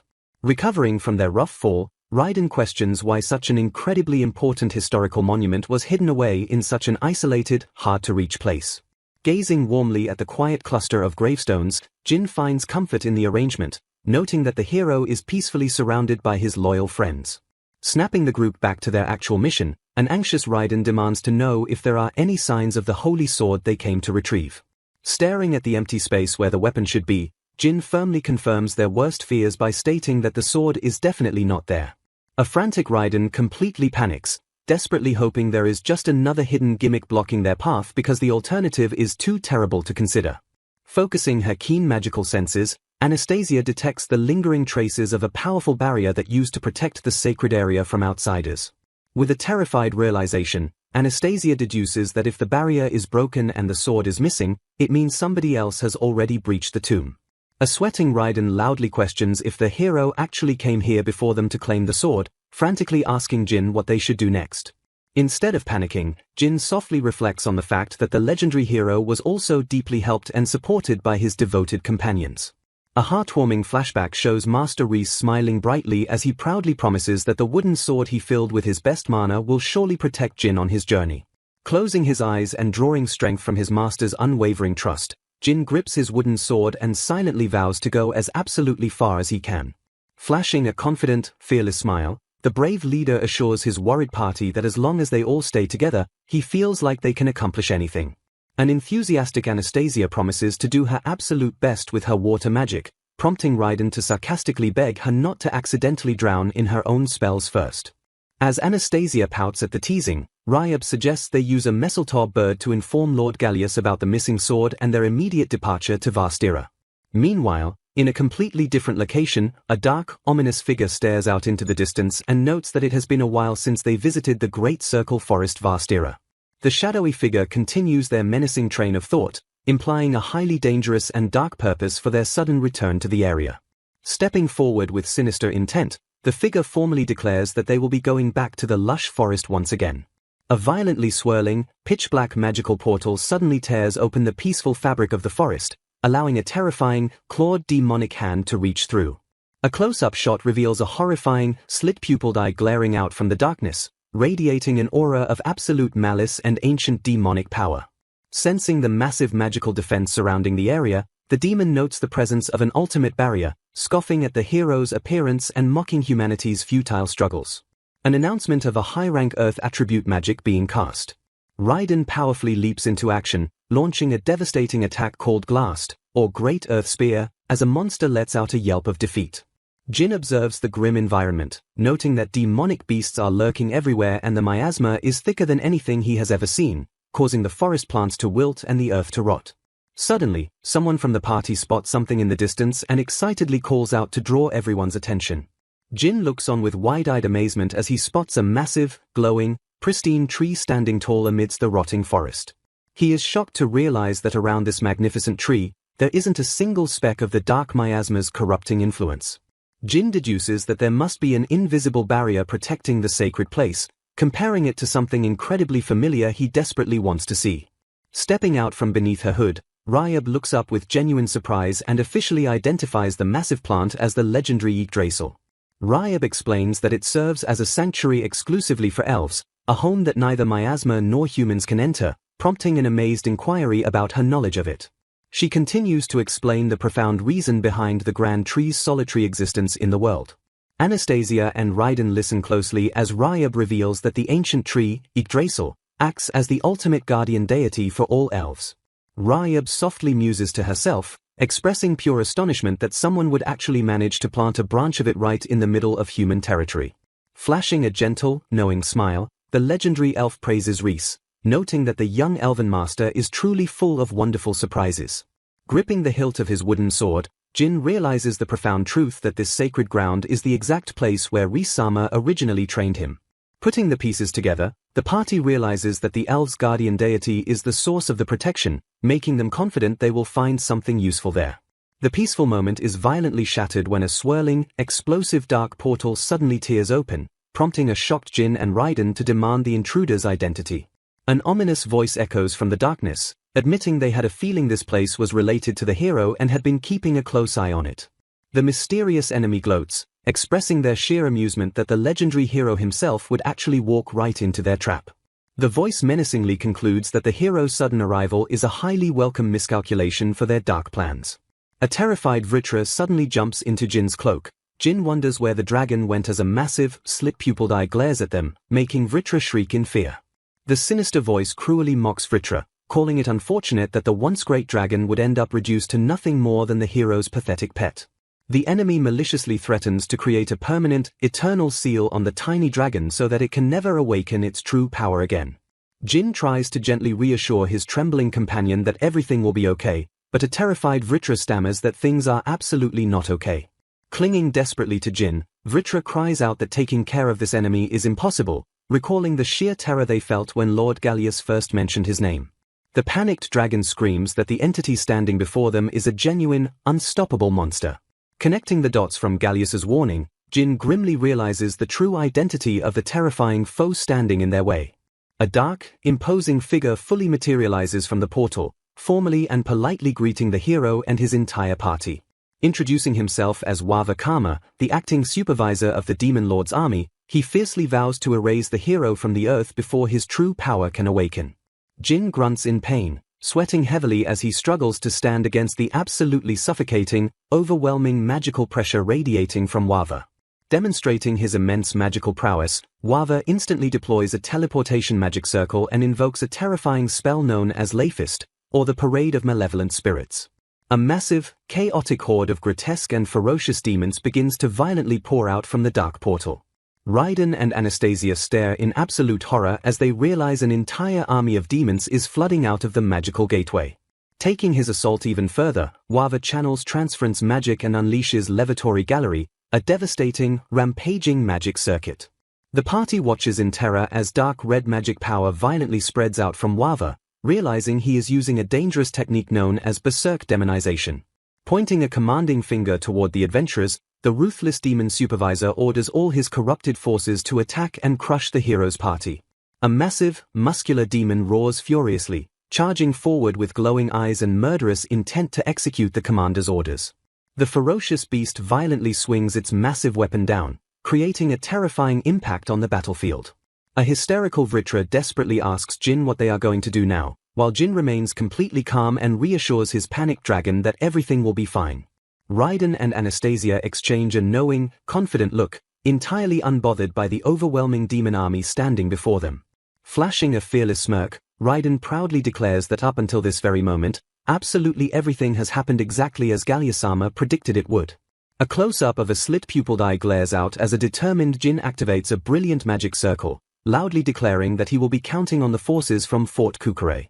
Multiple blurry silhouettes and speed lines depict a massive wave of figures rushing forward into the fray. Heavily armored soldiers wielding long spears charge fearlessly out of the teleportation portal to join the battle. The soldiers successfully materialize on the battlefield, standing in formation and readying their weapons against the demonic threat. Leading the charge, a fierce veteran soldier proudly announces that he has been a gatekeeper for 30 years, and the head gatekeeper for the past 3. The head gatekeeper emotionally explains that he owes a great debt to both Ri-sama and Gallia-sama, noting that they are the ones who bet on this exact moment. Steeling his resolve, the veteran fiercely vows that his troops are going to stop the surrounding enemies no matter the cost. Raising his voice over the chaos, he passionately commands the soldiers of Fort Kukure to follow his lead into the clash. Meanwhile, Anastasia promises to protect Ryab, who casually muses about getting more fruits from the Lord later, while Raiden urges both of them that they should go too. Preparing to split their forces, Raiden confidently points at Jin and tells him to deal with the main guy. Jin firmly accepts his role, telling Raiden to leave it to him as he prepares to face the terrifying demon commander. Raiden turns to the tiny dragon and aggressively yells that Vritra should just roast the guy to a crisp. A sweating Vritra watches Raiden run off, nervously muttering that Raiden is talking about things he clearly doesn't get. Unfazed by the sudden reinforcements, Wavakama calmly observes that the humans are countering his instantaneous teleportation magic circle deployment by intercepting the forces. The demon commander softly hums to himself, noting that it appears the strategist on humanity's side is quite meticulous. Raising a hand engulfed in dark, swirling energy, Wavakama coldly declares the activation of his summoning magic. A terrifying, skeletal weapon materializes from the dark magic, ominously revealed to be the cursed sword, Barmank. A shocked Jin and a panicked Vritra stare at the weapon, realizing it is rumored to have been used by the demon lord himself. Wavakama tells Vritra that he doesn't need to fret, confidently declaring that it is the end. The arrogant demon supervisor clarifies that his deadly business is exclusively with the so-called heroes standing before him. Realizing the immense danger of the upcoming duel, Jin softly asks Vritra to please go and help the others. Drawing his sword, a highly determined Jin bravely vows that he will be the one to personally take the demon down. Reluctantly flying away from his partner, a tearful Vritra agrees but frantically screams at Jin not to dare die. Glaring at Jin's redded stance, Wavakama scoffs and asks if that is all the power the young hero has. The confident demon states that it is only a matter of time until the demon lord's complete revival. Jin desperately blocks a massive, crushing downward strike from the cursed sword, fiercely declaring that it isn't over yet. Grunting in pure agony under the immense weight of the attack, Jin struggles while a disappointed Wava remarks he didn't think the hero would only be at this pathetic level. Jin is violently blasted backward with a painful cry as Wava cruelly boasts there isn't even a need for the demon lord to make a move. Tumbling helplessly through the air, Jin realizes in pure shock that the incredibly heavy miasma completely overwhelmed him with just one attack. Watching their leader get brutally launched, a frantic Raiden screams Jin's name while Anastasia begs him not to go.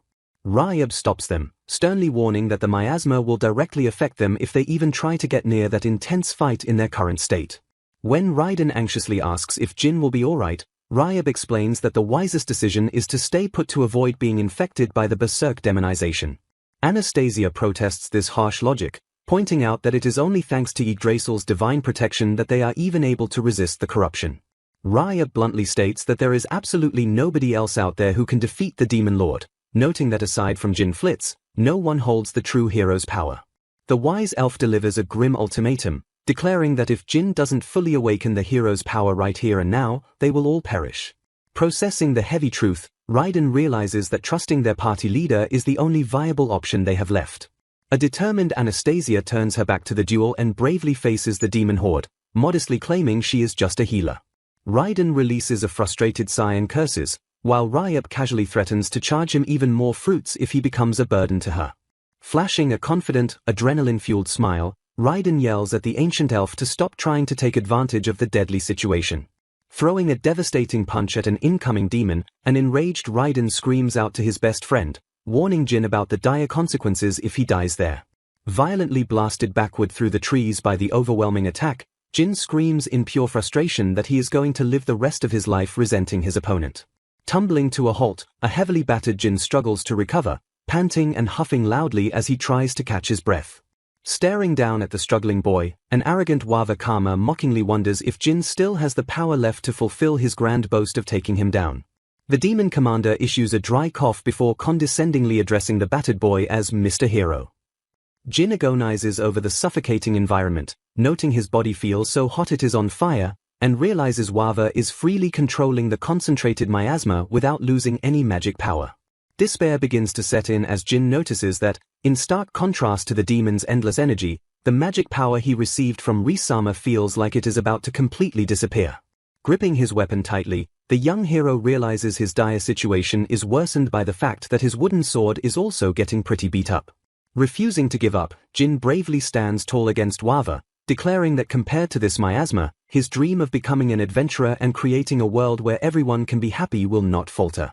Channeling his unwavering resolve, a blooded Jin fiercely shouts that Master Reese's magic power is far stronger than anything the demon can throw at him. Annoyed by the boy's persistence, Wawa notes that the existence called a hero truly is a hindrance, since Jin manages to retain his reason despite being exposed to so much miasma. The demon commander narrows his eyes and asks Jin a probing question, wondering if the boy hasn't ever thought about his own unnatural resilience before. Pressing his psychological attack, Wawa directly questions exactly why Jin's willpower is so incredibly strong in the face of absolute despair. Wawa tries to plant seeds of doubt, asking if there is really any need for Jin to go through so much danger, and questions if the boy genuinely believes that incredible willpower is actually his own. Looming over the battered boy, the demon commander suggests Jin is merely acting out a role, claiming that this twisted world has simply granted him a factor to force him to stand against the demon lord's revival. The psychological warfare hits its mark, leaving a completely stunned and sweating Jin to stammer in confusion over the concept of merely playing a role, while Wawa flashes a highly sinister smile. Seizing the moment of doubt, Wawa offers Jin a dark proposition, though the young hero instantly begins to reject the impossible offer. Wawa solemnly promises that if Jin agrees to leave the battlefield right now, the Demon Lord's army will not lay a single hand on the hero, Jin Flitz. Continuing his shocking offer, the demon commander adds that they will also completely spare the lives of Jin's beloved companions, leaving the boy utterly bewildered. Jin fiercely refuses to believe the enemy, but Wawa insists that all the demons want is to expand their livable land to equal the humans' land, simply hoping for the resurrection of the Demon Lord. Wawa attempts to completely disarm the situation by claiming his people actually don't want to fight with humanity. Pointing toward his side, the demon commander reveals he already knows the exact reason Jin came to fight them in the first place. Standing beside the massive, glowing blade he summoned, Wawa confirms that this weapon is the exact holy sword of the hero that Jin's party has been desperately seeking. A terrified Jin stares in sheer disbelief as Wawa recounts how their lord was defeated by this single sword exactly 700 years ago, revealing its true name as the Holy Sword, Ascalon. Wawa acknowledges that Ascalon possesses sacred power, but notes its brilliance no longer shines as much as it did in the past, right before casually invoking destruction magic, Galdaros, the Shattering Hammer. Before Jin can react, a devastating magical explosion violently shatters the wooden sword he was holding, causing the horrified boy to scream for it to stop. Reaching out desperately for the shattered remnants of his master's precious gift, a traumatized Jin realizes his only weapon is gone as Wawa coldly states that his odds of winning have all but disappeared. Having completely broken the young hero's only means of fighting back, Wawa flashes a terrifying, fanged smile and asks once again why they don't just settle down and make peace. A sinister horned figure smirks from the shadows, beckoning his victim to come forward. A battered, terrified youth trembles as the dark entity offers to tie the bond of their peace, staring in disbelief that the holy sword was lost so easily. Drowning in despair, the young warrior questions if his past actions and choices were truly of his own free will. The towering horned general brandishes a colossal blade, leaving the paralyzed boy wondering what he should do next. Sneering down at his broken opponent, the dark commander brands him a fool who still cannot grasp the harsh reality of their world. Snapping his fingers, the villain declares that crushing physical pain may be the only way to make the stubborn boy finally understand his place. With a deafening boom, the demonic warlord unleashes a massive, swirling beam of destructive dark energy from his towering sword. Lowering his weapon, the Horned Commander casually raises an open hand as the residual dark magic hisses into the air. The immense pressure of the blast forces the defeated hero to slump helplessly against the shattered wall. Surveying his complete victory, the Dark Leader coldly notes the current status of the boy's absent masters. Flashing back to some time ago, human soldiers clash violently with monstrous pigmen deep within the dense forest. Panting from exhaustion, the elf girl Anastasia gently assures a wounded soldier that her healing magic will make the pain fade away soon. Frantic voices suddenly echo through the trees, desperately calling out for Master Ryab and Anastasia. Turning sharply, Anastasia listens as a scout frantically reports that enemy soldiers from the warp portal are gradually pushing in their direction. Maintaining her absolute composure, the elf girl narrows her eyes and confidently reveals she actually has a plan. Meanwhile, cackling goblins mock the fleeing humans, arrogantly daring them to run away as fast as they can. Bloodthirsty monsters scream for no survivors, celebrating that the main human force is already ripped to pieces. The monstrous horde laughs triumphantly, completely unaware of the deadly ambush waiting for them. A heavy thud suddenly shakes the clearing, causing the goblin and pigmen forces to flinch in total confusion. The confused beasts realize they chased the humans straight into the miasma, completely losing their trail. Panic ripples through the monstrous ranks as they finally realize the fleeing humans intentionally lured them into a trap. Screaming in terror, the monsters realize they are caught in a devastating pincer attack from behind. Stepping boldly into the fray, the young mage Ryab enthusiastically awards his enemies full points for figuring out the trap. Flashing a wild grin, Ryab mocks the panicked horde, noting they only get credit if they guess the incoming threat from above too. The terrified monsters snap their heads upward, screaming in sheer horror as a dragon flaps its wings against the sky. Channeling massive power, Ryab demands the beasts taste his ultimate move as he triggers upper-rank earth magic. A violent chain of explosions rips through the battlefield as he unleashes the thunder-rending cauldron of earth. With a deafening kaboom, the earth violently fractures and swallows the entire monster horde into a massive crater. Trapped at the bottom, the bewildered pigmen and goblins stare at the towering dirt walls completely boxing them in. Seizing the perfect moment, Ryab fiercely commands his allies to blow the trapped monsters away. A determined human commander quickly relays the order, shouting for Anastasia to finish them off. Leaping into the air, Anastasia declares she is ready to fire while conjuring an incredibly complex, multi-layered magic circle. Tapping into terrifying power, she casts ultimate rank water magic to summon the prison of rushing rapids. A colossal deluge of roaring water violently erupts from the magic circle, instantly flooding the entire battlefield. The trapped monsters scream in agony as the crushing torrent violently sweeps them away to a watery grave. Miles away, Lys pauses his own journey as he feels the heavy rumble of the devastating magical bombardment echoing through the earth. Sensing the massive disruption, the horned demon from earlier turns his head in shock, realizing the enemy forces are headed this way. The Dark Commander grips his weapon tightly, utterly bewildered that his frontline troops have been completely cut off. Furious, he screams for his subordinate Gulja, who instantly appears with a swift salute. Standing at attention, the fierce officer vigorously assures his master that their dark orders are still being executed exactly as planned. Holding his battered sword, the terrified young hero stares forward in total confusion as the anticipated attack suddenly ceases. Swishing his dark cape with chilling elegance, the horned demonic commander named Lord Wava regains his deadly composure. A heavy thud echoes through the ruins as Wava drops an invisible pressure, darkly warning his unseen subordinate not to mess with him. Lowering his guard slightly, the demonic leader casually wonders what his next move should be until a sudden, blinding gleam catches his attention. Trembling from exhaustion, the young human warrior realizes with absolute shock that an unknown force just completely repelled the enemy's magic. Groaning in sheer agony, the Beastman officer Gulja slumps helplessly as his master mercilessly grips his skull with invisible telekinetic power. Violent crackles of dark energy surge around the paralyzed officer as the suffocating magical pressure threatens to crush his very bones. Gasping desperately for air, the terrified Beastman contorts his face in suffocating pain while entirely at the mercy of his ruthless commander. Clutching his throbbing head, Gulja whimpers in pain as his master coldly summons him, drawing absolute bewilderment from the watching young hero. Glaring down with a terrifying, hollow-eyed stare, Wava viciously demands to know exactly who is pulling his subordinate's strings. Sweating profusely under the lethal gaze, the panicked officer frantically addresses his master to deliver an urgent battlefield report. With a heavy thump of his fist, Gulger screams that their critical mana collection mission at the border village has run into a catastrophic issue.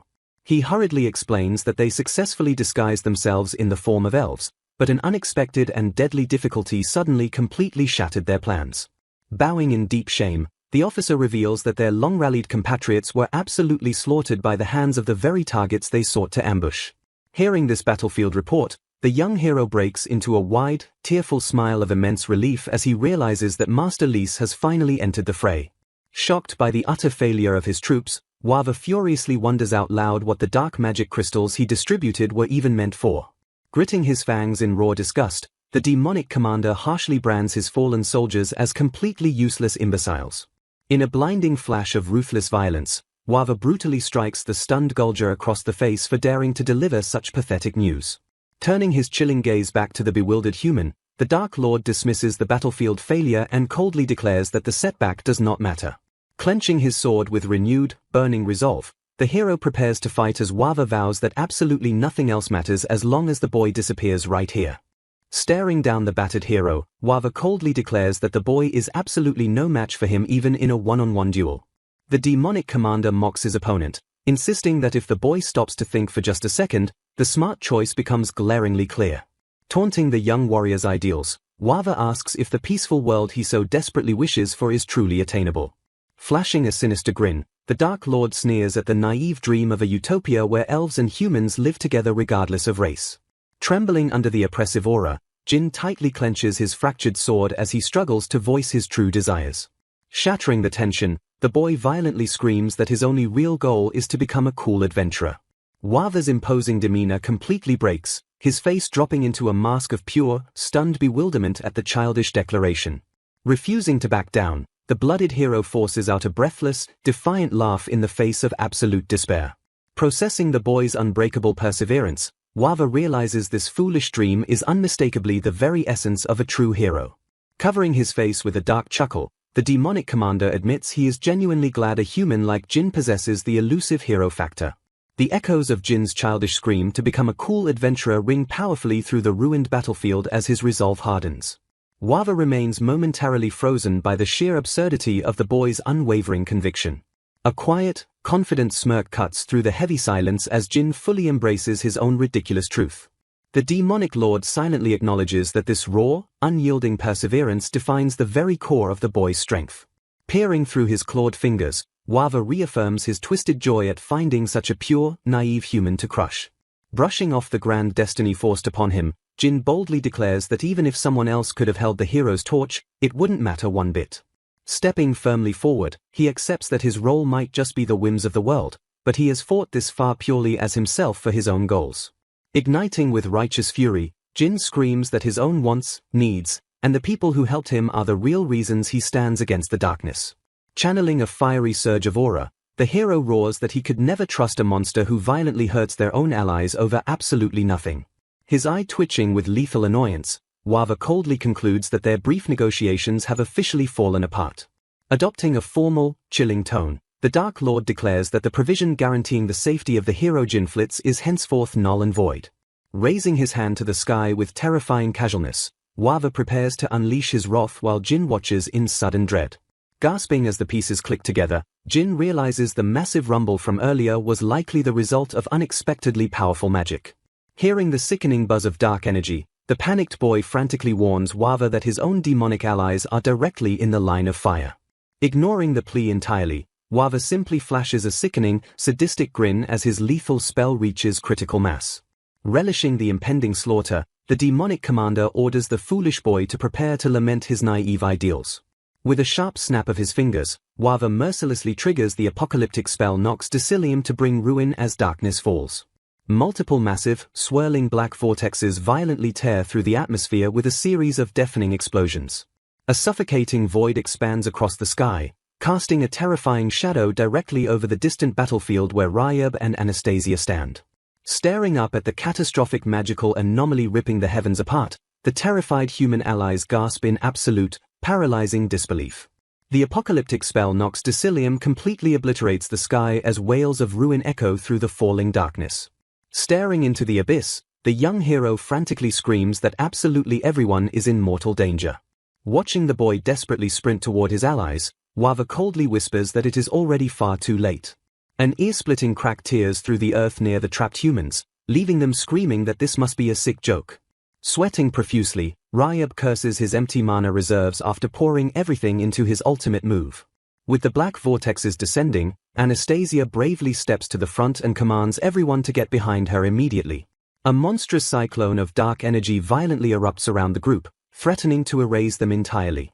The devastating shockwave shatters the surrounding earth, but the terrified soldiers realize they are miraculously unharmed inside a protective barrier.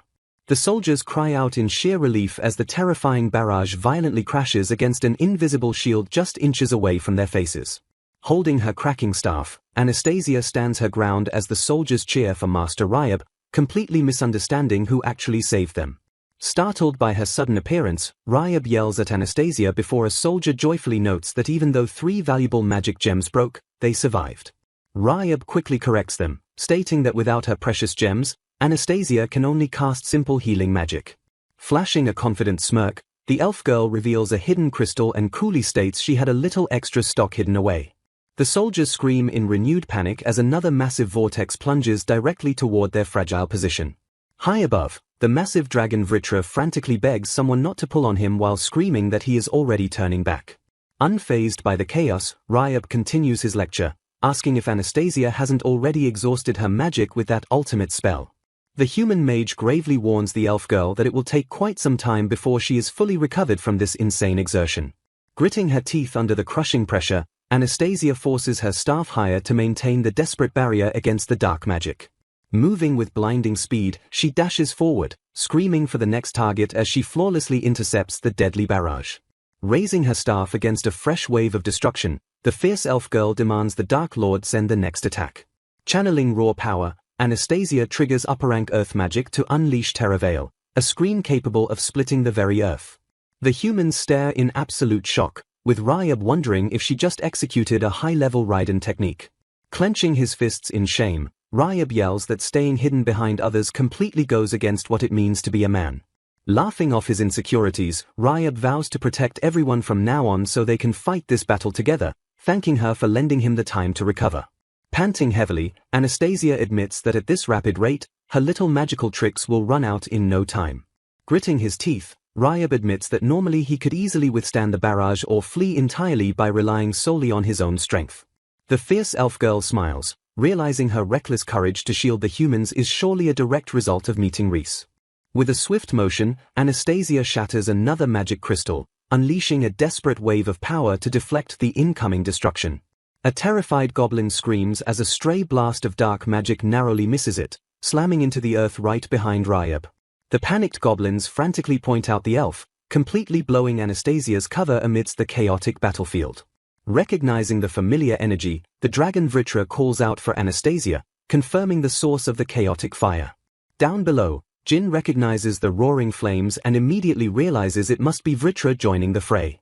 Sprinting toward the massive shadow, the young hero desperately calls out the dragon's name. High in the sky, Vritra panics as he realizes they have completely overshot their target and flown right over them. The mysterious rider on Vritra's back calmly ignores the panic, firmly stating they must settle the matter of Wava first. Sweating nervously, Vritra admits Wava is the fearsome commander who originally sealed him inside the pathetic flesh of a magic boar. The dragon confesses that the deep-rooted fear still frightens him, but he knows he must fight. With a sudden burst of courage, Vritra wildly unleashes a massive barrage of fireballs, declaring he will just shoot at Wava from a safe distance. Caught directly in the chaotic crossfire, Ryab screams in absolute terror as massive fireballs explode violently around him. Scooping up the exhausted Anastasia to dodge the friendly fire, Ryab furiously yells at the dragon to get a little closer before spitting fireballs all willy-nilly. Choking on the overwhelming pressure, the terrified boy gasps as Wava sinisterly asks if he truly wishes for it. The Dark Lord leans in with a terrifying aura, asking if he should fully reveal his true, monstrous form. Glaring upward at the churning sky, Wava notes with chilling calmness that the dragon Vritra is foolishly baring his fangs at him. His eyes narrowing with lethal intent, the demonic commander declares that challenging his supremacy was a hopelessly foolish idea. A colossal vortex of dark lightning violently churns above the battlefield as Wava prepares to unleash absolute destruction. Staring in sheer disbelief, the human forces gasp as they realize the terrifying scale of the dark gate opening above them. Panic grips the frontline soldiers as they realize the swirling abyss of magic is expanding even bigger than before. Recognizing the apocalyptic threat, someone frantically screams that the enemy is deploying devastating upper-rank magic. Collapsing in pure despair, a soldier cries out that it is all over as the suffocating pressure crushes their spirits. The entire defensive line erupts into terrified screams as the apocalyptic magic threatens to obliterate them completely. Gritting his teeth in absolute frustration, Ryab curses his own helplessness against the overwhelming demonic power. Caught in the catastrophic shockwave, Anastasia watches in horror as the defensive lines are violently ripped apart. Suddenly, a blinding pillar of radiant magic erupts from the earth to violently pierce the encroaching darkness. Stunned by the miraculous intervention, Ryab and Anastasia call out Jin's name as the young hero stands defiantly amidst the blast. Groaning through the agonizing strain, Jin desperately holds his ground while wielding nothing but his simple wooden sword against the apocalypse. Watching the frail weapon crack, Ryab frantically screams that the wooden sword will absolutely not hold against such power. As his life flashes before him, Jin nostalgically wonders if his admiration for cool adventurers began with his mother's fairy tales or his endless chores in Krosnar. Recalling his past, he remembers the sheer awe of watching elves conquer their enemies with absolute, overwhelming power. A familiar voice suddenly echoes through his mind, commanding Jin to listen closely in his darkest hour. The memory reveals his mentor urging Jin to pour every last drop of his mana into the wooden blade to overcome his greatest battle. Gripping his wooden sword, Jin remembers Master Reese assuring him that the blade would surely serve him well. Screaming with fiery determination, Jin tells his absent master that this is finally the greatest battle he has ever faced. Pouring every ounce of his soul into the cracking wood, Jin unleashes heroic magic to cast a desperate mana infusion. Wava stares in absolute bewilderment as the blinding light erupts, realizing his apocalyptic magic is actually being swallowed. The wooden blade groans under the immense pressure, leaving Jin terrified that his weapon cannot take any more of the strain. Refusing to surrender to the darkness, the young hero roars and violently pushes his magic to maximum output. A blinding shockwave violently erupts across the battlefield as the overloaded wooden sword finally shatters into countless glowing fragments. Staring into the radiant explosion, the demonic commander freezes in utter shock at the impossible sight unfolding before him. Wava trembles as the glowing fragments suddenly coalesce into a dazzling, ethereal imitation of the legendary sacred sword. The battered human soldiers gaze up at the miraculous light, weeping tears of hope as they realize the true hero has finally arrived. Gripping the radiant hilt, Jin confidently declares that he can crush the darkness with the power of this miraculous sword. Panicking uncontrollably, Wava screams that creating an impression of the sacred sword is a ridiculously impossible feat for any mortal being. The demonic lord's mind races as he realizes the boy's unbreakable spirit has always mirrored the divine strength of a true champion. Locking eyes with his enemy, Jin vows to fight head-to-head right here and now, completely ignoring the agonizing strain tearing apart his body.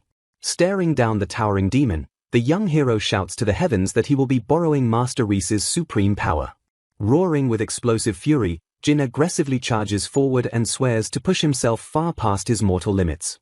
Infuriated by the blinding light, Wava furiously brands the boy a false hero and curses his absolute audacity. Swirling with lethal intent, the Dark Commander frantically concentrates an apocalyptic mass of destructive energy into his razor-sharp claws.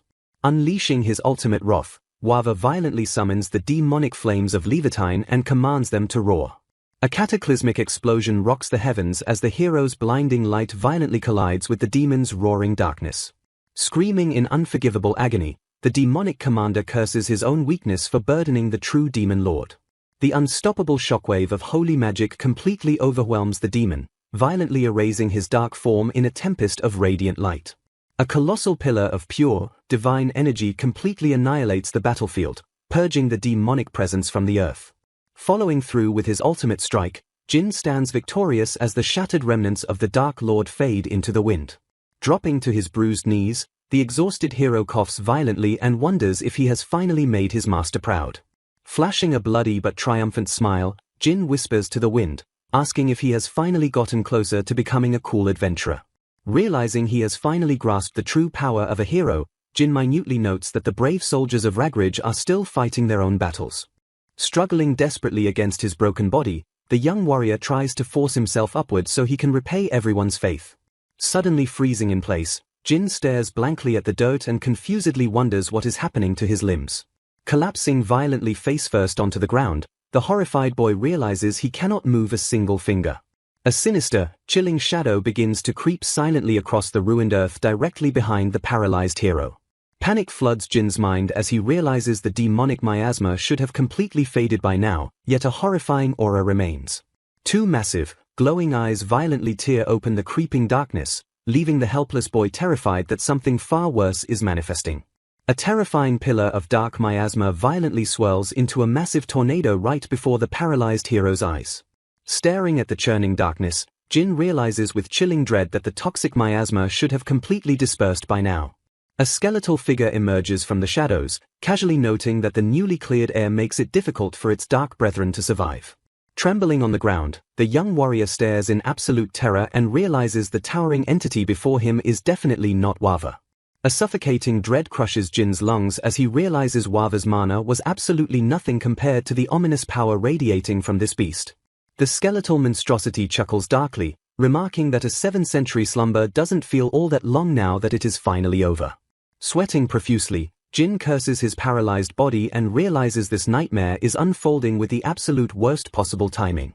The horrifying truth crashes down on the battered boy as he recognizes the ancient demon lord has fully returned to their world. Locking its massive, glowing eye onto the helpless hero, the skeletal demon stares down with an aura of absolute, crushing death. Glancing sideways at the shattered remains on the battlefield, the demon lord coldly notes that his servant Wava is dead. The dark entity praises Wava for equally matching the hero and securing enough mana to summon him back, even if the revival remains incomplete.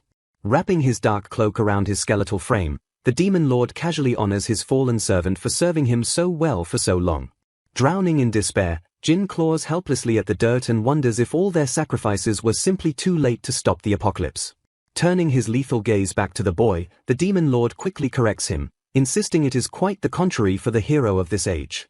As Jin demands an explanation, the skeletal beast reveals that the boy's heroic awakening happened at the exact perfect time for his revival. The demon lord explains the cruel cosmic law binding their existence, stating that the birth of a hero absolutely guarantees the revival of the demon lord and vice versa.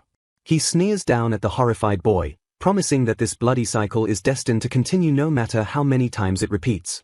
Delighting in the boy's utter despair, the Dark Lord chuckles and cruelly admits how much he loves seeing that shattered expression. Channeling a terrifying surge of destruction magic, the skeletal beast declares he has a special, lethal gift for the hero of this age. With a flick of his wrist, the demon lord unleashes Virun, summoning the apocalyptic death wind of the underworld to annihilate his foe. The catastrophic blast of dark wind violently tears across the ruined earth, hurtling straight toward the completely paralyzed young hero. Bracing for absolute destruction, Jin is suddenly engulfed by an enormous, warm surge of mana that perfectly intercepts the fatal blow. A localized black hole violently erupts in front of the boy, flawlessly swallowing the demon lord's catastrophic spell into the void.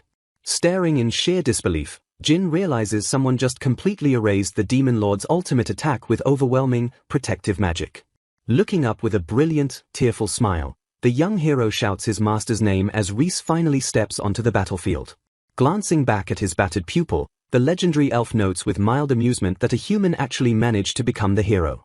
Stepping boldly between the boy and the apocalypse, Master Reese calmly instructs Jin to leave the rest of the battle to him. Reaching out a supportive hand, the ancient elf asks if his brave disciple can push through the pain and stand for just a little longer. Overwhelmed by the radiant presence, Jin remembers how completely powerless he was before meeting the master who changed his entire life. Burning with renewed, unbreakable resolve, the young hero stares at his mentor's back and violently forces his exhausted muscles to move. Grasping his master's hand with absolute certainty, Jin shouts a resounding yes and firmly pulls himself up from the blood-stained dirt. Standing proudly beside the person he respects most in the universe, the young hero declares there is absolutely nothing left in this world to fear. Casually stepping toward the ultimate darkness, Reese cheerfully introduces himself to the towering demon lord as just an ordinary elf. Finishing his casual introduction, the ancient elf smoothly explains that he only came out here to rescue his precious disciple. The colossal skeletal beast holds up a clawed hand, utterly bewildered by the sudden interference of a seemingly insignificant elf. Glaring down with absolute contempt, the demon lord viciously brands Reese as a lowly intruder completely unworthy of this grand stage. The Dark Lord furiously demands to know who dares interrupt the sacred, fated reunion between the demon lord and the hero after 7 centuries. Roaring with explosive, apocalyptic fury, the skeletal monstrosity violently commands the lowly elf not to ruin his triumphant mood. Meanwhile, miles away, Ryab violently smashes his fists into the earth to maintain a defensive barrier, screaming through the agonizing strain. Panting heavily behind their battered commander, the terrified human soldiers call out to Ryab as they realize something is horribly wrong with the surrounding atmosphere. Despite hoping Jin had defeated the bastard Wava, the desperate soldiers realize the monster horde is only growing stronger. Anastasia murmurs Jin's name in deep concern as she stares at the terrifying whirlwind of miasma tearing through the battlefield. Frantic shouts for Raiden and Master Ryab suddenly echo across the chaotic frontlines. Someone quickly reports that Vritra is on standby in the sky just as Ryab desperately screams Anastasia's name. Ryab frantically yells for his allies to watch out as a monstrous pigman violently lunges toward them. A red-haired warrior suddenly dashes in with blinding speed to flawlessly slice the massive pig monster in half. Ryab and Anastasia watch the beast collapse in pure awe, completely stunned by her incredible speed. Recovering from the shock, Ryab hesitatingly asks the mysterious savior to identify herself. Glancing back over her shoulder, the fierce warrior calmly assures them that Jin is completely safe. She further relieves their crushing anxiety by revealing that Master Reese is with the boy right now. Anastasia gasps in sheer disbelief and joyous shock upon hearing that Reese has actually entered the fray. Suddenly recognizing the fierce warrior, a soldier frantically points out that she must be the first disciple of Jin's master. Overflowing with sudden hope, Anastasia confidently declares that there is absolutely no reason to worry with Reese on the battlefield. Ignited by this massive morale boost, Anastasia vigorously rallies the troops to use every last bit of strength they have left. The red-haired disciple fearlessly charges straight into the encroaching monstrous horde with her weapon drawn. The soldiers watch in breathless admiration as the red-haired lady unleashes a devastating whirlwind of slashes. Seizing the tactical momentum, the human commander fiercely orders everyone to form a shield wall to make it easier for her to fight. Slamming their heavy shields into the dirt, the armored soldiers roar that their strength has always protected this fort. Bracing against the monstrous impact, the unified front line violently holds its ground and screams to stand strong. Startled by the impenetrable human wall, a massive minotaur completely halts its charge with a confused moo as the red-haired warrior prepares to strike. Emboldened by her unstoppable advance, the human commander screams for the lady to go get them as the red-haired warrior charges forward.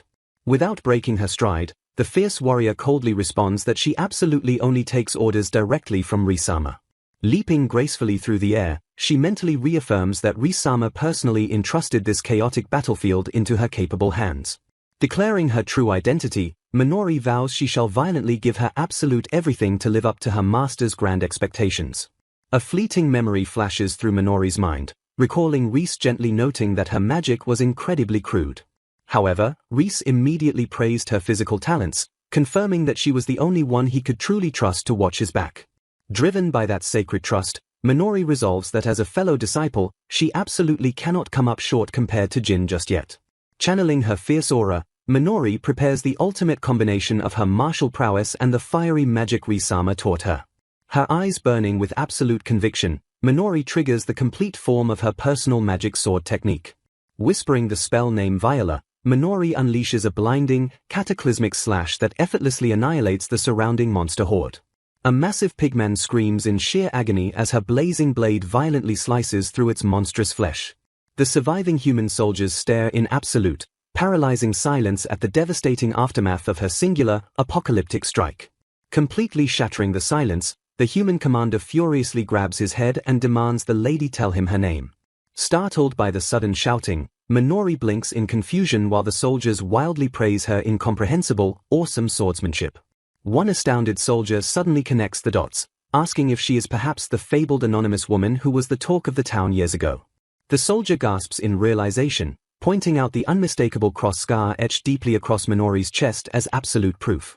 Recovering his composure, the commander respectfully asks the incredible lady to officially share her true name. Standing proudly with her weapon drawn, She smiles warmly and clearly declares that her name is Minori. Closing her eyes, Minori softly explains that it is her one and only irreplaceable name in this world, gifted by her treasured master. The commander respectfully accepts her declaration, firmly addressing her as Lady Minori. Flashing a brilliant, joyful smile, Minori wholeheartedly agrees that it is an incredibly nice name.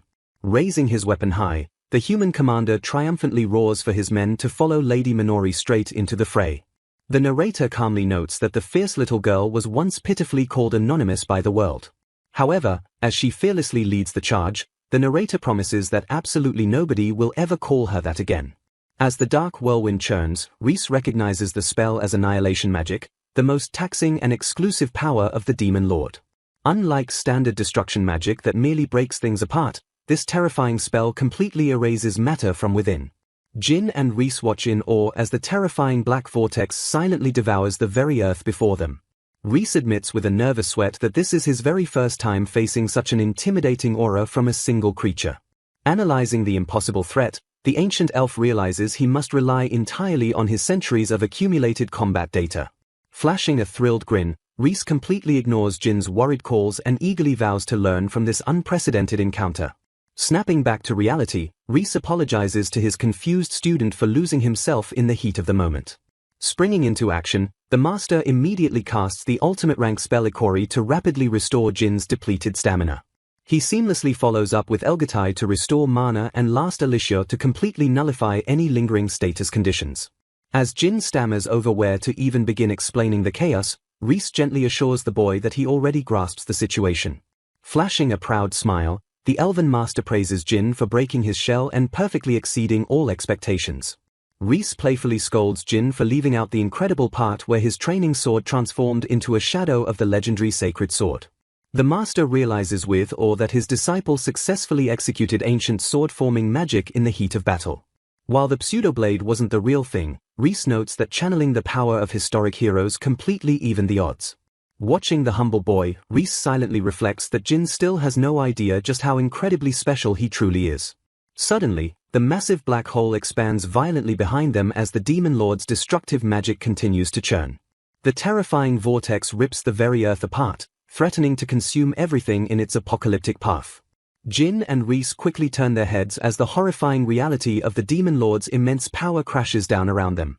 Staring at the massive crater, Reese grimly observes that the spell completely annihilated everything in its radius just as its name implies. As Reese deduces the unique nature of this magic, the Demon Lord angrily demands they stop messing around and ignoring him. The skeletal monstrosity glares down from the sky, spitting venomous insults at the puny elf who dared to intervene.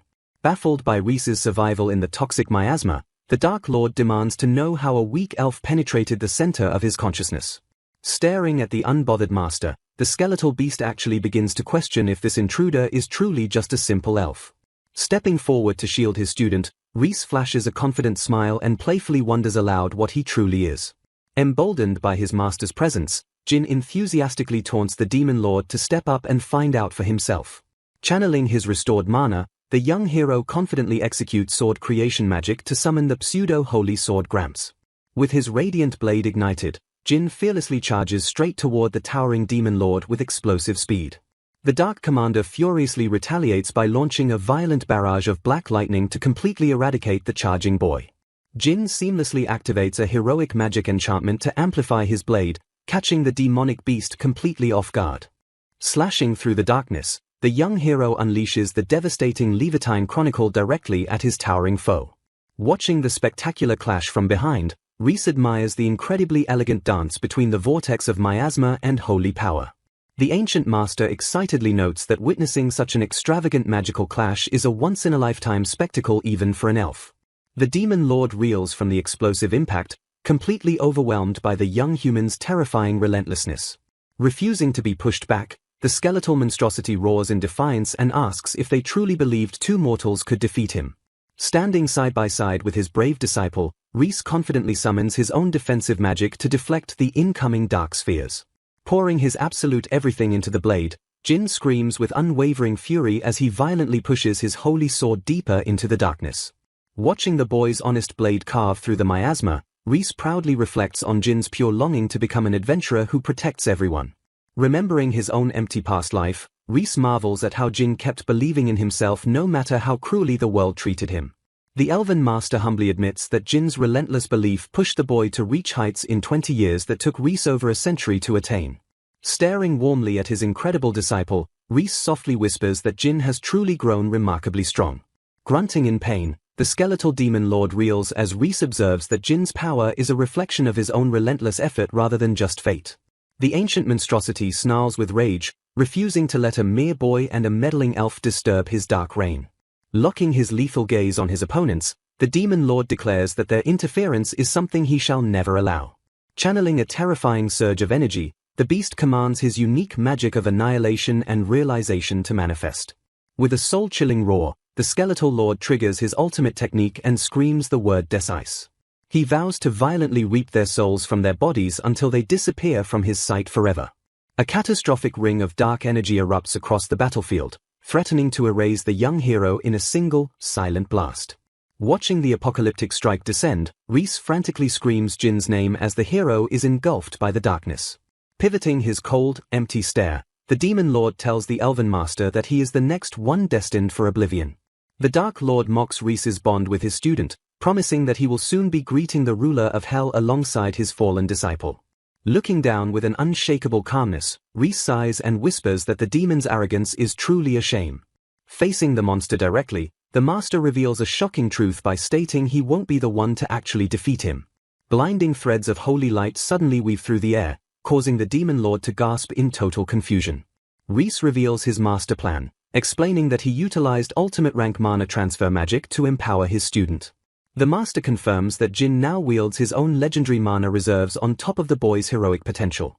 Entrusting the fate of the world to his pupil, Reese bids the demon farewell and leaves the final strike to Jin. Standing amidst the radiant storm, the hero Jinflitz prepares to unleash a power beyond demonic comprehension. Jin ignites his soul and channels his ultimate technique, violently detonating a wave of pure heroic magic. The demon lord trembles as the holy aura begins to exceed his own magic, leaving him frantic to understand the source of such power. Screaming in absolute, primitive terror, the skeletal beast demands to know what kind of entity Jin has truly become. A colossal, divine pillar of light violently erupts from the earth to consume the demon lord in a blinding purge. The apocalyptic shockwave completely shatters the demonic reality, cleansing the battlefield of all miasma and corruption. As the light fades into the clouds, the Elven Master stands alone and watches the sky where his disciple finally fulfilled his destiny. The demon lord screams in absolute agony as the divine light pierces his skeletal frame. Jin pants amidst the smoldering debris, desperately wondering if the ultimate evil is finally defeated. Reese flashes a proud grin and confirms their monumental victory to his exhilarated student. Trembling from the aftershocks, the young hero wipes sweat from his brow in the sudden silence. Jin resolves to rejoin the remaining soldiers to finish the battle against the demon lord's army. Master Reese issues a final warning for the boy to keep himself safe in the ongoing fray. The ancient elf stays behind, claiming he has more critical business to conclude on this battlefield. Watching his disciple depart, Reese turns back toward the smoldering remains of his foe. Channeling Necrosome's spirit magic, the master prepares to interact with the lingering demonic essence. Reese observes the glowing remnants and quietly notes that the final moment has arrived.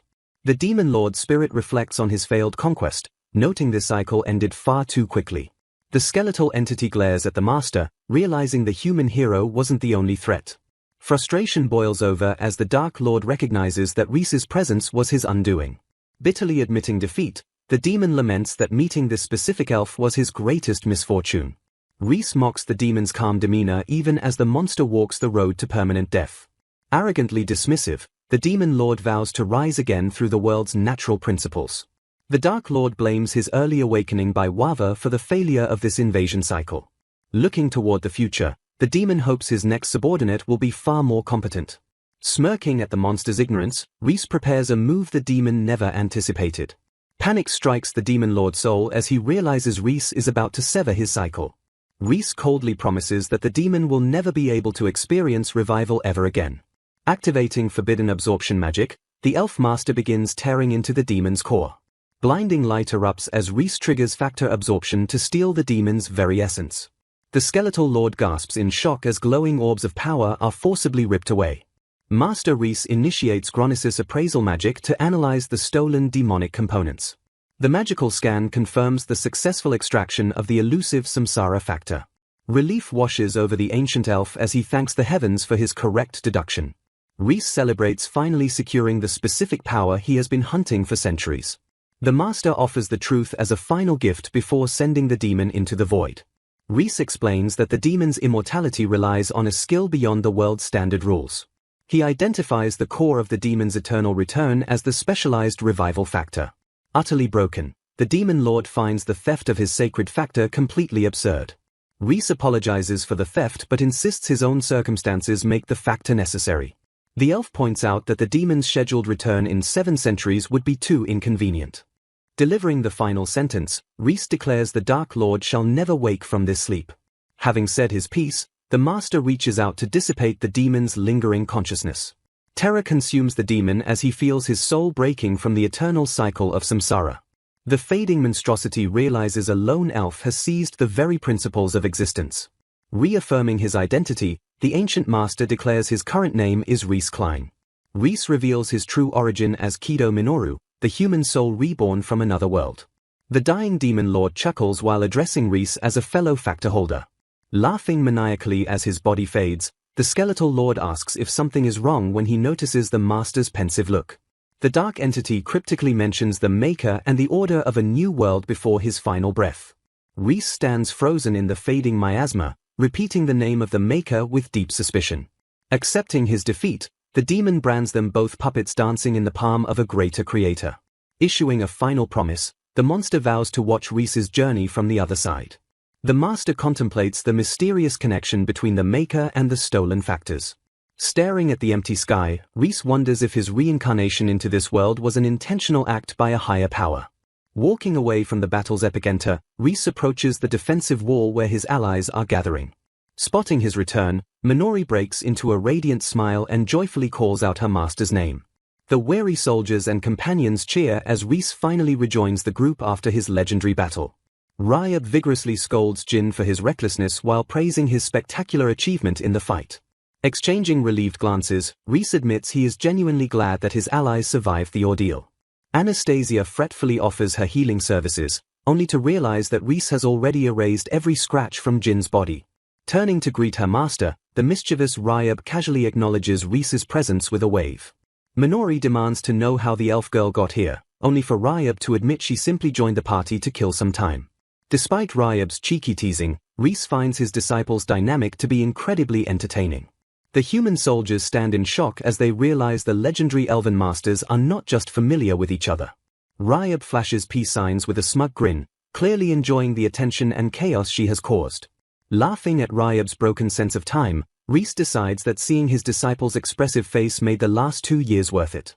Moving through the crowd, Minori addresses Reese with profound respect and a hint of something deeper in her eyes.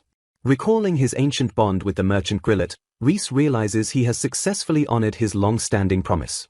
Contrasting his current success with his useless past life, the master celebrates fulfilling a dear friend's final wishes. Reese gazes at Minori and decides her human lifespan isn't a problem now that he possesses the samsara factor. Firmly grasping Minori's hand, Reese vows to use his new power to live alongside her for centuries to come. News of the Demon Lord's permanent defeat spreads like wildfire across the kingdom as the name Ragnarok becomes legend. Fast-forwarding through the piece, Jin Flitz reaches the age of 20 just 3 years after his fateful meeting with the elves.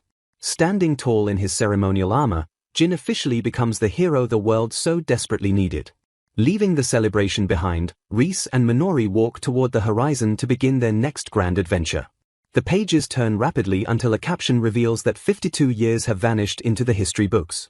Standing at a doorway, Reese looks into the distance with a steady, unchanged gaze that has watched the world evolve. A swift carrier pigeon flies toward a large wooden building carrying a heavily bound newspaper. The tiny bird lands upon the wooden windowsill loudly cooing to announce its special delivery. Stretching his arms happily, Lise grabs the freshly delivered newspaper from the sunny wooden windowsill. Seeking a comfortable reading spot, Lise settles down peacefully against a massive ancient tree trunk. Smiling brightly at the front page, he eagerly begins reading the exciting special news section. The article excitedly details hero party League conquering the first SS rank dungeon in the Empire. Lise chuckles warmly, noting today's paper publishers the 8th thrilling episode regarding Jin Flitz's awakening. Reading about Jin's exploits, Lise realizes exactly 111 years have passed since reincarnation. Deep within the vast Vastira forest, Lise and Minori peacefully continue their quiet, isolated lives.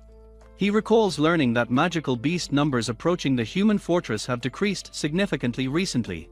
Older elves happily share peaceful meals with their kind grandchildren, returning safely to Quarter village. Receiving Quarter specialty products annually reminds them of the enduring peace spreading across the lands. Lise considers teaching miasma removal magic to Gallius to bridge the human and demon realms. Analyzing the positive news, Lise happily concludes that demon realm reconstruction appears incredibly close today. Hearing a sudden sharp swoosh nearby, he completely shifts his attention away from the newspaper. Minori elegantly executes a highly advanced fire attribute magic attack called the Heat Haze Sword. Gripping her blazing weapon fiercely, she perfectly channels explosive fiery energy through her powerful stance. Observing her flawless swinging technique, Lise warmly admits having absolutely no complaints regarding her form. Blushing brightly with sheer joy, Minori happily thanks Lise for his incredibly rare verbal praise. Lise internally admires her incredibly cute reaction alongside her undeniably beautiful and precise sword lines. Basking in his warm praise, Minori fondly recalls refusing to join Jin's departing hero party. She clearly remembers Jin earnestly asking her to reconsider joining their heroic adventuring party beforehand. Lise remembers Jin enthusiastically inviting Minori immediately after the brutal battle with the Demon King. Stubbornly rejecting their kind offer, she firmly claimed she still had important personal business remaining. Watching her resolute back quietly, Lise secretly pondered whether he should gently stop her decision. He internally debated whether letting her remain hidden away truly benefited Minori's overall personal growth. Smiling with absolute radiance, Minori passionately declared she decided to spend her entire life alongside him. Accepting her unwavering resolve, Lise gently promised to cheer for his junior disciple's ultimate success. Waving cheerfully, Jin loudly announced finding something completely new he passionately wanted to accomplish next. Waving warmly at their departing friends, Minori and Lise offered their typical cheerful daily farewells. Lise warmly acknowledges that Minori has faithfully stayed by his side every day ever since. Peeking curiously over his shoulder, Minori cheerfully asks if he is reading today's evening paper. Stammering slightly with a nervous drop of sweat, Lise hesitates to reveal the main feature. Minori closely inspects the paper while Lise visibly sweats, knowing it features Jin's heroic party. They gratefully appreciate Gallius thoughtfully sending carrier pigeons over the dangerous mountains just for them. Lise thoughtfully watches Minori diligently executing her intense daily training routine with her heavy sword. Spending comfortable domestic time together, they happily collaborate on cooking delicious warm meals every day. Sharing warm joyful smiles, they peacefully enjoy eating together while engaging in constant silly chats. Enjoying quiet peaceful afternoons, the comfortable pair spends hours silently reading ancient magical grimoires together. Concluding their wonderfully peaceful days, they comfortably share quiet restorative slumber, sleeping safely beside each other. Minori approaches Rise's quiet house under the starry night to urgently discuss a very important matter. Staring intently into her eyes, he seriously questions if she can truly accomplish her hidden desires. He presses further to discover exactly what secret ambition she passionately wants to pursue right now. Minori passionately declares her dream to open a swordsmanship dojo to preserve Rise's precious combat techniques. Standing nervously before her master, she humbly requests formal permission to spread his powerful fighting techniques. Smiling warmly at her earnest request, Rise gently assures her she requires absolutely no formal permission. Granting his full approval, he cheerfully asks the ecstatic girl if she has a location prepared. Radiating pure joy, Minori explains that Gallius previously introduced her to a perfect vacant fortress plot. She vividly recalls a kind woman offering the remains of an old diner for her use. Rise softly agrees that the deceased owner would be immensely happy seeing Minori utilize the space. Clutching her chest with burning determination, Minori vows to build a respectable dojo honoring Silpher's legacy. As peaceful days seamlessly blend together, relentless time marches forward without stopping for the quiet couple. Rise solemnly realizes the agonizing speed of passing time feels entirely different for him and Minori. He grimly reflects upon the tragic reality that the fragile human race ages much faster natively. Compared to the incredibly long-lived elven race, a human lifetime passes by in a mere blink. While Rhys possesses nearly 900 remaining years, Minori painfully lacks that vast amount of time. Staring thoughtfully into the quiet distance, Rhys desperately searches his mind for any impossible saving method. A daring and dangerous theoretical concept suddenly crosses his brilliant mind regarding a mysterious reincarnation factor. He intently considers analyzing the terrifying magical power he previously stole directly from the defeated Demon King. His eyes widen as he contemplates miraculously transplanting that stolen demonic reincarnation factor directly into Minori. Watching her wash dishes, Rhys softly asks Minori about potentially reviving in this world's distant future. He carefully questions exactly what she would do if given the miraculous chance to live again. Pausing her simple chores, Minori thoughtfully considers the strange hypothetical scenario of being born again someday.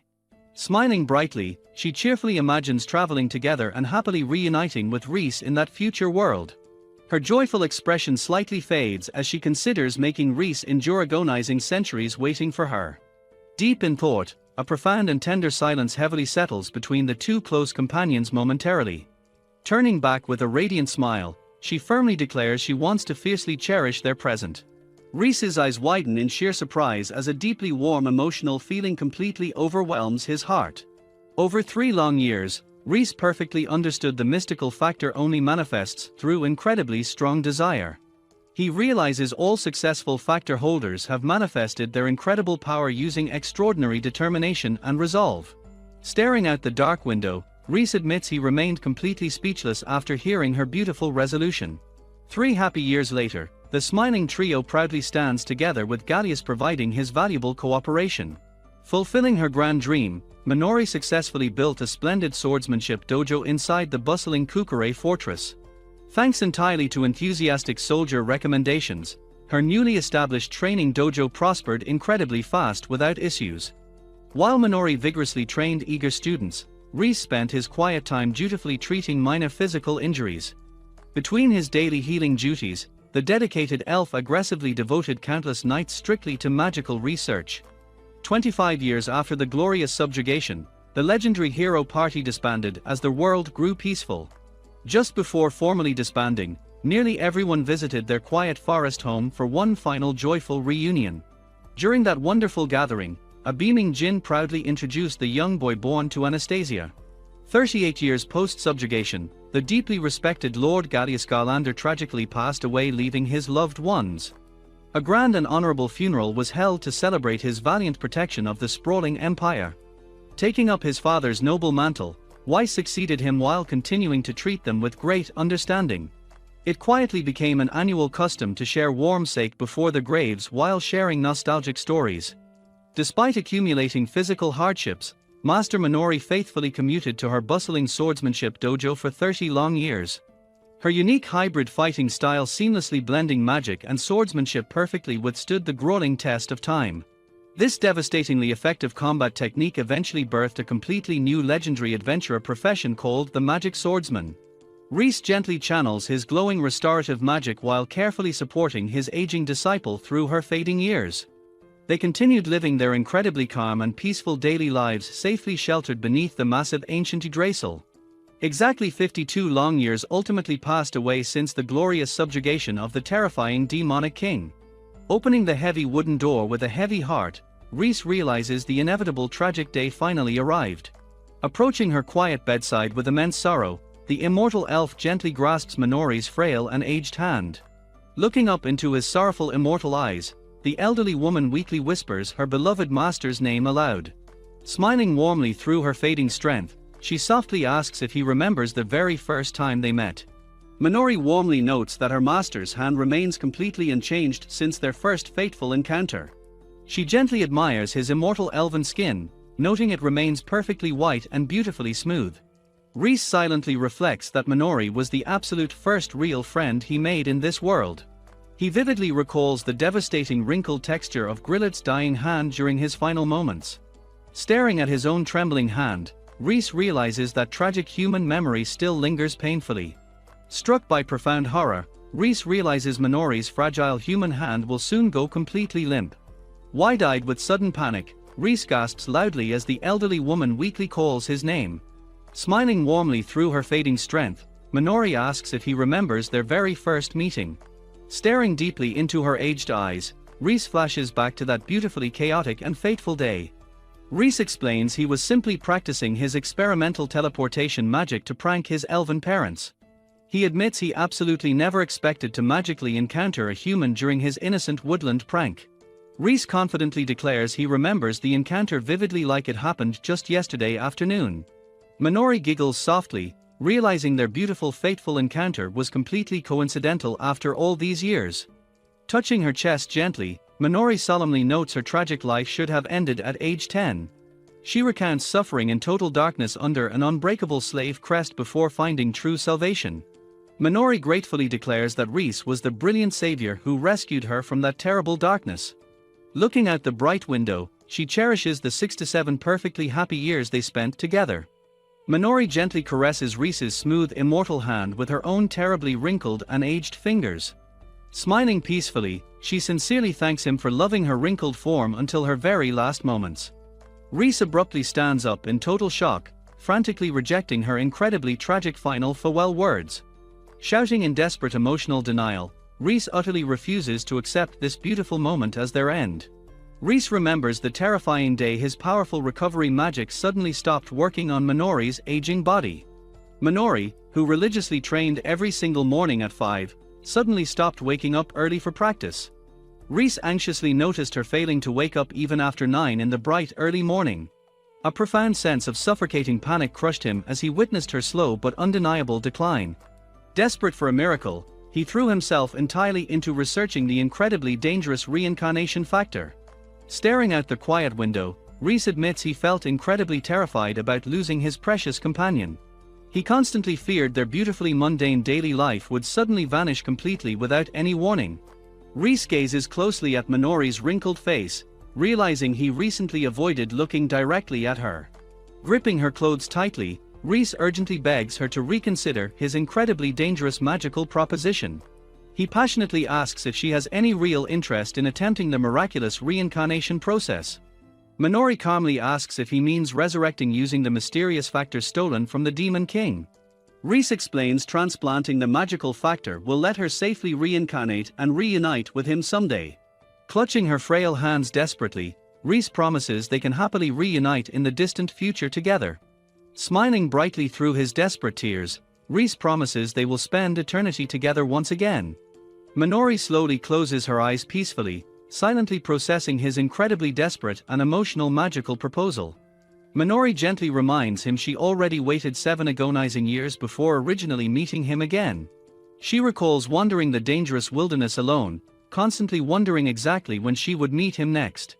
Driven by that pure hope, she relentlessly swung her heavy sword through all those lonely years. Chuckling warmly, Minori playfully teases her flustered master that waiting so long was actually quite difficult. Minori warmly declares that those 7 agonizing years apart felt like a completely endless eternity. She solemnly admits that waiting so incredibly long for her beloved felt like profound torture. Minori explains she absolutely refuses to make her beloved master wait centuries for her reincarnation.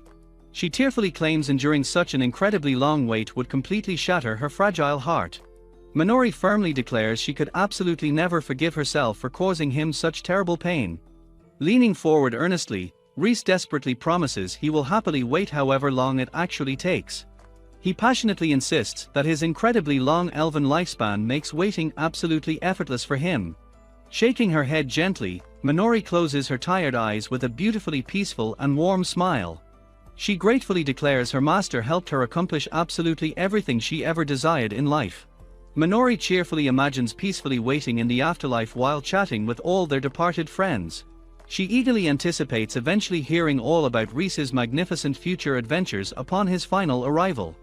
Reese listens quietly as she vividly describes their wonderfully beautiful eventual reunion in the afterlife. She warmly promises to find excellent local sake while waiting patiently for his eventual arrival. Reese solemnly reflects how he never found true satisfaction during his tragic original human life. He respectfully admires how Minori lived her beautiful current life absolutely completely without any regrets. Staring down quietly, Reese desperately asks if there remains absolutely anything else he can do. He urgently begs the dying woman to request one final favor before she completely departs. Smiling softly at her master, Minori playfully announces she actually has one final precious request. Gazing lovingly into his eyes, she gently asks him to remain here throughout the day. She weakly begs him to stay firmly by her side until she finally falls asleep. Gripping her frail hands tightly, Reese tearfully promises to grant her beautiful final request immediately. Minori slowly closes her tired eyes as immense peacefulness completely washes over her fragile body. Holding her incredibly close, Reese fiercely promises he will absolutely remain by her side forever. Later that dark midnight, Minori quietly passes away peacefully while resting gently within his arms. The beloved swordsman tragically breathes her final breath at exactly 77 years of age. Staring at his own empty hand, Reese mournfully notices how terrifyingly pale her skin became.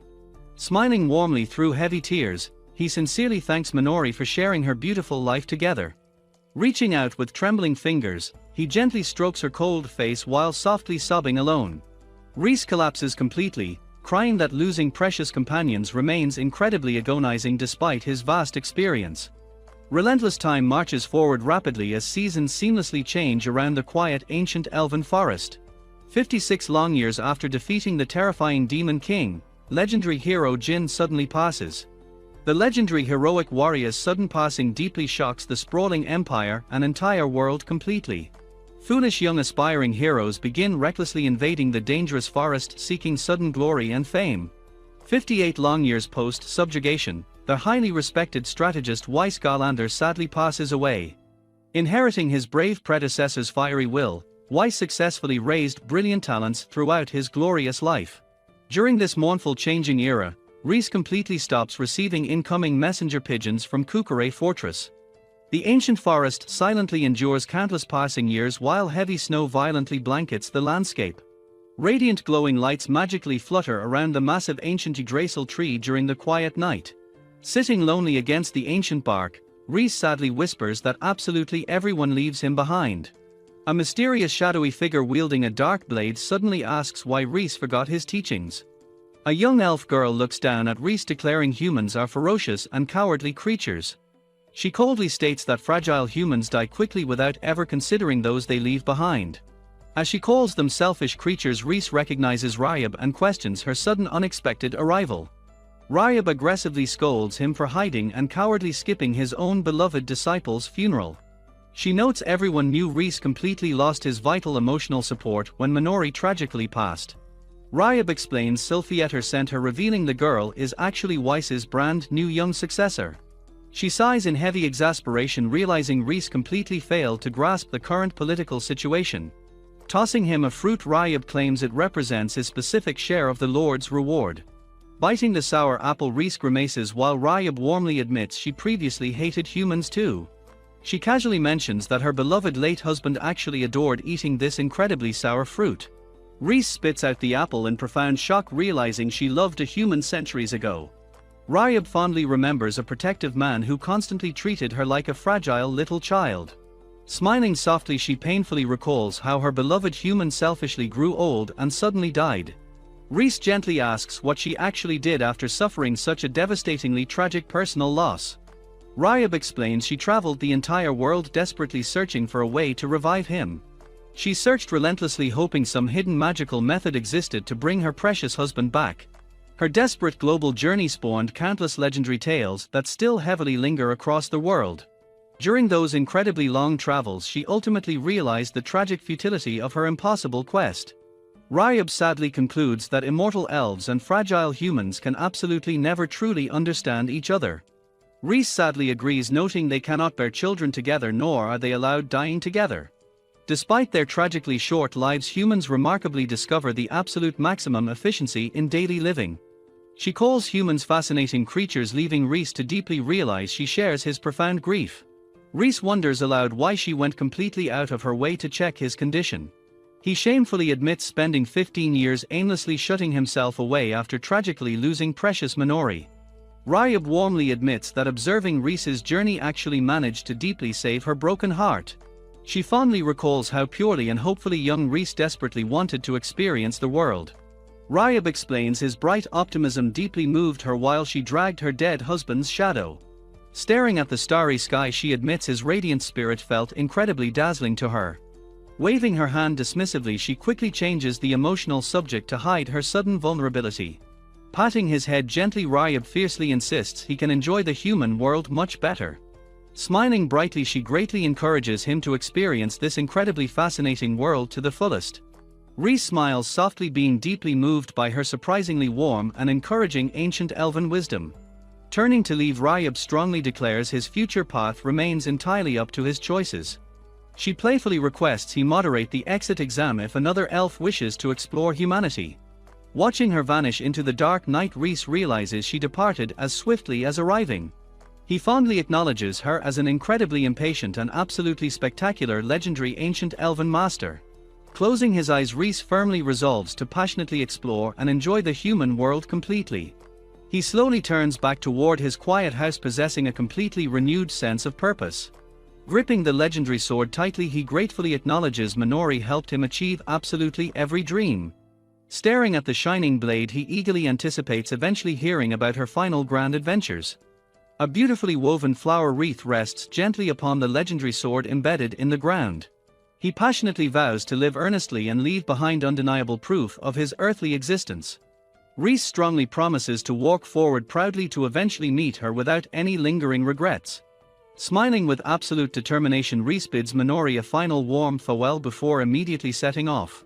Donning his heavy cloak, Rhys Klein boldly steps forward to embrace his remaining 8 centuries. He enthusiastically vows to live out his remaining centuries until finding absolute and perfect satisfaction. A beautifully grand and incredibly expansive mansion stands quietly beneath the dramatically darkened evening sky. Inside a dimly lit room, concerned family members gather closely around an intricately decorated bed. The gathered crowd loudly exclaims in profound awe while staring at the miraculously recovering patient. A highly grateful nun desperately wonders exactly how she can properly thank their miraculous savior. Humbly refusing direct gratitude, they completely attribute this miraculous recovery to the glorious Savior's power. Bringing her hands together, the highly devout nun gently invites everyone present to pray immediately. The deeply devoted sisters close their eyes peacefully while earnestly praying for divine holy protection. Utterly devastated ancient woodlands reveal violently shattered trees and deeply scorched earth stretching completely forever. Wiping heavy sweat from his brow, Rhys completely exhausts himself, defeating the 4th terrifying monster. He heavily notes these abnormally strong individuals appear too frequently near the dangerous demonic border. Over 10 incredibly long years have passed since Rhys formally left his beloved forest home. Seeking dangerous miasma mastery, he relentlessly travels using a dark grimoire obtained from demonic territories.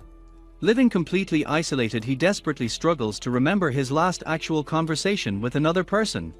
Tossing the dead beast into subspace, he realizes his current lonely life mirrors his early reincarnation. He intently studies the dangerous slain monster, noticing it possesses an incredibly dense demonic miasma. Despite successfully defeating the Demon King, he heavily notices the terrifying miasma constantly increasing everywhere. Staring thoughtfully upward, he deeply wonders what exactly currently unfolds within the distant human realm. Suddenly freezing in sheer panic, his elven eyes widen drastically at a terrifying personal realization. Opening his magical storage, he aggressively panics, discovering his precious food supply completely and severely depleted. He tragically realizes he survived his 15-year emotional depression purely upon his father's provisions. Recalling his previous human life, he vividly remembers miserably eating nothing but cheap cup noodles. He fondly admits his only truly healthy dietary period occurred while living alongside precious Minori. A deeply profound melancholy heavily washes over him while intensely missing her wonderful warm cooking. A sudden violent crash instantly shatters his peaceful nostalgia as countless terrifying enemies brutally approach. A fiercely armed warrior woman bursts through the dense brush, staring at Rhys in complete disbelief.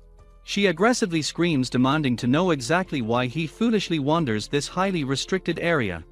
Blinking in total confusion, the bewildered elf completely admits possessing absolutely no geographical restricted knowledge. She frantically explains normal human people absolutely cannot enter this terrifying and deadly monster nest. Grabbing his arm tightly, she violently drags him away, fiercely warning that hesitation guarantees death. A terrifying bestial roar suddenly violently rips through the incredibly tense and highly dangerous forest. Urging him rapidly forward, the desperate warrior woman aggressively commands him to sprint for his life. Two massive demonic hunting hounds aggressively charge forward, violently crushing absolutely everything within their brutal path. She terrifiedly identifies the rapid pursuing beasts as highly dangerous A-rank Yugas hound magic dogs.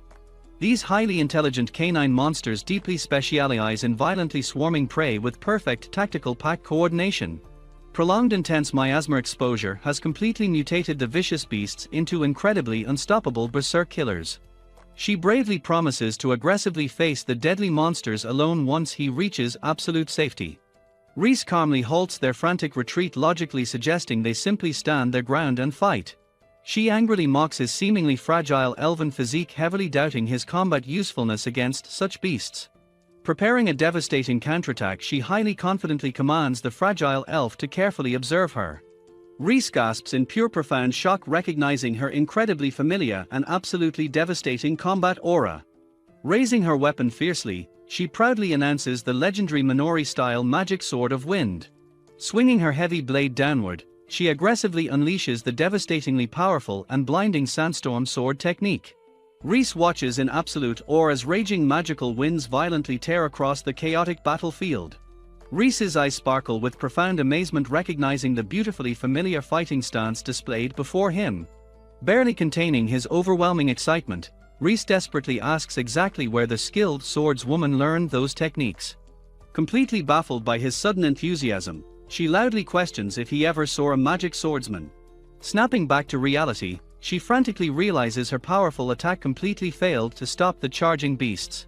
Stepping confidently forward, Reese gently tells the stunned magic swordswoman to carefully watch his upcoming counterattack. The terrified warrior violently screams at him, completely unable to comprehend his sudden suicidal bravado. Smiling brightly beneath his hood, Reese confidently promises to demonstrate the hidden power within his slender frame. Unleashing volatile dark magic, Reese violently binds the aggressive hounds using massive crushing tendrils of shadowy energy. The bewildered swordswoman gasps in sheer disbelief, watching the supposedly fragile stranger completely overpower the deadly monsters. Channeling raw arcane energy deeply into his very muscles, Reese aggressively activates a powerful physical hardening magic. Lunging forward with explosive speed, he ruthlessly crushes the terrifying hounds using the devastating beast bone fist. Inspecting his trembling fist critically, Reese completely ignores the utterly speechless warrior while analyzing his decaying muscle strength. Trembling with profound shock, the baffled swordswoman desperately demands to know the mysterious and overpowered stranger's true identity. Pulling back his dusty hood, he calmly introduces himself as the wandering elven traveler named Reese Klein. Flashing a wonderfully radiant smile, Reese sincerely thanks the brave swordswoman for attempting to save his life. The terrified swordswoman aggressively stumbles backward while loudly screaming in absolute disbelief at encountering a legendary elf. Laughing nervously through her intense shock, she admits this marks her very first encounter with the mythical species. Frantically rummaging through his pockets, Reese internally curses his elven master while awkwardly searching for traditional woodland nuts. Apologizing sincerely, she awkwardly offers to guide him toward a highly reputable local tavern as a fitting reward. Reese enthusiastically accepts her generous tavern invitation while anticipating devouring some incredibly delicious and badly needed human cuisine. Smiling confidently, she proudly introduces herself as Louise Vart, a dedicated practitioner of the legendary Minori style. She proudly mentions training directly under Kyle Osman, a highly respected master operating within their rapidly growing faction. Reese instantly recalls her specific master, accurately describing Kyle as a massive imposing warrior possessing a thick dark beard. Surprised by his highly accurate description, Louise wonders how he recognizes her specific master but ignores modern magic swordsman. Shrugging off the strange magical inconsistency, Louise cheerfully motions for the immortal elf to closely follow her lead. Walking quietly behind his new companion, a profound sense of beautiful nostalgia heavily washes over the immortal traveler. Reese smiles warmly, realizing Minori's incredible legacy and fighting spirit perfectly survived the relentless passage of passing centuries. Beautiful glowing memories gracefully flood his peaceful mind as Minori's sweet voice warmly echoes across his eternal soul.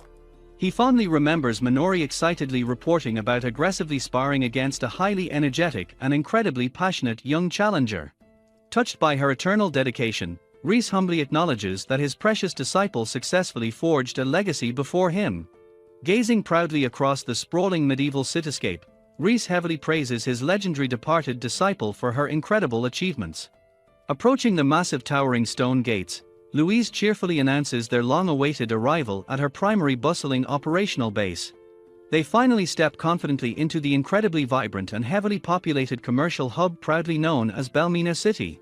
Peeking curiously beneath his heavy travel hood, Reese openly marvels at the incredibly dense and highly active human population. Happily devouring hot local street food, Reese completely melts into sheer bliss while savoring the incredibly delicious culinary masterpiece. Blinking in absolute profound astonishment, Reese completely freezes while aggressively processing the unbelievable and highly diverse bustling crowd. He stares completely flabbergasted as countless diverse demi-humans peacefully walk alongside normal humans through the incredibly busy streets. Reese stares completely flabbergasted as heavily armored dragon knights casually walk through the incredibly busy streets. Louise proudly explains this bustling commercial city serves as a massive central hub for diverse demi-human interaction. Gesturing toward a grand building, she explains this specific location holds an incredibly unique geographical political position. She casually mentions powerful elites utilize this massive commercial hub as a bizarre social experimental special zone. Grabbing his shoulder affectionately, she assures him that rare elves easily blend into this chaotic melting pot. Reese internally marvels at how drastically the entire human world changed during his 25-year isolation. Staring up at the towering architecture, he peacefully contemplates this beautiful newly forged world of demi-human coexistence. Suddenly turning around with a bright smile, the energetic swordswoman cheerfully attempts to grab his divided attention. Reese quickly interrupts her sentence by nervously requesting she strictly address him using his human surname Klein. She declares their destination is the Adventurer Guild while assuring him using his first name remains fine. Laughing heartily at his sudden paranoia, she loudly declares elven names carry an entirely different modern weight. Staring intensely with narrowed eyes, she gravely warns that specific name dangerously attracts heavily unwanted violent attention. Gesturing toward the shadowy alleyways, she strictly advises extreme caution whenever mentioning that heavily loaded ancient name. Standing cautiously near the stone archway, a deeply confused Reese desperately demands immediate clarification regarding his name.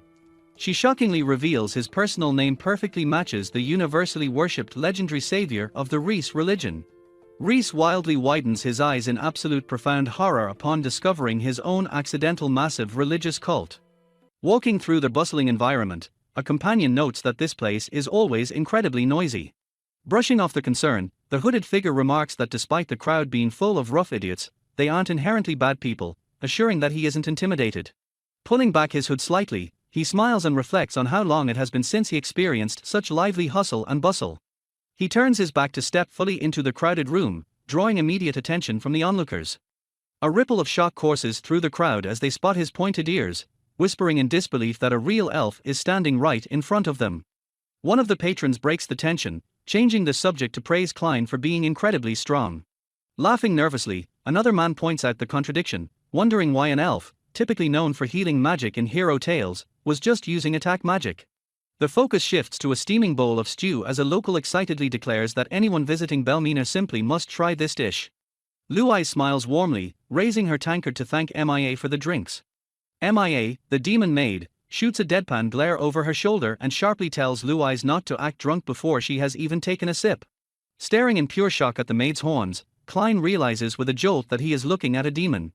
Noticing his surprise, Mia casually asks why he is there and wonders if this is his first time seeing a demon in person. Klein stammers that it isn't his first time, though Louise quickly interjects to mock his shock, pointing out the hypocrisy of an elf intruding on human and demon territory. Poking his cheek playfully, Louise warns Klein not to get any weird or hostile ideas while they are here. She then points across the room, directing his attention to a formal notice pinned to the wall. The document outlines the Interspecies Co-Prosperity Order Ordinance, explicitly prohibiting discrimination, insults, or attacks against elves, demons, and demi-humans under penalty of law. The text officially mandates that this law, enacted by the ruling lord to ensure order, applies equally to all residents and visitors in the territory. Klein quietly wonders when such a law was established, prompting Louise to admit she also finds it strange that elves were specifically named. She notes the irony that elves, a race almost no one has ever actually seen, are listed at the very top of the protection order. Throwing her head back, Louise aggressively chugs her drink and lets out a loud, satisfied gasp. Klein's eyes widen as he reads the signature on the mandate, identifying the ruler as Gerald Garlander, the governor of the Owl Empire's Belminer Special Commercial Zone. Recognizing the Garlander family name, a wave of profound realization washes over his face. Clutching his cloak, he smiles softly to himself, finally understanding the true intent behind the city's welcoming laws. He marvels at how the ideals left behind by his old friends, Grillet, Garius, and Weiss, have been continuously and faithfully passed down through the long years. Looking incredibly at peace, Klein accepts that this harmonious city might just be the ultimate legacy the humans left behind for the world. The quiet moment is broken as Louise slams another massive tankard of ale onto the table. She tips the barrel-sized mug back, gulping the liquor down with terrifying speed while Klein watches in mild concern. Wiping her mouth, Louise pivots the conversation, recalling that Klein had mentioned his name is shared by a divine messenger. Klein looks visibly confused as she clarifies that she was referring to the revered savior Reese. Shrugging off the theology, Louise proudly declares that since they are fighters, they only care about reaping the practical benefits of the faith. Before she can finish her thought, battered men burst through the tavern doors, screaming that a monster stampede has broken out in the Verald Great Forest. They haul in a severely wounded comrade infected by dense miasma, desperately begging for a priest from the order to heal him. Spotting a creeping black bruise on the victim's arm, Klein freezes in terror, instantly recognizing it as the exact same affliction that once cursed Grillet. MIA rushes forward, grimly informing the men that the Reese priests are currently praying at the main temple and are unavailable. Her expression tightens with genuine distress as she warns them that waiting for the priests might mean they won't make it in time to save the man. Snapping into action, she orders someone to alert the main temple while instructing others to carry the dying man to the back treatment room. MIA then commands the entire guild, declaring this a state-sponsored emergency request and ordering all capable adventurers to prepare for immediate deployment. The tavern erupts into fierce, greedy cheers as the mercenaries realize a state-funded mission means a massive payout. Watching the rowdy crowd gear up, Louise looks back with a sigh, muttering about the recent spike in beast disasters and wondering what their next move should be. She turns to ask her companion for a plan, only to jump in shock when she realizes Klein has already vanished from his seat. Klein steps forward, earnestly asking MIA to let him assist in treating the sick and wounded. Sweating slightly, MIA looks at him in confusion and asks if he is an elf customer. She questions his ability to help, noting that he doesn't appear to possess a miasma crystal. Klein repeats the term, miasma crystal, with visible confusion. Turning his attention back to the patient, Klein notes with alarm that the miasma pollution is spreading far too quickly. He recalls that Grillet's infection took 10 years to circulate, whereas this man will die in less than an hour at this rate. Stepping up with a serious expression, he announces that he has previously cured miasma using extreme-level recovery magic. Admitting he isn't sure if it will work on this new strain, he pleads for them to let him try since they are out of time. He barks at Louise to help carry the man to the treatment room, prompting her to immediately comply despite her lack of understanding. MIA stares in absolute shock, stating she has never heard of anyone capable of extreme-level recovery magic and demanding to know who he really is. Looking back with fierce determination, he boldly declares himself to be Reese Klein of the Elf tribe. MIA stares blankly for a second before muttering that she thought the name, Reese, was forbidden to use. Snapping out of her daze, MIA scolds him, yelling that if he is with the Reese order he should have said so from the very beginning. She firmly entrusts the patient to his care, completely ignoring his awkward attempt to correct her misconception. Louise calls out that the patient is in the treatment room, leaving Klein to quietly hope that this misunderstanding might actually work in their favor. The patient rides on the bed, panting heavily as bystanders panic over his rapidly deteriorating state. Louise watches with bated breath, trusting Klein to do whatever it takes to save the man. Channeling his energy, Klein confidently states that he trained continuously in the forest for 100 years. The onlookers gasp in sheer disbelief at the mention of a century of training. Assessing the critical situation, Klein realizes he has no time to heal physical injuries and must prioritize neutralizing the miasma. Throwing his arms wide, he unleashes his extreme-level recovery magic, summoning the light of rebirth. A massive, blinding column of magical light erupts from his body and engulfs the entire room. The blinding radiance washes over the onlookers, drawing awestruck gasps from the crowd. Louise shields her eyes from the brilliant glow, utterly stunned that this is what extreme-level recovery magic looks like. Despite the spectacular display, Klein narrows his eyes in dread and mutters that something is wrong.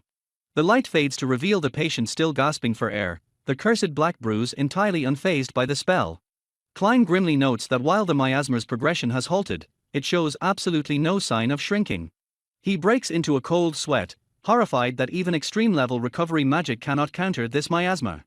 Grabbing his shoulder, Blue-Eyes urgently shouts his name to snap him out of his shocked trance. The doors burst open as a panicked maid rushes in, screaming that more emergency patients have arrived. Several heavily injured adventurers are hauled into the clinic, slumping against the stone archway. Despair spreads through the room as someone curses that even the grimoires retrieved from both human and demon territories are useless against this threat. They grimly confirm that they possess no magic specifically effective against miasma other than the light of rebirth. Klein calculates the grim reality, realizing that if he stops casting, this patient's entire body will be consumed by the curse. He grits his teeth in frustration, knowing that draining his mana on one person means abandoning the new arrivals.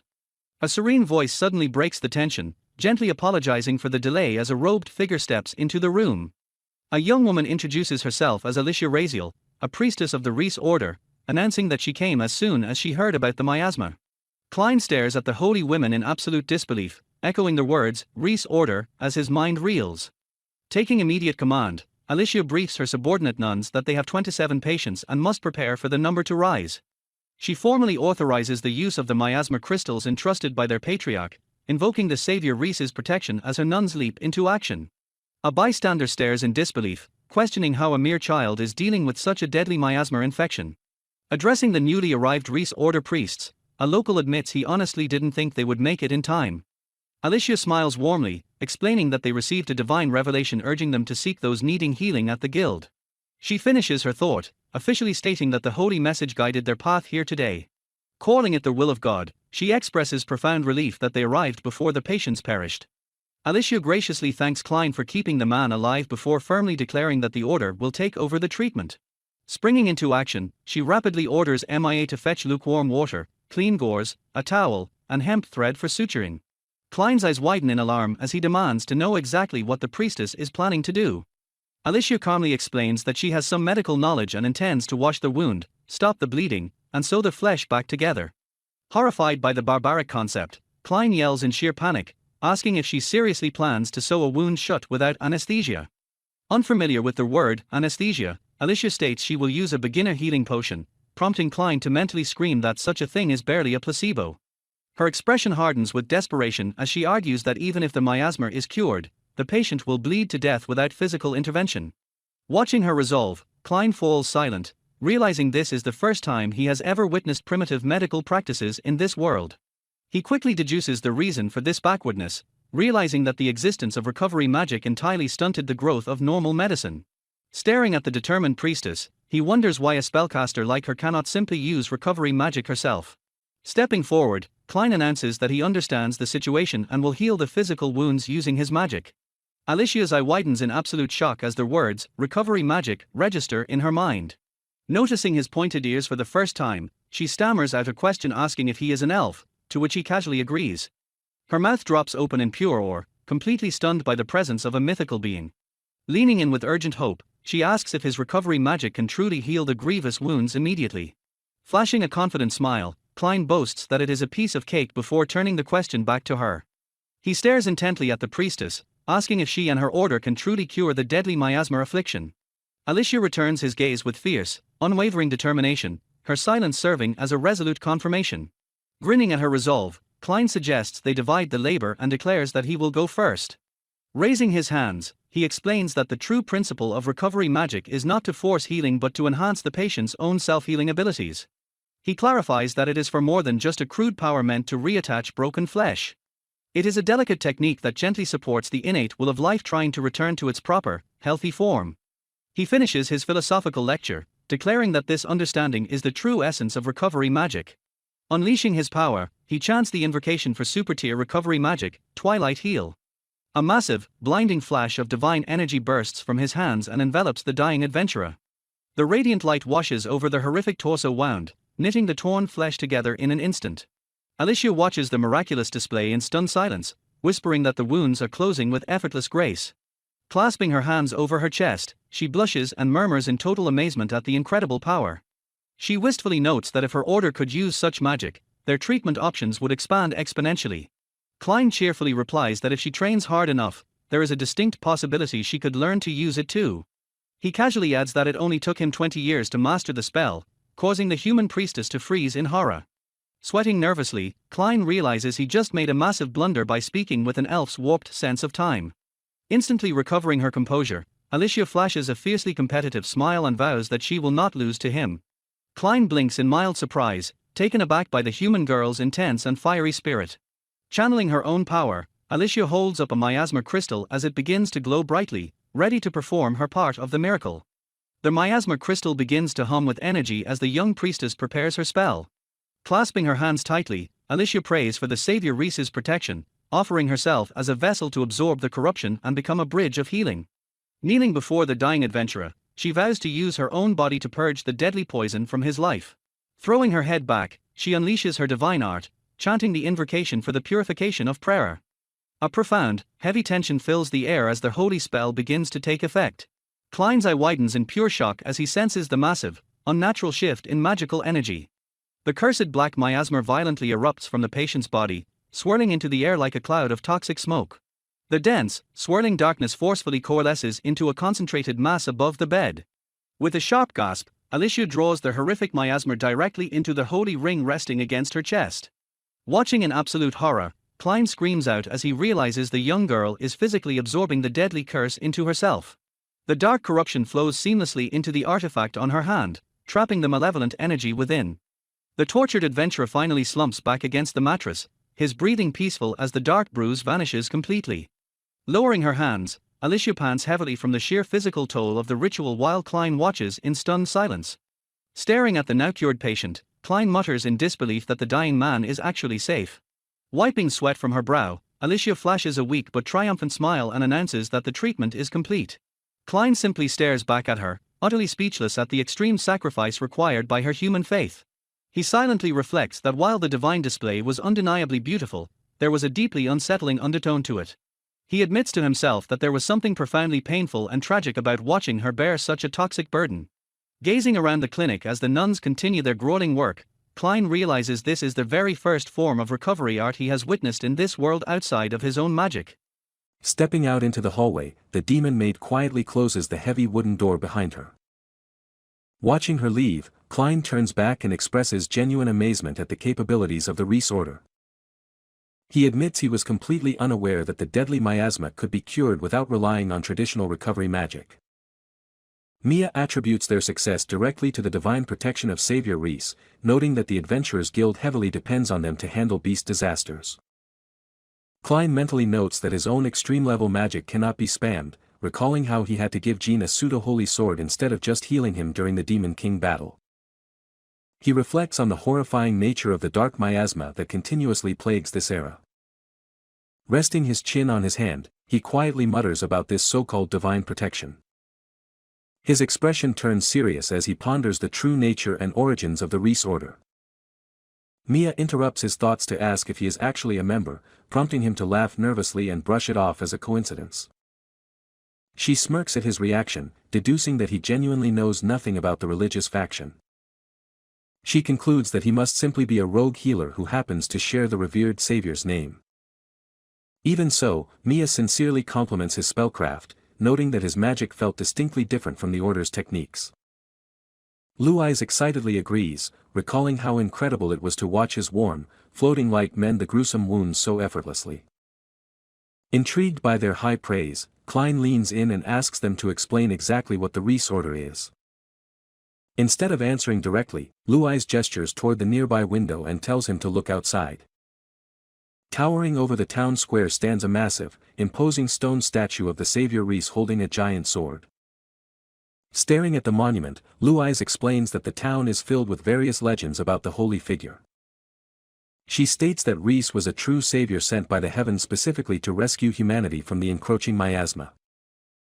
The Order was built to worship her, and only their chosen priests possessed the divine authority to repel the dark corruption. Smiling fondly, Louise declares that the religious faction has become the ultimate beacon of hope for everyone in the city. Mia solemnly agrees, adding that what used to be a terrifying, incurable disease is now swiftly purged by the dedicated priests. Observing their deep faith, Klein realizes just how implicitly the locals trust these miracle workers.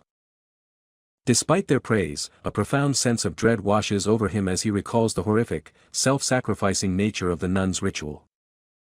Luai shifts the conversation, loudly complaining that the real issue is the relentless beast stampedes. She throws her hands up in exasperation, frustrated that the monsters attack every 2 weeks without a single warning sign. Mia scolds her for expecting nature to hold back, though she begrudgingly admits that the frequency is absurd. Klein's eyes narrow in deep suspicion, absolutely certain that the Demon King was permanently eradicated from this world. He knows the tyrant lost his reincarnation factor, making any dark resurrection completely impossible. His mind races with dark implications, realizing it makes zero sense for so many miasma victims to be appearing in an era of peace.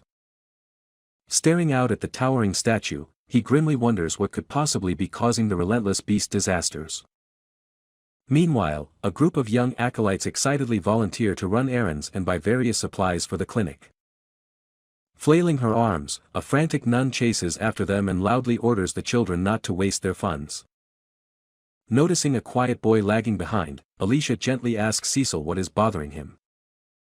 She smiles warmly, telling him he can use his special reward from the recent treatment to buy whatever he likes.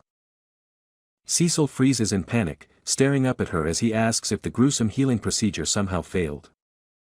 He quickly waves his hands to cover his slip, insisting that nothing is wrong and praising the treatment as perfect.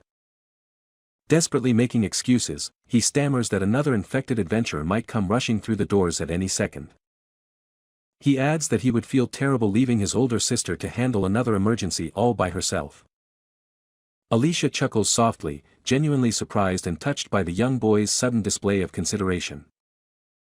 She reassures him that he doesn't need to worry, explaining that the guild confirmed all deployed adventurers have already safely returned. Alicia calmly announces that the team is currently formulating a strategy and preparing to deploy in order to suppress the recent beast stampede. Turning to Cecil, she gently assures the young boy that he can take the entire day to rest and recover. Leaning over the railing, Luai flashes a friendly grin and asks the boy if it has been a while since he visited the lower town. She playfully reminds him that since he just helped save a life, he shouldn't feel guilty about enjoying a little well-deserved fun. Alicia chimes in with a warm smile, reassuring him that the divine heavens will happily watch over his day of rest. Clenching his pendant, Cecil looks down with a hesitant but determined expression and quietly agrees. Flinging the heavy door open, the boy excitedly thanks them and announces he is heading out. He sprints across the cobblestone courtyard, eager to enjoy his rare day off. Watching him leave, Alicia's expression suddenly shifts to deep concern as she wonders if he experienced any physical anomalies during the treatment. Recalling his cheerful face, she remembers how he confidently declared that he was feeling perfectly fine. A hesitant voice suddenly breaks her train of thought. She turns to see Klein standing there, awkwardly trying to recall her name while she addresses him with deep reverence as the Lord Elf. Klein earnestly praises the Reese Order, noting how incredibly proficient they are at handling miasma if even their children can perform treatments. Alicia shakes her head in awe, pointing out that Mia told her how he managed to halt the miasma's progression entirely without using a miasma crystal. Gazing at him with genuine respect, she admits that such a miraculous feat is completely impossible for her order to replicate. Klein stares at the priestess in mild surprise as a sudden presence makes itself known in the courtyard. Realizing who has arrived, Alicia instantly panics and bows deeply, frantically apologizing for rushing out of the main hall during an important prayer session. A distinguished man named Gamers approaches with a serene smile, calmly raising his hand to dismiss her panicked apology. He gently comforts the young priestess, stating that they should instead rejoice that the divine oracle's prediction came true. Turning his perceptive gaze toward Klein, the man smoothly identifies him as a member of the elusive elf tribe. Alicia quickly introduces Klein, explaining that his emergency intervention saved the patient's lives before the order could arrive with their crystals. Gamers clasps his hands together and formally introduces himself as the leader of the Reese Order, bowing his head in profound gratitude for the elf's help. Maintaining his cover, Klein casually introduces himself as nothing more than a simple, wandering elf.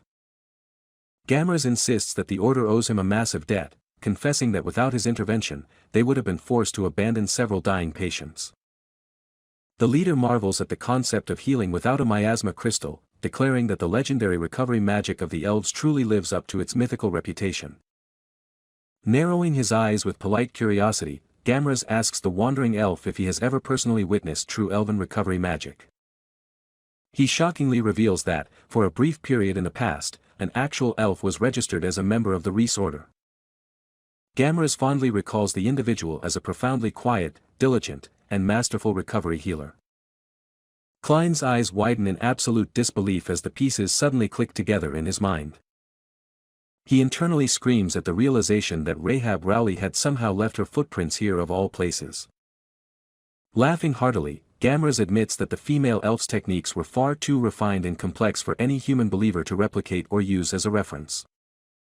Because of that limitation, he explains that the order has shifted its focus to aggressively teaching its priests practical medical arts. Klein mentally connects the dots, realizing that since true recovery magic is impossibly rare, the humans naturally evolved and advanced their own medical science to compensate. Returning to the pressing mystery, Klein directly asks the leader how they cure the miasma, questioning if it relies on a specific magic tool. Gamras gently corrects him, stating that their method is far more sublime than a mere magical trinket. He cryptically describes the miasma crystal as a sacred stone forged when God chipped away his own physical body to seal the dark corruption. Klein stares in horrified confusion, repeating the phrase as he tries to comprehend the gruesome theology.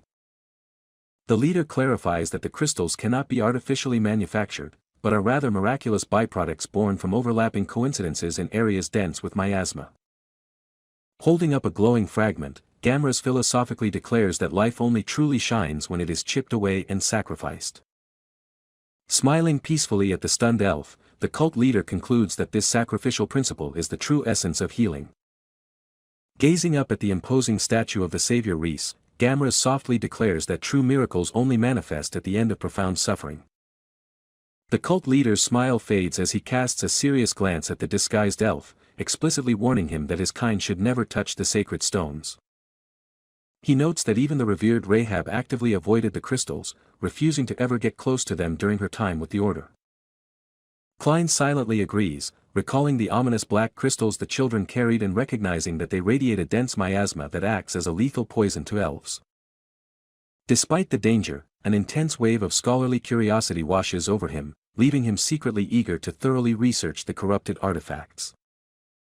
Changing the subject with a dismissive wave, Gamras pivots the conversation by bringing up the divine oracle, admitting it has been a long time since he last heard it himself.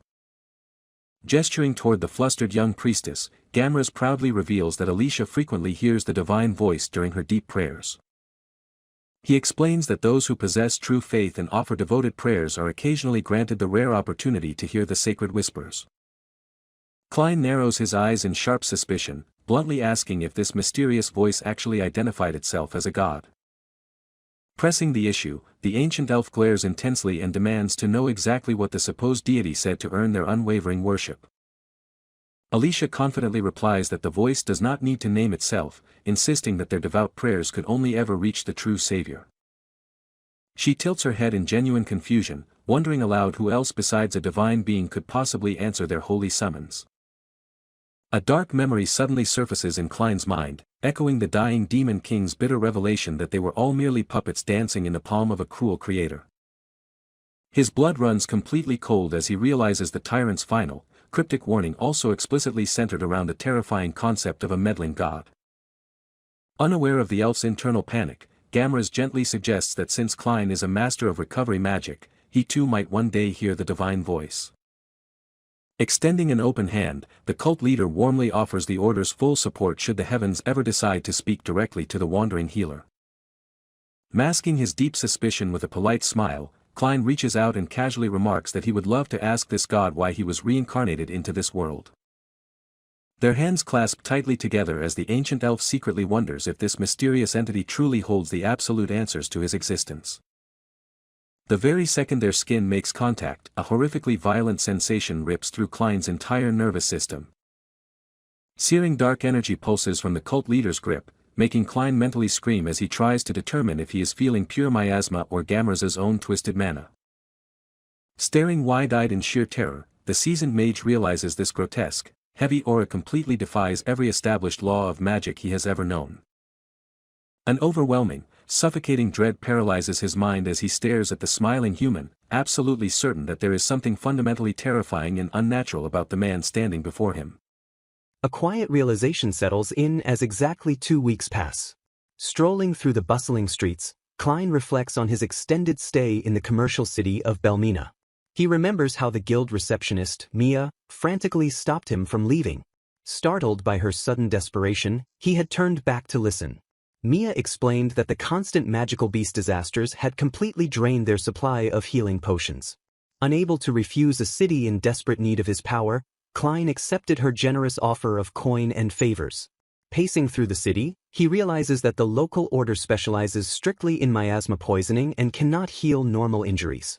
His thoughts drift toward their highly secretive methods and tools. Furrowing his brow, he openly questions the true nature of their so-called miasma crystals. The cryptic words spoken by High Priest Gamilas also continue to bother him deeply. Pushing his doubts aside, Klein steps into a local bookstore and is warmly welcomed. Using his treatment fee from the guild, he decides to research the Reese faith and uncover their secrets. Settling down with a stack of magic tomes, he grins eagerly at the prospect of learning new healing arts. He quickly scans the titles, flipping through legends of holy swords and treatises on miasma-based healing. Disappointed by the lack of practical information, he suspects that true knowledge is restricted only to official members of the order. Suddenly, a familiar name catches his eye and makes him stop. He pulls out a tome detailing the history and lineage of Minori-style magic and her successors. Smiling fondly, he marvels at how Minori's incredible swordsmanship has been immortalized in text. Intrigued, he reaches for another book on the shelf. He reads the title aloud, amused to find a new tale about a misfit mage hero. Opening the cover, he immediately knows the story has to be about his old comrade Jean. Flipping through the pages, he notices it reads more like an illustrated picture book than a serious magic text. He chuckles warmly as he sees Master Rahab lauded as a legendary wandering healer alongside Rhydon and Anastasia. Turning the page, his eyes widen at a particularly grand illustration. Staring at the highly glorified depiction of his friends, he can't help but laugh at the sheer exaggeration. A wave of profound nostalgia washes over him as he gazes at the faces of his past. Closing the book, he realizes that his old companions have truly become legendary figures of history. He smiles softly, incredibly proud of the heroic names and legacies they left behind. Staring down at his own hands, a quiet determination ignites within him. Clenching his fist, he fires himself up and vows to keep improving since he still has a long way to go compared to them. His private moment is suddenly interrupted as a polite voice calls out to excuse him. An elegantly dressed man approaches, apologizing for the sudden intrusion. The stranger respectfully addresses him as Lord Reese Klein, recognizing him as the elusive elf. Turning around in confusion, Klein confirms his identity but asks if they have met before. The man quickly shakes his head and denies any prior meeting. Stepping forward, the stranger formally introduces himself as the governor of the land. He bows deeply, stating his name is Gerald Garland, the man in charge of the Belmina Special Zone. Klein's eyes widen in absolute shock as he hears the name Garland. Gerald excitedly explains that he rushed over to pay his respects after hearing about a healing elf, marveling that Klein looks exactly as his father and grandfather described. Smiling warmly at the current lord, Klein thanks the descendant of his dear friends for going out of his way to visit. Gerald Garland formally greets Klein, bowing deeply and insisting it is an absolute honor to finally meet the legendary benefactor of their house. As the human lord continues to express his reverence, Klein quietly marvels at how truly his actions from the past have left a lasting mark on this family. He stares off thoughtfully, the weight of the long path he walked to get here finally sinking in. Gerald enthusiastically offers to treat him to dishes made from the finest ingredients in his domain, but Klein politely declines, asking for a casual meal instead. Recognizing his guest's humble preferences, Gerald smiles warmly and agrees to accommodate him. He leads the elf down a quiet, sunlit alleyway lined with rustic brick buildings. Pausing before a charmingly simple wooden door, Klein notes that the atmosphere of this quiet little shop feels strangely nostalgic. Taking a deep breath, he remarks that the scent of browned butter smells incredible as Gerald warmly replies that he is glad it suits his tastes. Gesturing to the imposing, dark-skinned demon standing behind the counter, Gerald formally introduces him as Rutherford, the captain of the guard from a notoriously human-friendly tribe. The large demon nods respectfully, his presence serving as a living testament to the harmony this town has achieved. Gerald attributes this peaceful coexistence entirely to Lady Minori's tireless efforts, declaring that it truly has become a wonderful era. Klein blinks in mild surprise, immediately asking him to elaborate on what Minori did. Smiling fondly, the governor explains that his grandfather, Garius, used to constantly quote her profound ideals. He recounts her belief that not all demons are evil, emphasizing her visionary argument that cutting off cross-cultural exchange would be disastrous for the future. Klein smiles softly, recalling his fiery companion and fondly agreeing that those progressive ideals definitely sounded exactly like Minori. He chuckles warmly as he remembers how completely terrified and stiff she had been the very first time they stepped into demon territory. Bringing the conversation back to the present, Gerald reveals that this very restaurant was actually the first demon-run shop to ever open in human lands during Garius's time. Klein laughs and notes that the demon who opened it must have been an absolute oddball, considering how much courage it would have taken back then. Gerald smiles and turns to the burly chef preparing their meal, asking for his input. Chopping vegetables with practiced skill, the chef casually explains that he simply wanted to see the place where his beloved benefactor grew up. Pausing to wipe his hands, he grins at Klein and formally introduces himself as Rackle, prompting the elf to excitedly ask if he is from Quota Village. Rackle confirms his origins, happily recounting how his mother used to bring crops to Minori while praising the protective barrier Klein built for their village. Putting two and two together, Klein marvels that the incredibly fresh vegetables in their food must have come directly from Quota Village. He takes a massive bite, his eyes lighting up as he savors the rich, hearty flavor. Overcome with emotion, he chews quietly as a profound sense of nostalgia washes over him. He tears up slightly, deeply moved by the familiar, comforting taste that he hasn't experienced in over a century. Gerald smiles kindly, genuinely pleased that a simple meal could bring his legendary guest so much joy. Eating quietly, Klein remembers how Minori's cooking had evolved dramatically after they visited the demon territory, blending Silpha's recipes with her grandmother's teachings. Gerald breaks his nostalgic trance, deeply praising the elf for the incredible legacy he set in motion. The governor passionately declares that the Reese faith's core principle of healing all without prejudice originated directly from Klein's willingness to save even the demons. Surprised by the heavy praise, Klein pauses mid-chew and stares at the man in total confusion. Gerald passionately continues his speech, praising how the members of the Reese faith use their power to combat the massive beast disasters. Realizing a massive misunderstanding has taken place, Klein abruptly raises a hand and asks him to hold on a second. The human governor stops mid-sentence, looking slightly confused by the sudden interruption. Staring blankly at the table, Klein repeats the phrase, trying to wrap his head around the absurd claim that he founded the religion. He genuinely asks himself if he ever had anything to do with starting the Reese faith. Scratching his head, he flatly tells Gerald that this is the first he is hearing of any of this. Gerald blinks in stunned silence before frantically pointing out that the massive white statue in the town square is explicitly designed as an elf.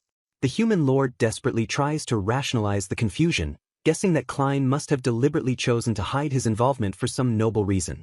He brings up Lady Rahab's legacy, theorizing that because she became famous alongside the hero, malicious people naturally began hunting down elves to exploit their powers. Grinning confidently, Gerald Garland casually concludes that his ancestors decided to respect Reese and Minori's wishes by not blabbing about things that didn't need saying.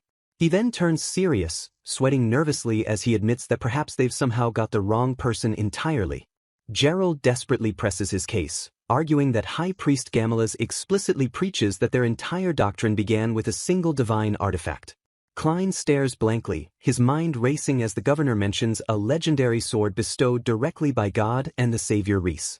A memory surfaces in the elf's mind of the blade he once forged and gifted to Jean so many decades ago. Gerald points out the window, directing Klein's attention to the massive stone carving of a sword held by the statue of the savior. The governor confirms that their religion is centered around the legendary holy sword once inherited by hero Jean Fritz. Gerald dramatically reveals the legendary weapon's name, Levitine. He excitedly explains that High Priest Gamaliel supposedly managed to fully restore the many complex layers of magic formulas embedded deep within the blade.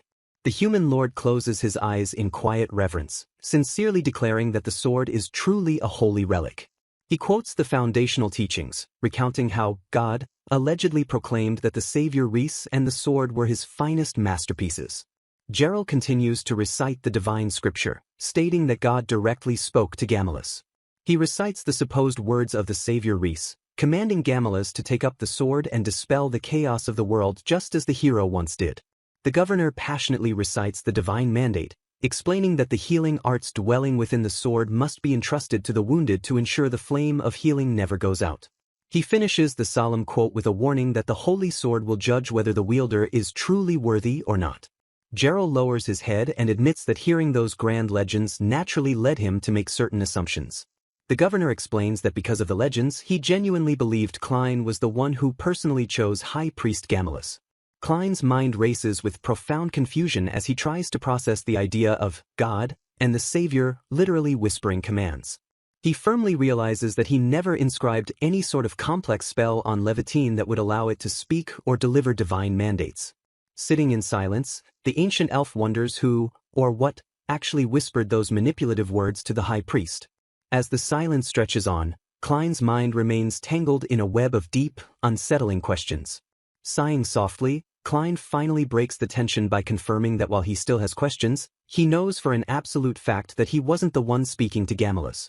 Startled by the revelation, the demon chef Rackle chuckles nervously and excuses himself to go prepare the next dish.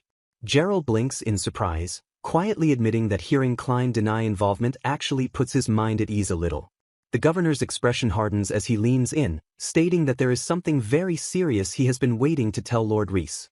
He starts by acknowledging that the members of the order work earnestly and have undeniably saved countless lives. His tone drops to a heavy whisper as he prefaces his next warning. Gerald grimly reveals that there are persistent, dark rumors suggesting the Order is secretly attempting to misuse the deadly miasma. Klein's eyes widen in horror as he repeats the claim, struggling to understand how humans could even attempt to manipulate such a lethal force. The governor grimly points out that since ancient times, miasma has been entirely uncontrollable, but now that the Order is actively producing miasma crystals, things have changed. He stares directly at Klein, ominously stating that if the Order is capable of manipulating miasma, it wouldn't be strange for them to use it dangerously. Gerald respectfully insists that since Klein's name is being spread and used by the cult, the ancient elf cannot simply stay uninvolved. Clasping his hands together, the human lord firmly declares that if it comes down to a conflict, he chooses to put his faith entirely in Lord Reese. Sometime later, Klein walks out of the restaurant, exhaling happily as he stretches his arms after a truly delicious meal.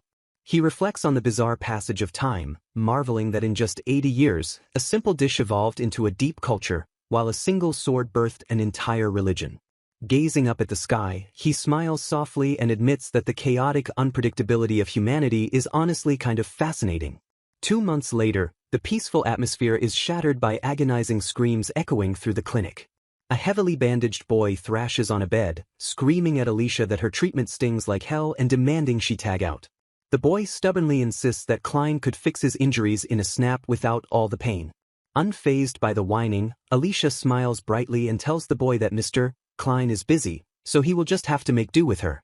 Scolding her companion, a healer warns that using magic too many times a day merely borrows against the body's natural recovery and will eventually take a heavy toll. Overwhelmed by the sheer number of injured adventurers, the staff is forced to transfer patients to the cathedral because the guild's infirmary is completely full. An injured man grimaces in pain, complaining that if they aren't patched up quickly, the frequency of these magical beast disasters will completely outpace their forces. He clenches his teeth as the grim reality of the relentless beast attacks begins to set in for the battered mercenaries. A bystander expresses gratitude for the protectors but warns Louise that if the defenders break down, the city is doomed and the terrified children will suffer. Frustrated by her current condition, Louise groans as she is placed on strict bed rest for the day. Klein casually mentions that he actually wants to see a magical beast disaster on site, but notes that the guild's regulations are far too stiff. Louise reminds him that anyone who fails the guild's strict miasma resistance crystal test is barred from joining the subjugation squad. Looking completely defeated, Klein gloomily admits that he was disqualified by a landslide during his resistance test. Klein angrily mutters that his failure makes no sense given his past exposure to miasma, prompting Louise to laugh and tell him to hang in there since top-tier beast attacks are supposedly declining. Changing the subject, someone suddenly points out that young Cecil hasn't been around today. A companion explains that because Cecil is so talented, the boy exhausts himself by responding to every single emergency call. They reveal that the boy was looking incredibly pale this morning and is currently resting at the Reese Order lodgings. Seeing an opportunity since Klein grounded her anyway, Louise decides she might as well go visit the resting kid. When Klein teasingly notes her attachment to the boy, Louise smiles softly and explains that she has a little brother named Yummel back home who is around the same age. Her gaze softens as she fondly admits that she can't help but see her own little brother when she looks at Cecil. Cheering her on, Klein notes that Cecil will surely be happy to see her, mentioning that the Reese Order lodgings are located deep in the Larut Forest Road within the North District. The peaceful conversation is abruptly shattered as a frantic scout bursts into the area shouting for attention. The panicked messenger screams an urgent report, confirming that a new magical beast disaster has just erupted on the Larut Forest Road. Relaying Lord Gerald Garland's direct orders, the scout demands all non-combatants evacuate immediately due to an unknown beast, leaving Louise completely stunned as she recognizes the location. Overcome with sheer terror for the helpless child, Louise screams Cecil's name and completely loses her composure. The narrative opens at the sacred Reese Order lodgings. Grateful visitors profusely thank the priest for generously allowing them to take shelter in his home. Humbly dismissing their gratitude, the priest attributes his hospitality entirely to Lord Reese's divine guidance. A quiet atmosphere settles over the dimly lit sanctuary. Suddenly, a sharp groan of pain violently shatters the surrounding tranquility. Heavy, labored breathing echoes through the room as someone struggles against immense physical strain. Amidst the exhausted panting, a concerned voice softly calls out Cecil's name. A companion gently orders the weary boy to rest for the day, promising they will resume his treatment duties tomorrow. Fighting through delirium, Cecil reflects on successfully healing his patients and appreciates Alicia's sisterly worry. A vibrant memory surfaces, showing an energetic friend offering to treat an exhausted Cecil to a massive feast. He fondly reminisces about Louise's profound kindness and how she treated him like a beloved younger brother. Pushing past his severe fatigue, Cecil vows to return to his grueling duties the very next day. He stubbornly insists to himself that he still has the strength to continue fighting. Driven by unwavering faith, the young boy resolves to emulate Lord Reese and save everyone in dire need. A sudden, sharp gasp of surprise breaks his focused determination. Shocking news arrives detailing a catastrophic magical beast disaster striking the Larut Forest Road. Frantic panic erupts as someone desperately tries to stop a fiercely determined Louise in her tracks. Intense concern centers entirely on the fact that Cecil is helplessly bedridden in the nearby lodgings. A frustrated click of the tongue signals rising tension and terrible urgency. They acknowledge the young squirt's relentless, selfless dedication to protecting the adventurers on the front lines. Overwhelmed by a fierce sense of duty, Louise vehemently swears to rescue Cecil no matter the cost. Exasperation flares as her companion scolds her for recklessly trying to rush into danger immediately after being stopped. A tense, heavy silence falls over the group as the sheer gravity of the situation sinks in. The overwhelming atmosphere shifts as a resolute and dangerous decision finally forms. Taking strict command, the leader orders Alicia to stay behind while they pursue the headstrong Louise. Alicia protests in shock, clearly hesitant to be left out of the desperately needed rescue mission. The leader reassures Alicia that they will handle Cecil's rescue, emphasizing that her vital healing skills are required to save the miasma poison patients. Swallowing her fear, Alicia reluctantly absorbs the harsh but necessary truth of her critical healing role. With their grim plan set, the rescue party immediately mobilizes for the dangerous road ahead. The scene aggressively shifts to the ominously dark and foreboding Larut Forest Road. A harsh burning sensation in their throats instantly alerts the party to the dangerous severity of the toxic air. Realizing the horrific truth, a veteran adventurer notes the staggering miasma density might even rival their past encounter with the Demon King. A desperate, panicked shout for Louise pierces the thick and suffocating magical fog. Absolute shock paralyzes the rescue team as a terrifying, chaotic scene unfolds before their wide eyes. They stare in utter disbelief at the thoroughly devastated remains of the protective lodgings. Deep, savage claw marks gouge deeply into the ruined walls hint at the monstrous and unnatural power of the attacker. Klein rapidly casts a high-tier purification spell to protect the group, warning them that this unprecedented disaster requires immense effort just to remain standing. Awe strikes the team at Klein's impressive magic, though they grimly realize the corrupted land cannot withstand such overwhelming miasma for long. The pressing and utterly terrifying question of Cecil's fate hangs heavily in the temporarily purified air. A dreadful cliffhanger leaves the young healer's survival entirely unknown as the team prepares to face the immediate aftermath. A concerned voice cuts through the thick air, anxiously checking to see if Louise is all right. A sudden, chilling shock violently jolts the group as unseen danger rapidly approaches. An ominous and terrifying presence begins to materialize directly from the surrounding shadows. The horrific form of a towering monstrous entity fully reveals itself to the stunned adventurers. Observing the creature's eerie silhouette, someone notes with dread that the beast is shaped exactly like a human. An urgent, panicked shout warns Klein of an immediate and deadly threat approaching on his left flank. Realizing the grim reality of their situation, an adventurer spots multiple ferocious beasts swarming in to join the assault. Confident in his own combat abilities, Klein agrees to hold his ground while entrusting the remaining monster horde to Louise. Despite his outer bravado, Klein silently admits he has never encountered a grotesque monster quite like this humanoid abomination. Steeling her resolve against the terrifying odds, Louise aggressively vows to fight with absolutely everything she has. A fierce battle cry shatters the tense silence as a powerful counterattack is launched. Taking absolute charge of her flank, Louise yells at Klein to hold the line until they can successfully locate Cecil. A sudden, violent clash rocks the battlefield as the combatants furiously strike at each other. A tense, suffocating silence hangs over the standoff as the fighters momentarily brace themselves. The monstrous creature twitches unnaturally, preparing to unleash another devastating assault. The humanoid beast suddenly emits a bizarre, ear-piercing shriek that chills the blood. A massive, explosive impact violently throws the immediate surroundings into absolute chaos. The sheer, overwhelming force of the creature's attack mercilessly pushes the defending adventurers to their physical limits. Reacting with lightning speed, Klein desperately casts his ironhide hardening magic to shield himself from the brutal blow. The monster unleashes a deafening roar as it relentlessly presses its ferocious attack. Klein groans in immense agony as the highly toxic miasma violently penetrates his magical armor. The overwhelming poisonous aura physically staggers the elf, leaving him highly vulnerable to a follow-up strike. A companion quickly identifies his severe physiological affliction as a dangerous rejection reaction to the dense miasma. They grimly note that merely existing as an elf acts as a severe biological debuff in this highly corrupted environment.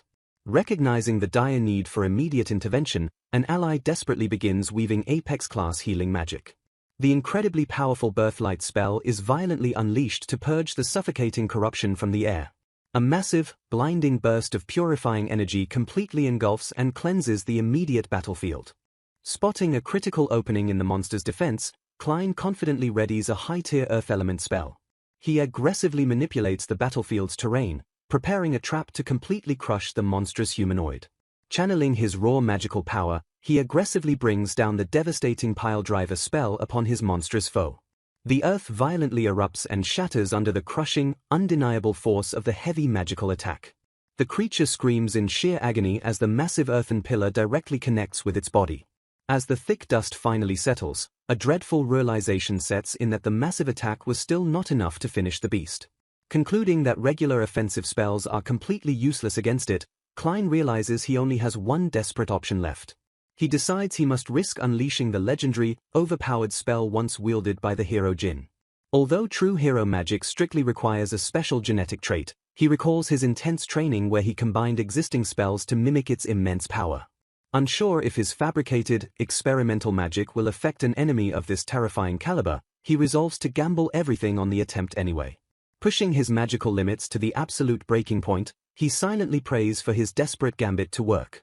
The monstrous humanoid roars furiously once more, lunging forward with terrifying, renewed speed to finish the fight. Klein aggressively fuses high-level fire element magic with high-tier purification magic for a final, desperate explosive strike. Klein aggressively unleashes his devastating Holy Flame Pound attack upon the monstrous fiend. The massive magical explosion fiercely engulfs the battlefield in a blinding eruption of righteous fire. Thick dust and debris violently scatter as the heavy impact completely shatters the surrounding earth. Observing the strike, a relieved ally excitedly confirms that the powerful spell successfully pierced the monster's tough defenses.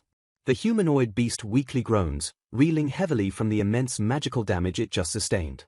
Seizing the critical advantage, Klein commands his team to press the attack while he loudly charges another Holy Flame Pound.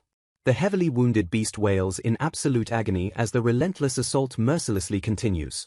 A brilliant fiery explosion completely obliterates the creature's upper torso in a brilliant shower of magical sparks. Although the experimental magic dangerously eats through his mana, Klein acknowledges it remains the best counterattack he possesses. Suddenly, Klein halts in sheer disbelief as a horrifying detail hidden within the dissolving wreckage catches his sharp eye.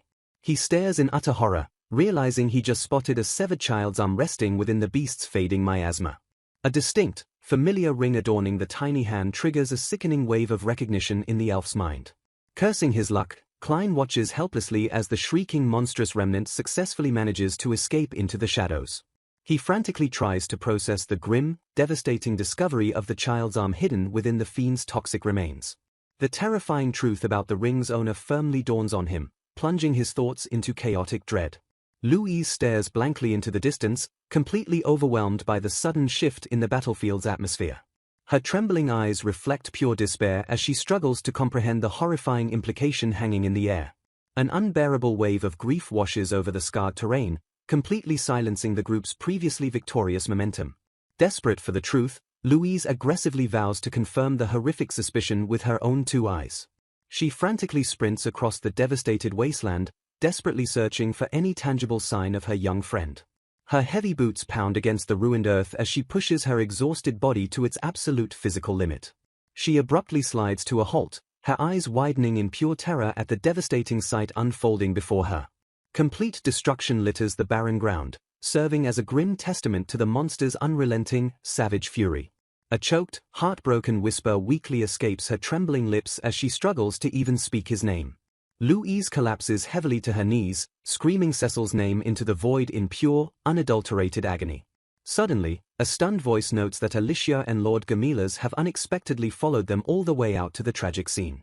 Ignoring the surprise of their arrival, a desperate team member immediately interrogates the newcomers about Cecil's fate. A heavy, suffocating silence fiercely grips the traumatized group as they await the dreadful confirmation.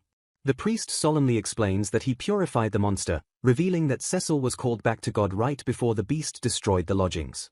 He calmly assures the grieving party that the young boy's soul has been completely healed by divine grace. A stunned gasp forcefully escapes the group as they struggle to process the priest's bizarrely peaceful explanation. The priest continues his fanatical sermon, promising that Cecil's soul will soon be safely guided to a land without taint. Believing the tragedy was a noble, holy sacrifice, the priest proudly declares that Cecil successfully fulfilled his ultimate duty. Overwhelmed by agonizing grief, Alicia begins sobbing as the devastating reality of Cecil's death fully sinks into her heart. A suspicious companion angrily points out that Cecil had been feeling extremely unwell lately, long before this supposedly divine passing. Demanding answers, they furiously interrogate the priest to see if Cecil's rapidly declining health was directly connected to his miraculous healing powers. The horrifying truth suddenly clicks into place as they realize the sacred healing spell actually draws the toxic miasma directly out of the patient. Fury violently ignites as they accuse the Twisted Church of forcing their young priests to absorb the deadly miasma into their own bodies.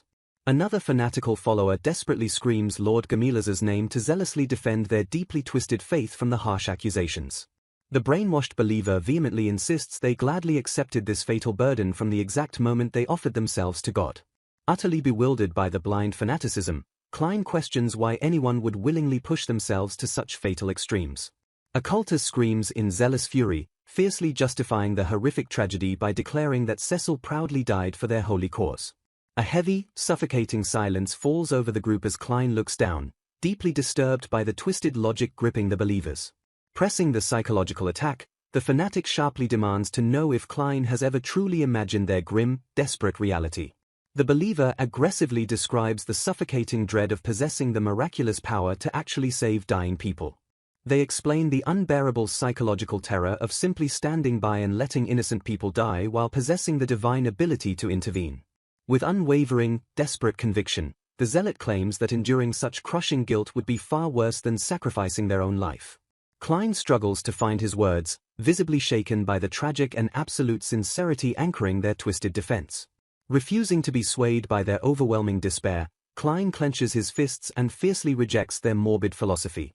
He vehemently condemns the idea of throwing one's life away to heal another, declaring it fundamentally wrong to die in order to save. True healing, he passionately insists, means surviving the brutal ordeal so both the healer and the patient can laugh together once again. The sheer, absolute conviction vibrating in his powerful words instantly stuns the surrounding followers into a breathless silence. A fleeting moment of vulnerability briefly cracks the fanatics' resolve as sudden doubt pierces their deeply brainwashed mind. Retreating to their rigid religious conditioning, they defensively murmur their endless gratitude for the saving power miraculously granted by Lord Reese. A sudden, crushing wave of guilt hits Klein as he realizes this nightmare exists solely because he carelessly left his experimental magic unfinished. Steeling his resolve, he fiercely declares that perfecting a completely sacrifice-free treatment will irrevocably change this doomed system. The group gasps in sheer disbelief, utterly shocked by his audacious intent to invent an entirely new spell to permanently cure miasma poisoning. Ignoring accusations of wild arrogance, Klein boldly accepts the overwhelming burden, stating the heavy responsibility falls entirely on his shoulders. Rejecting their blind faith in divine guidance, he sharply retorts that he has zero interest in being a god who demands fatal sacrifices. His eyes narrow dangerously as he refuses to sit back and watch his own name be violently misused for their half-baked, suicidal magic. The chaotic battlefield atmosphere dramatically thickens as the unbelievable implication of his bold words hangs heavily in the air. Dropping the ultimate, world-shattering bombshell, he casually introduces himself to the stunned crowd as the legendary Reese. He effortlessly shatters their grand divine myths, describing himself simply as a runaway elf who fled his forgotten village. Continuing his honest confession, he admits his entire grueling journey was merely a desperate search for proof that he actually lived in this world. Standing tall amidst the shattered ruins of their faith, he finally reveals his full, true identity as Reese Klein.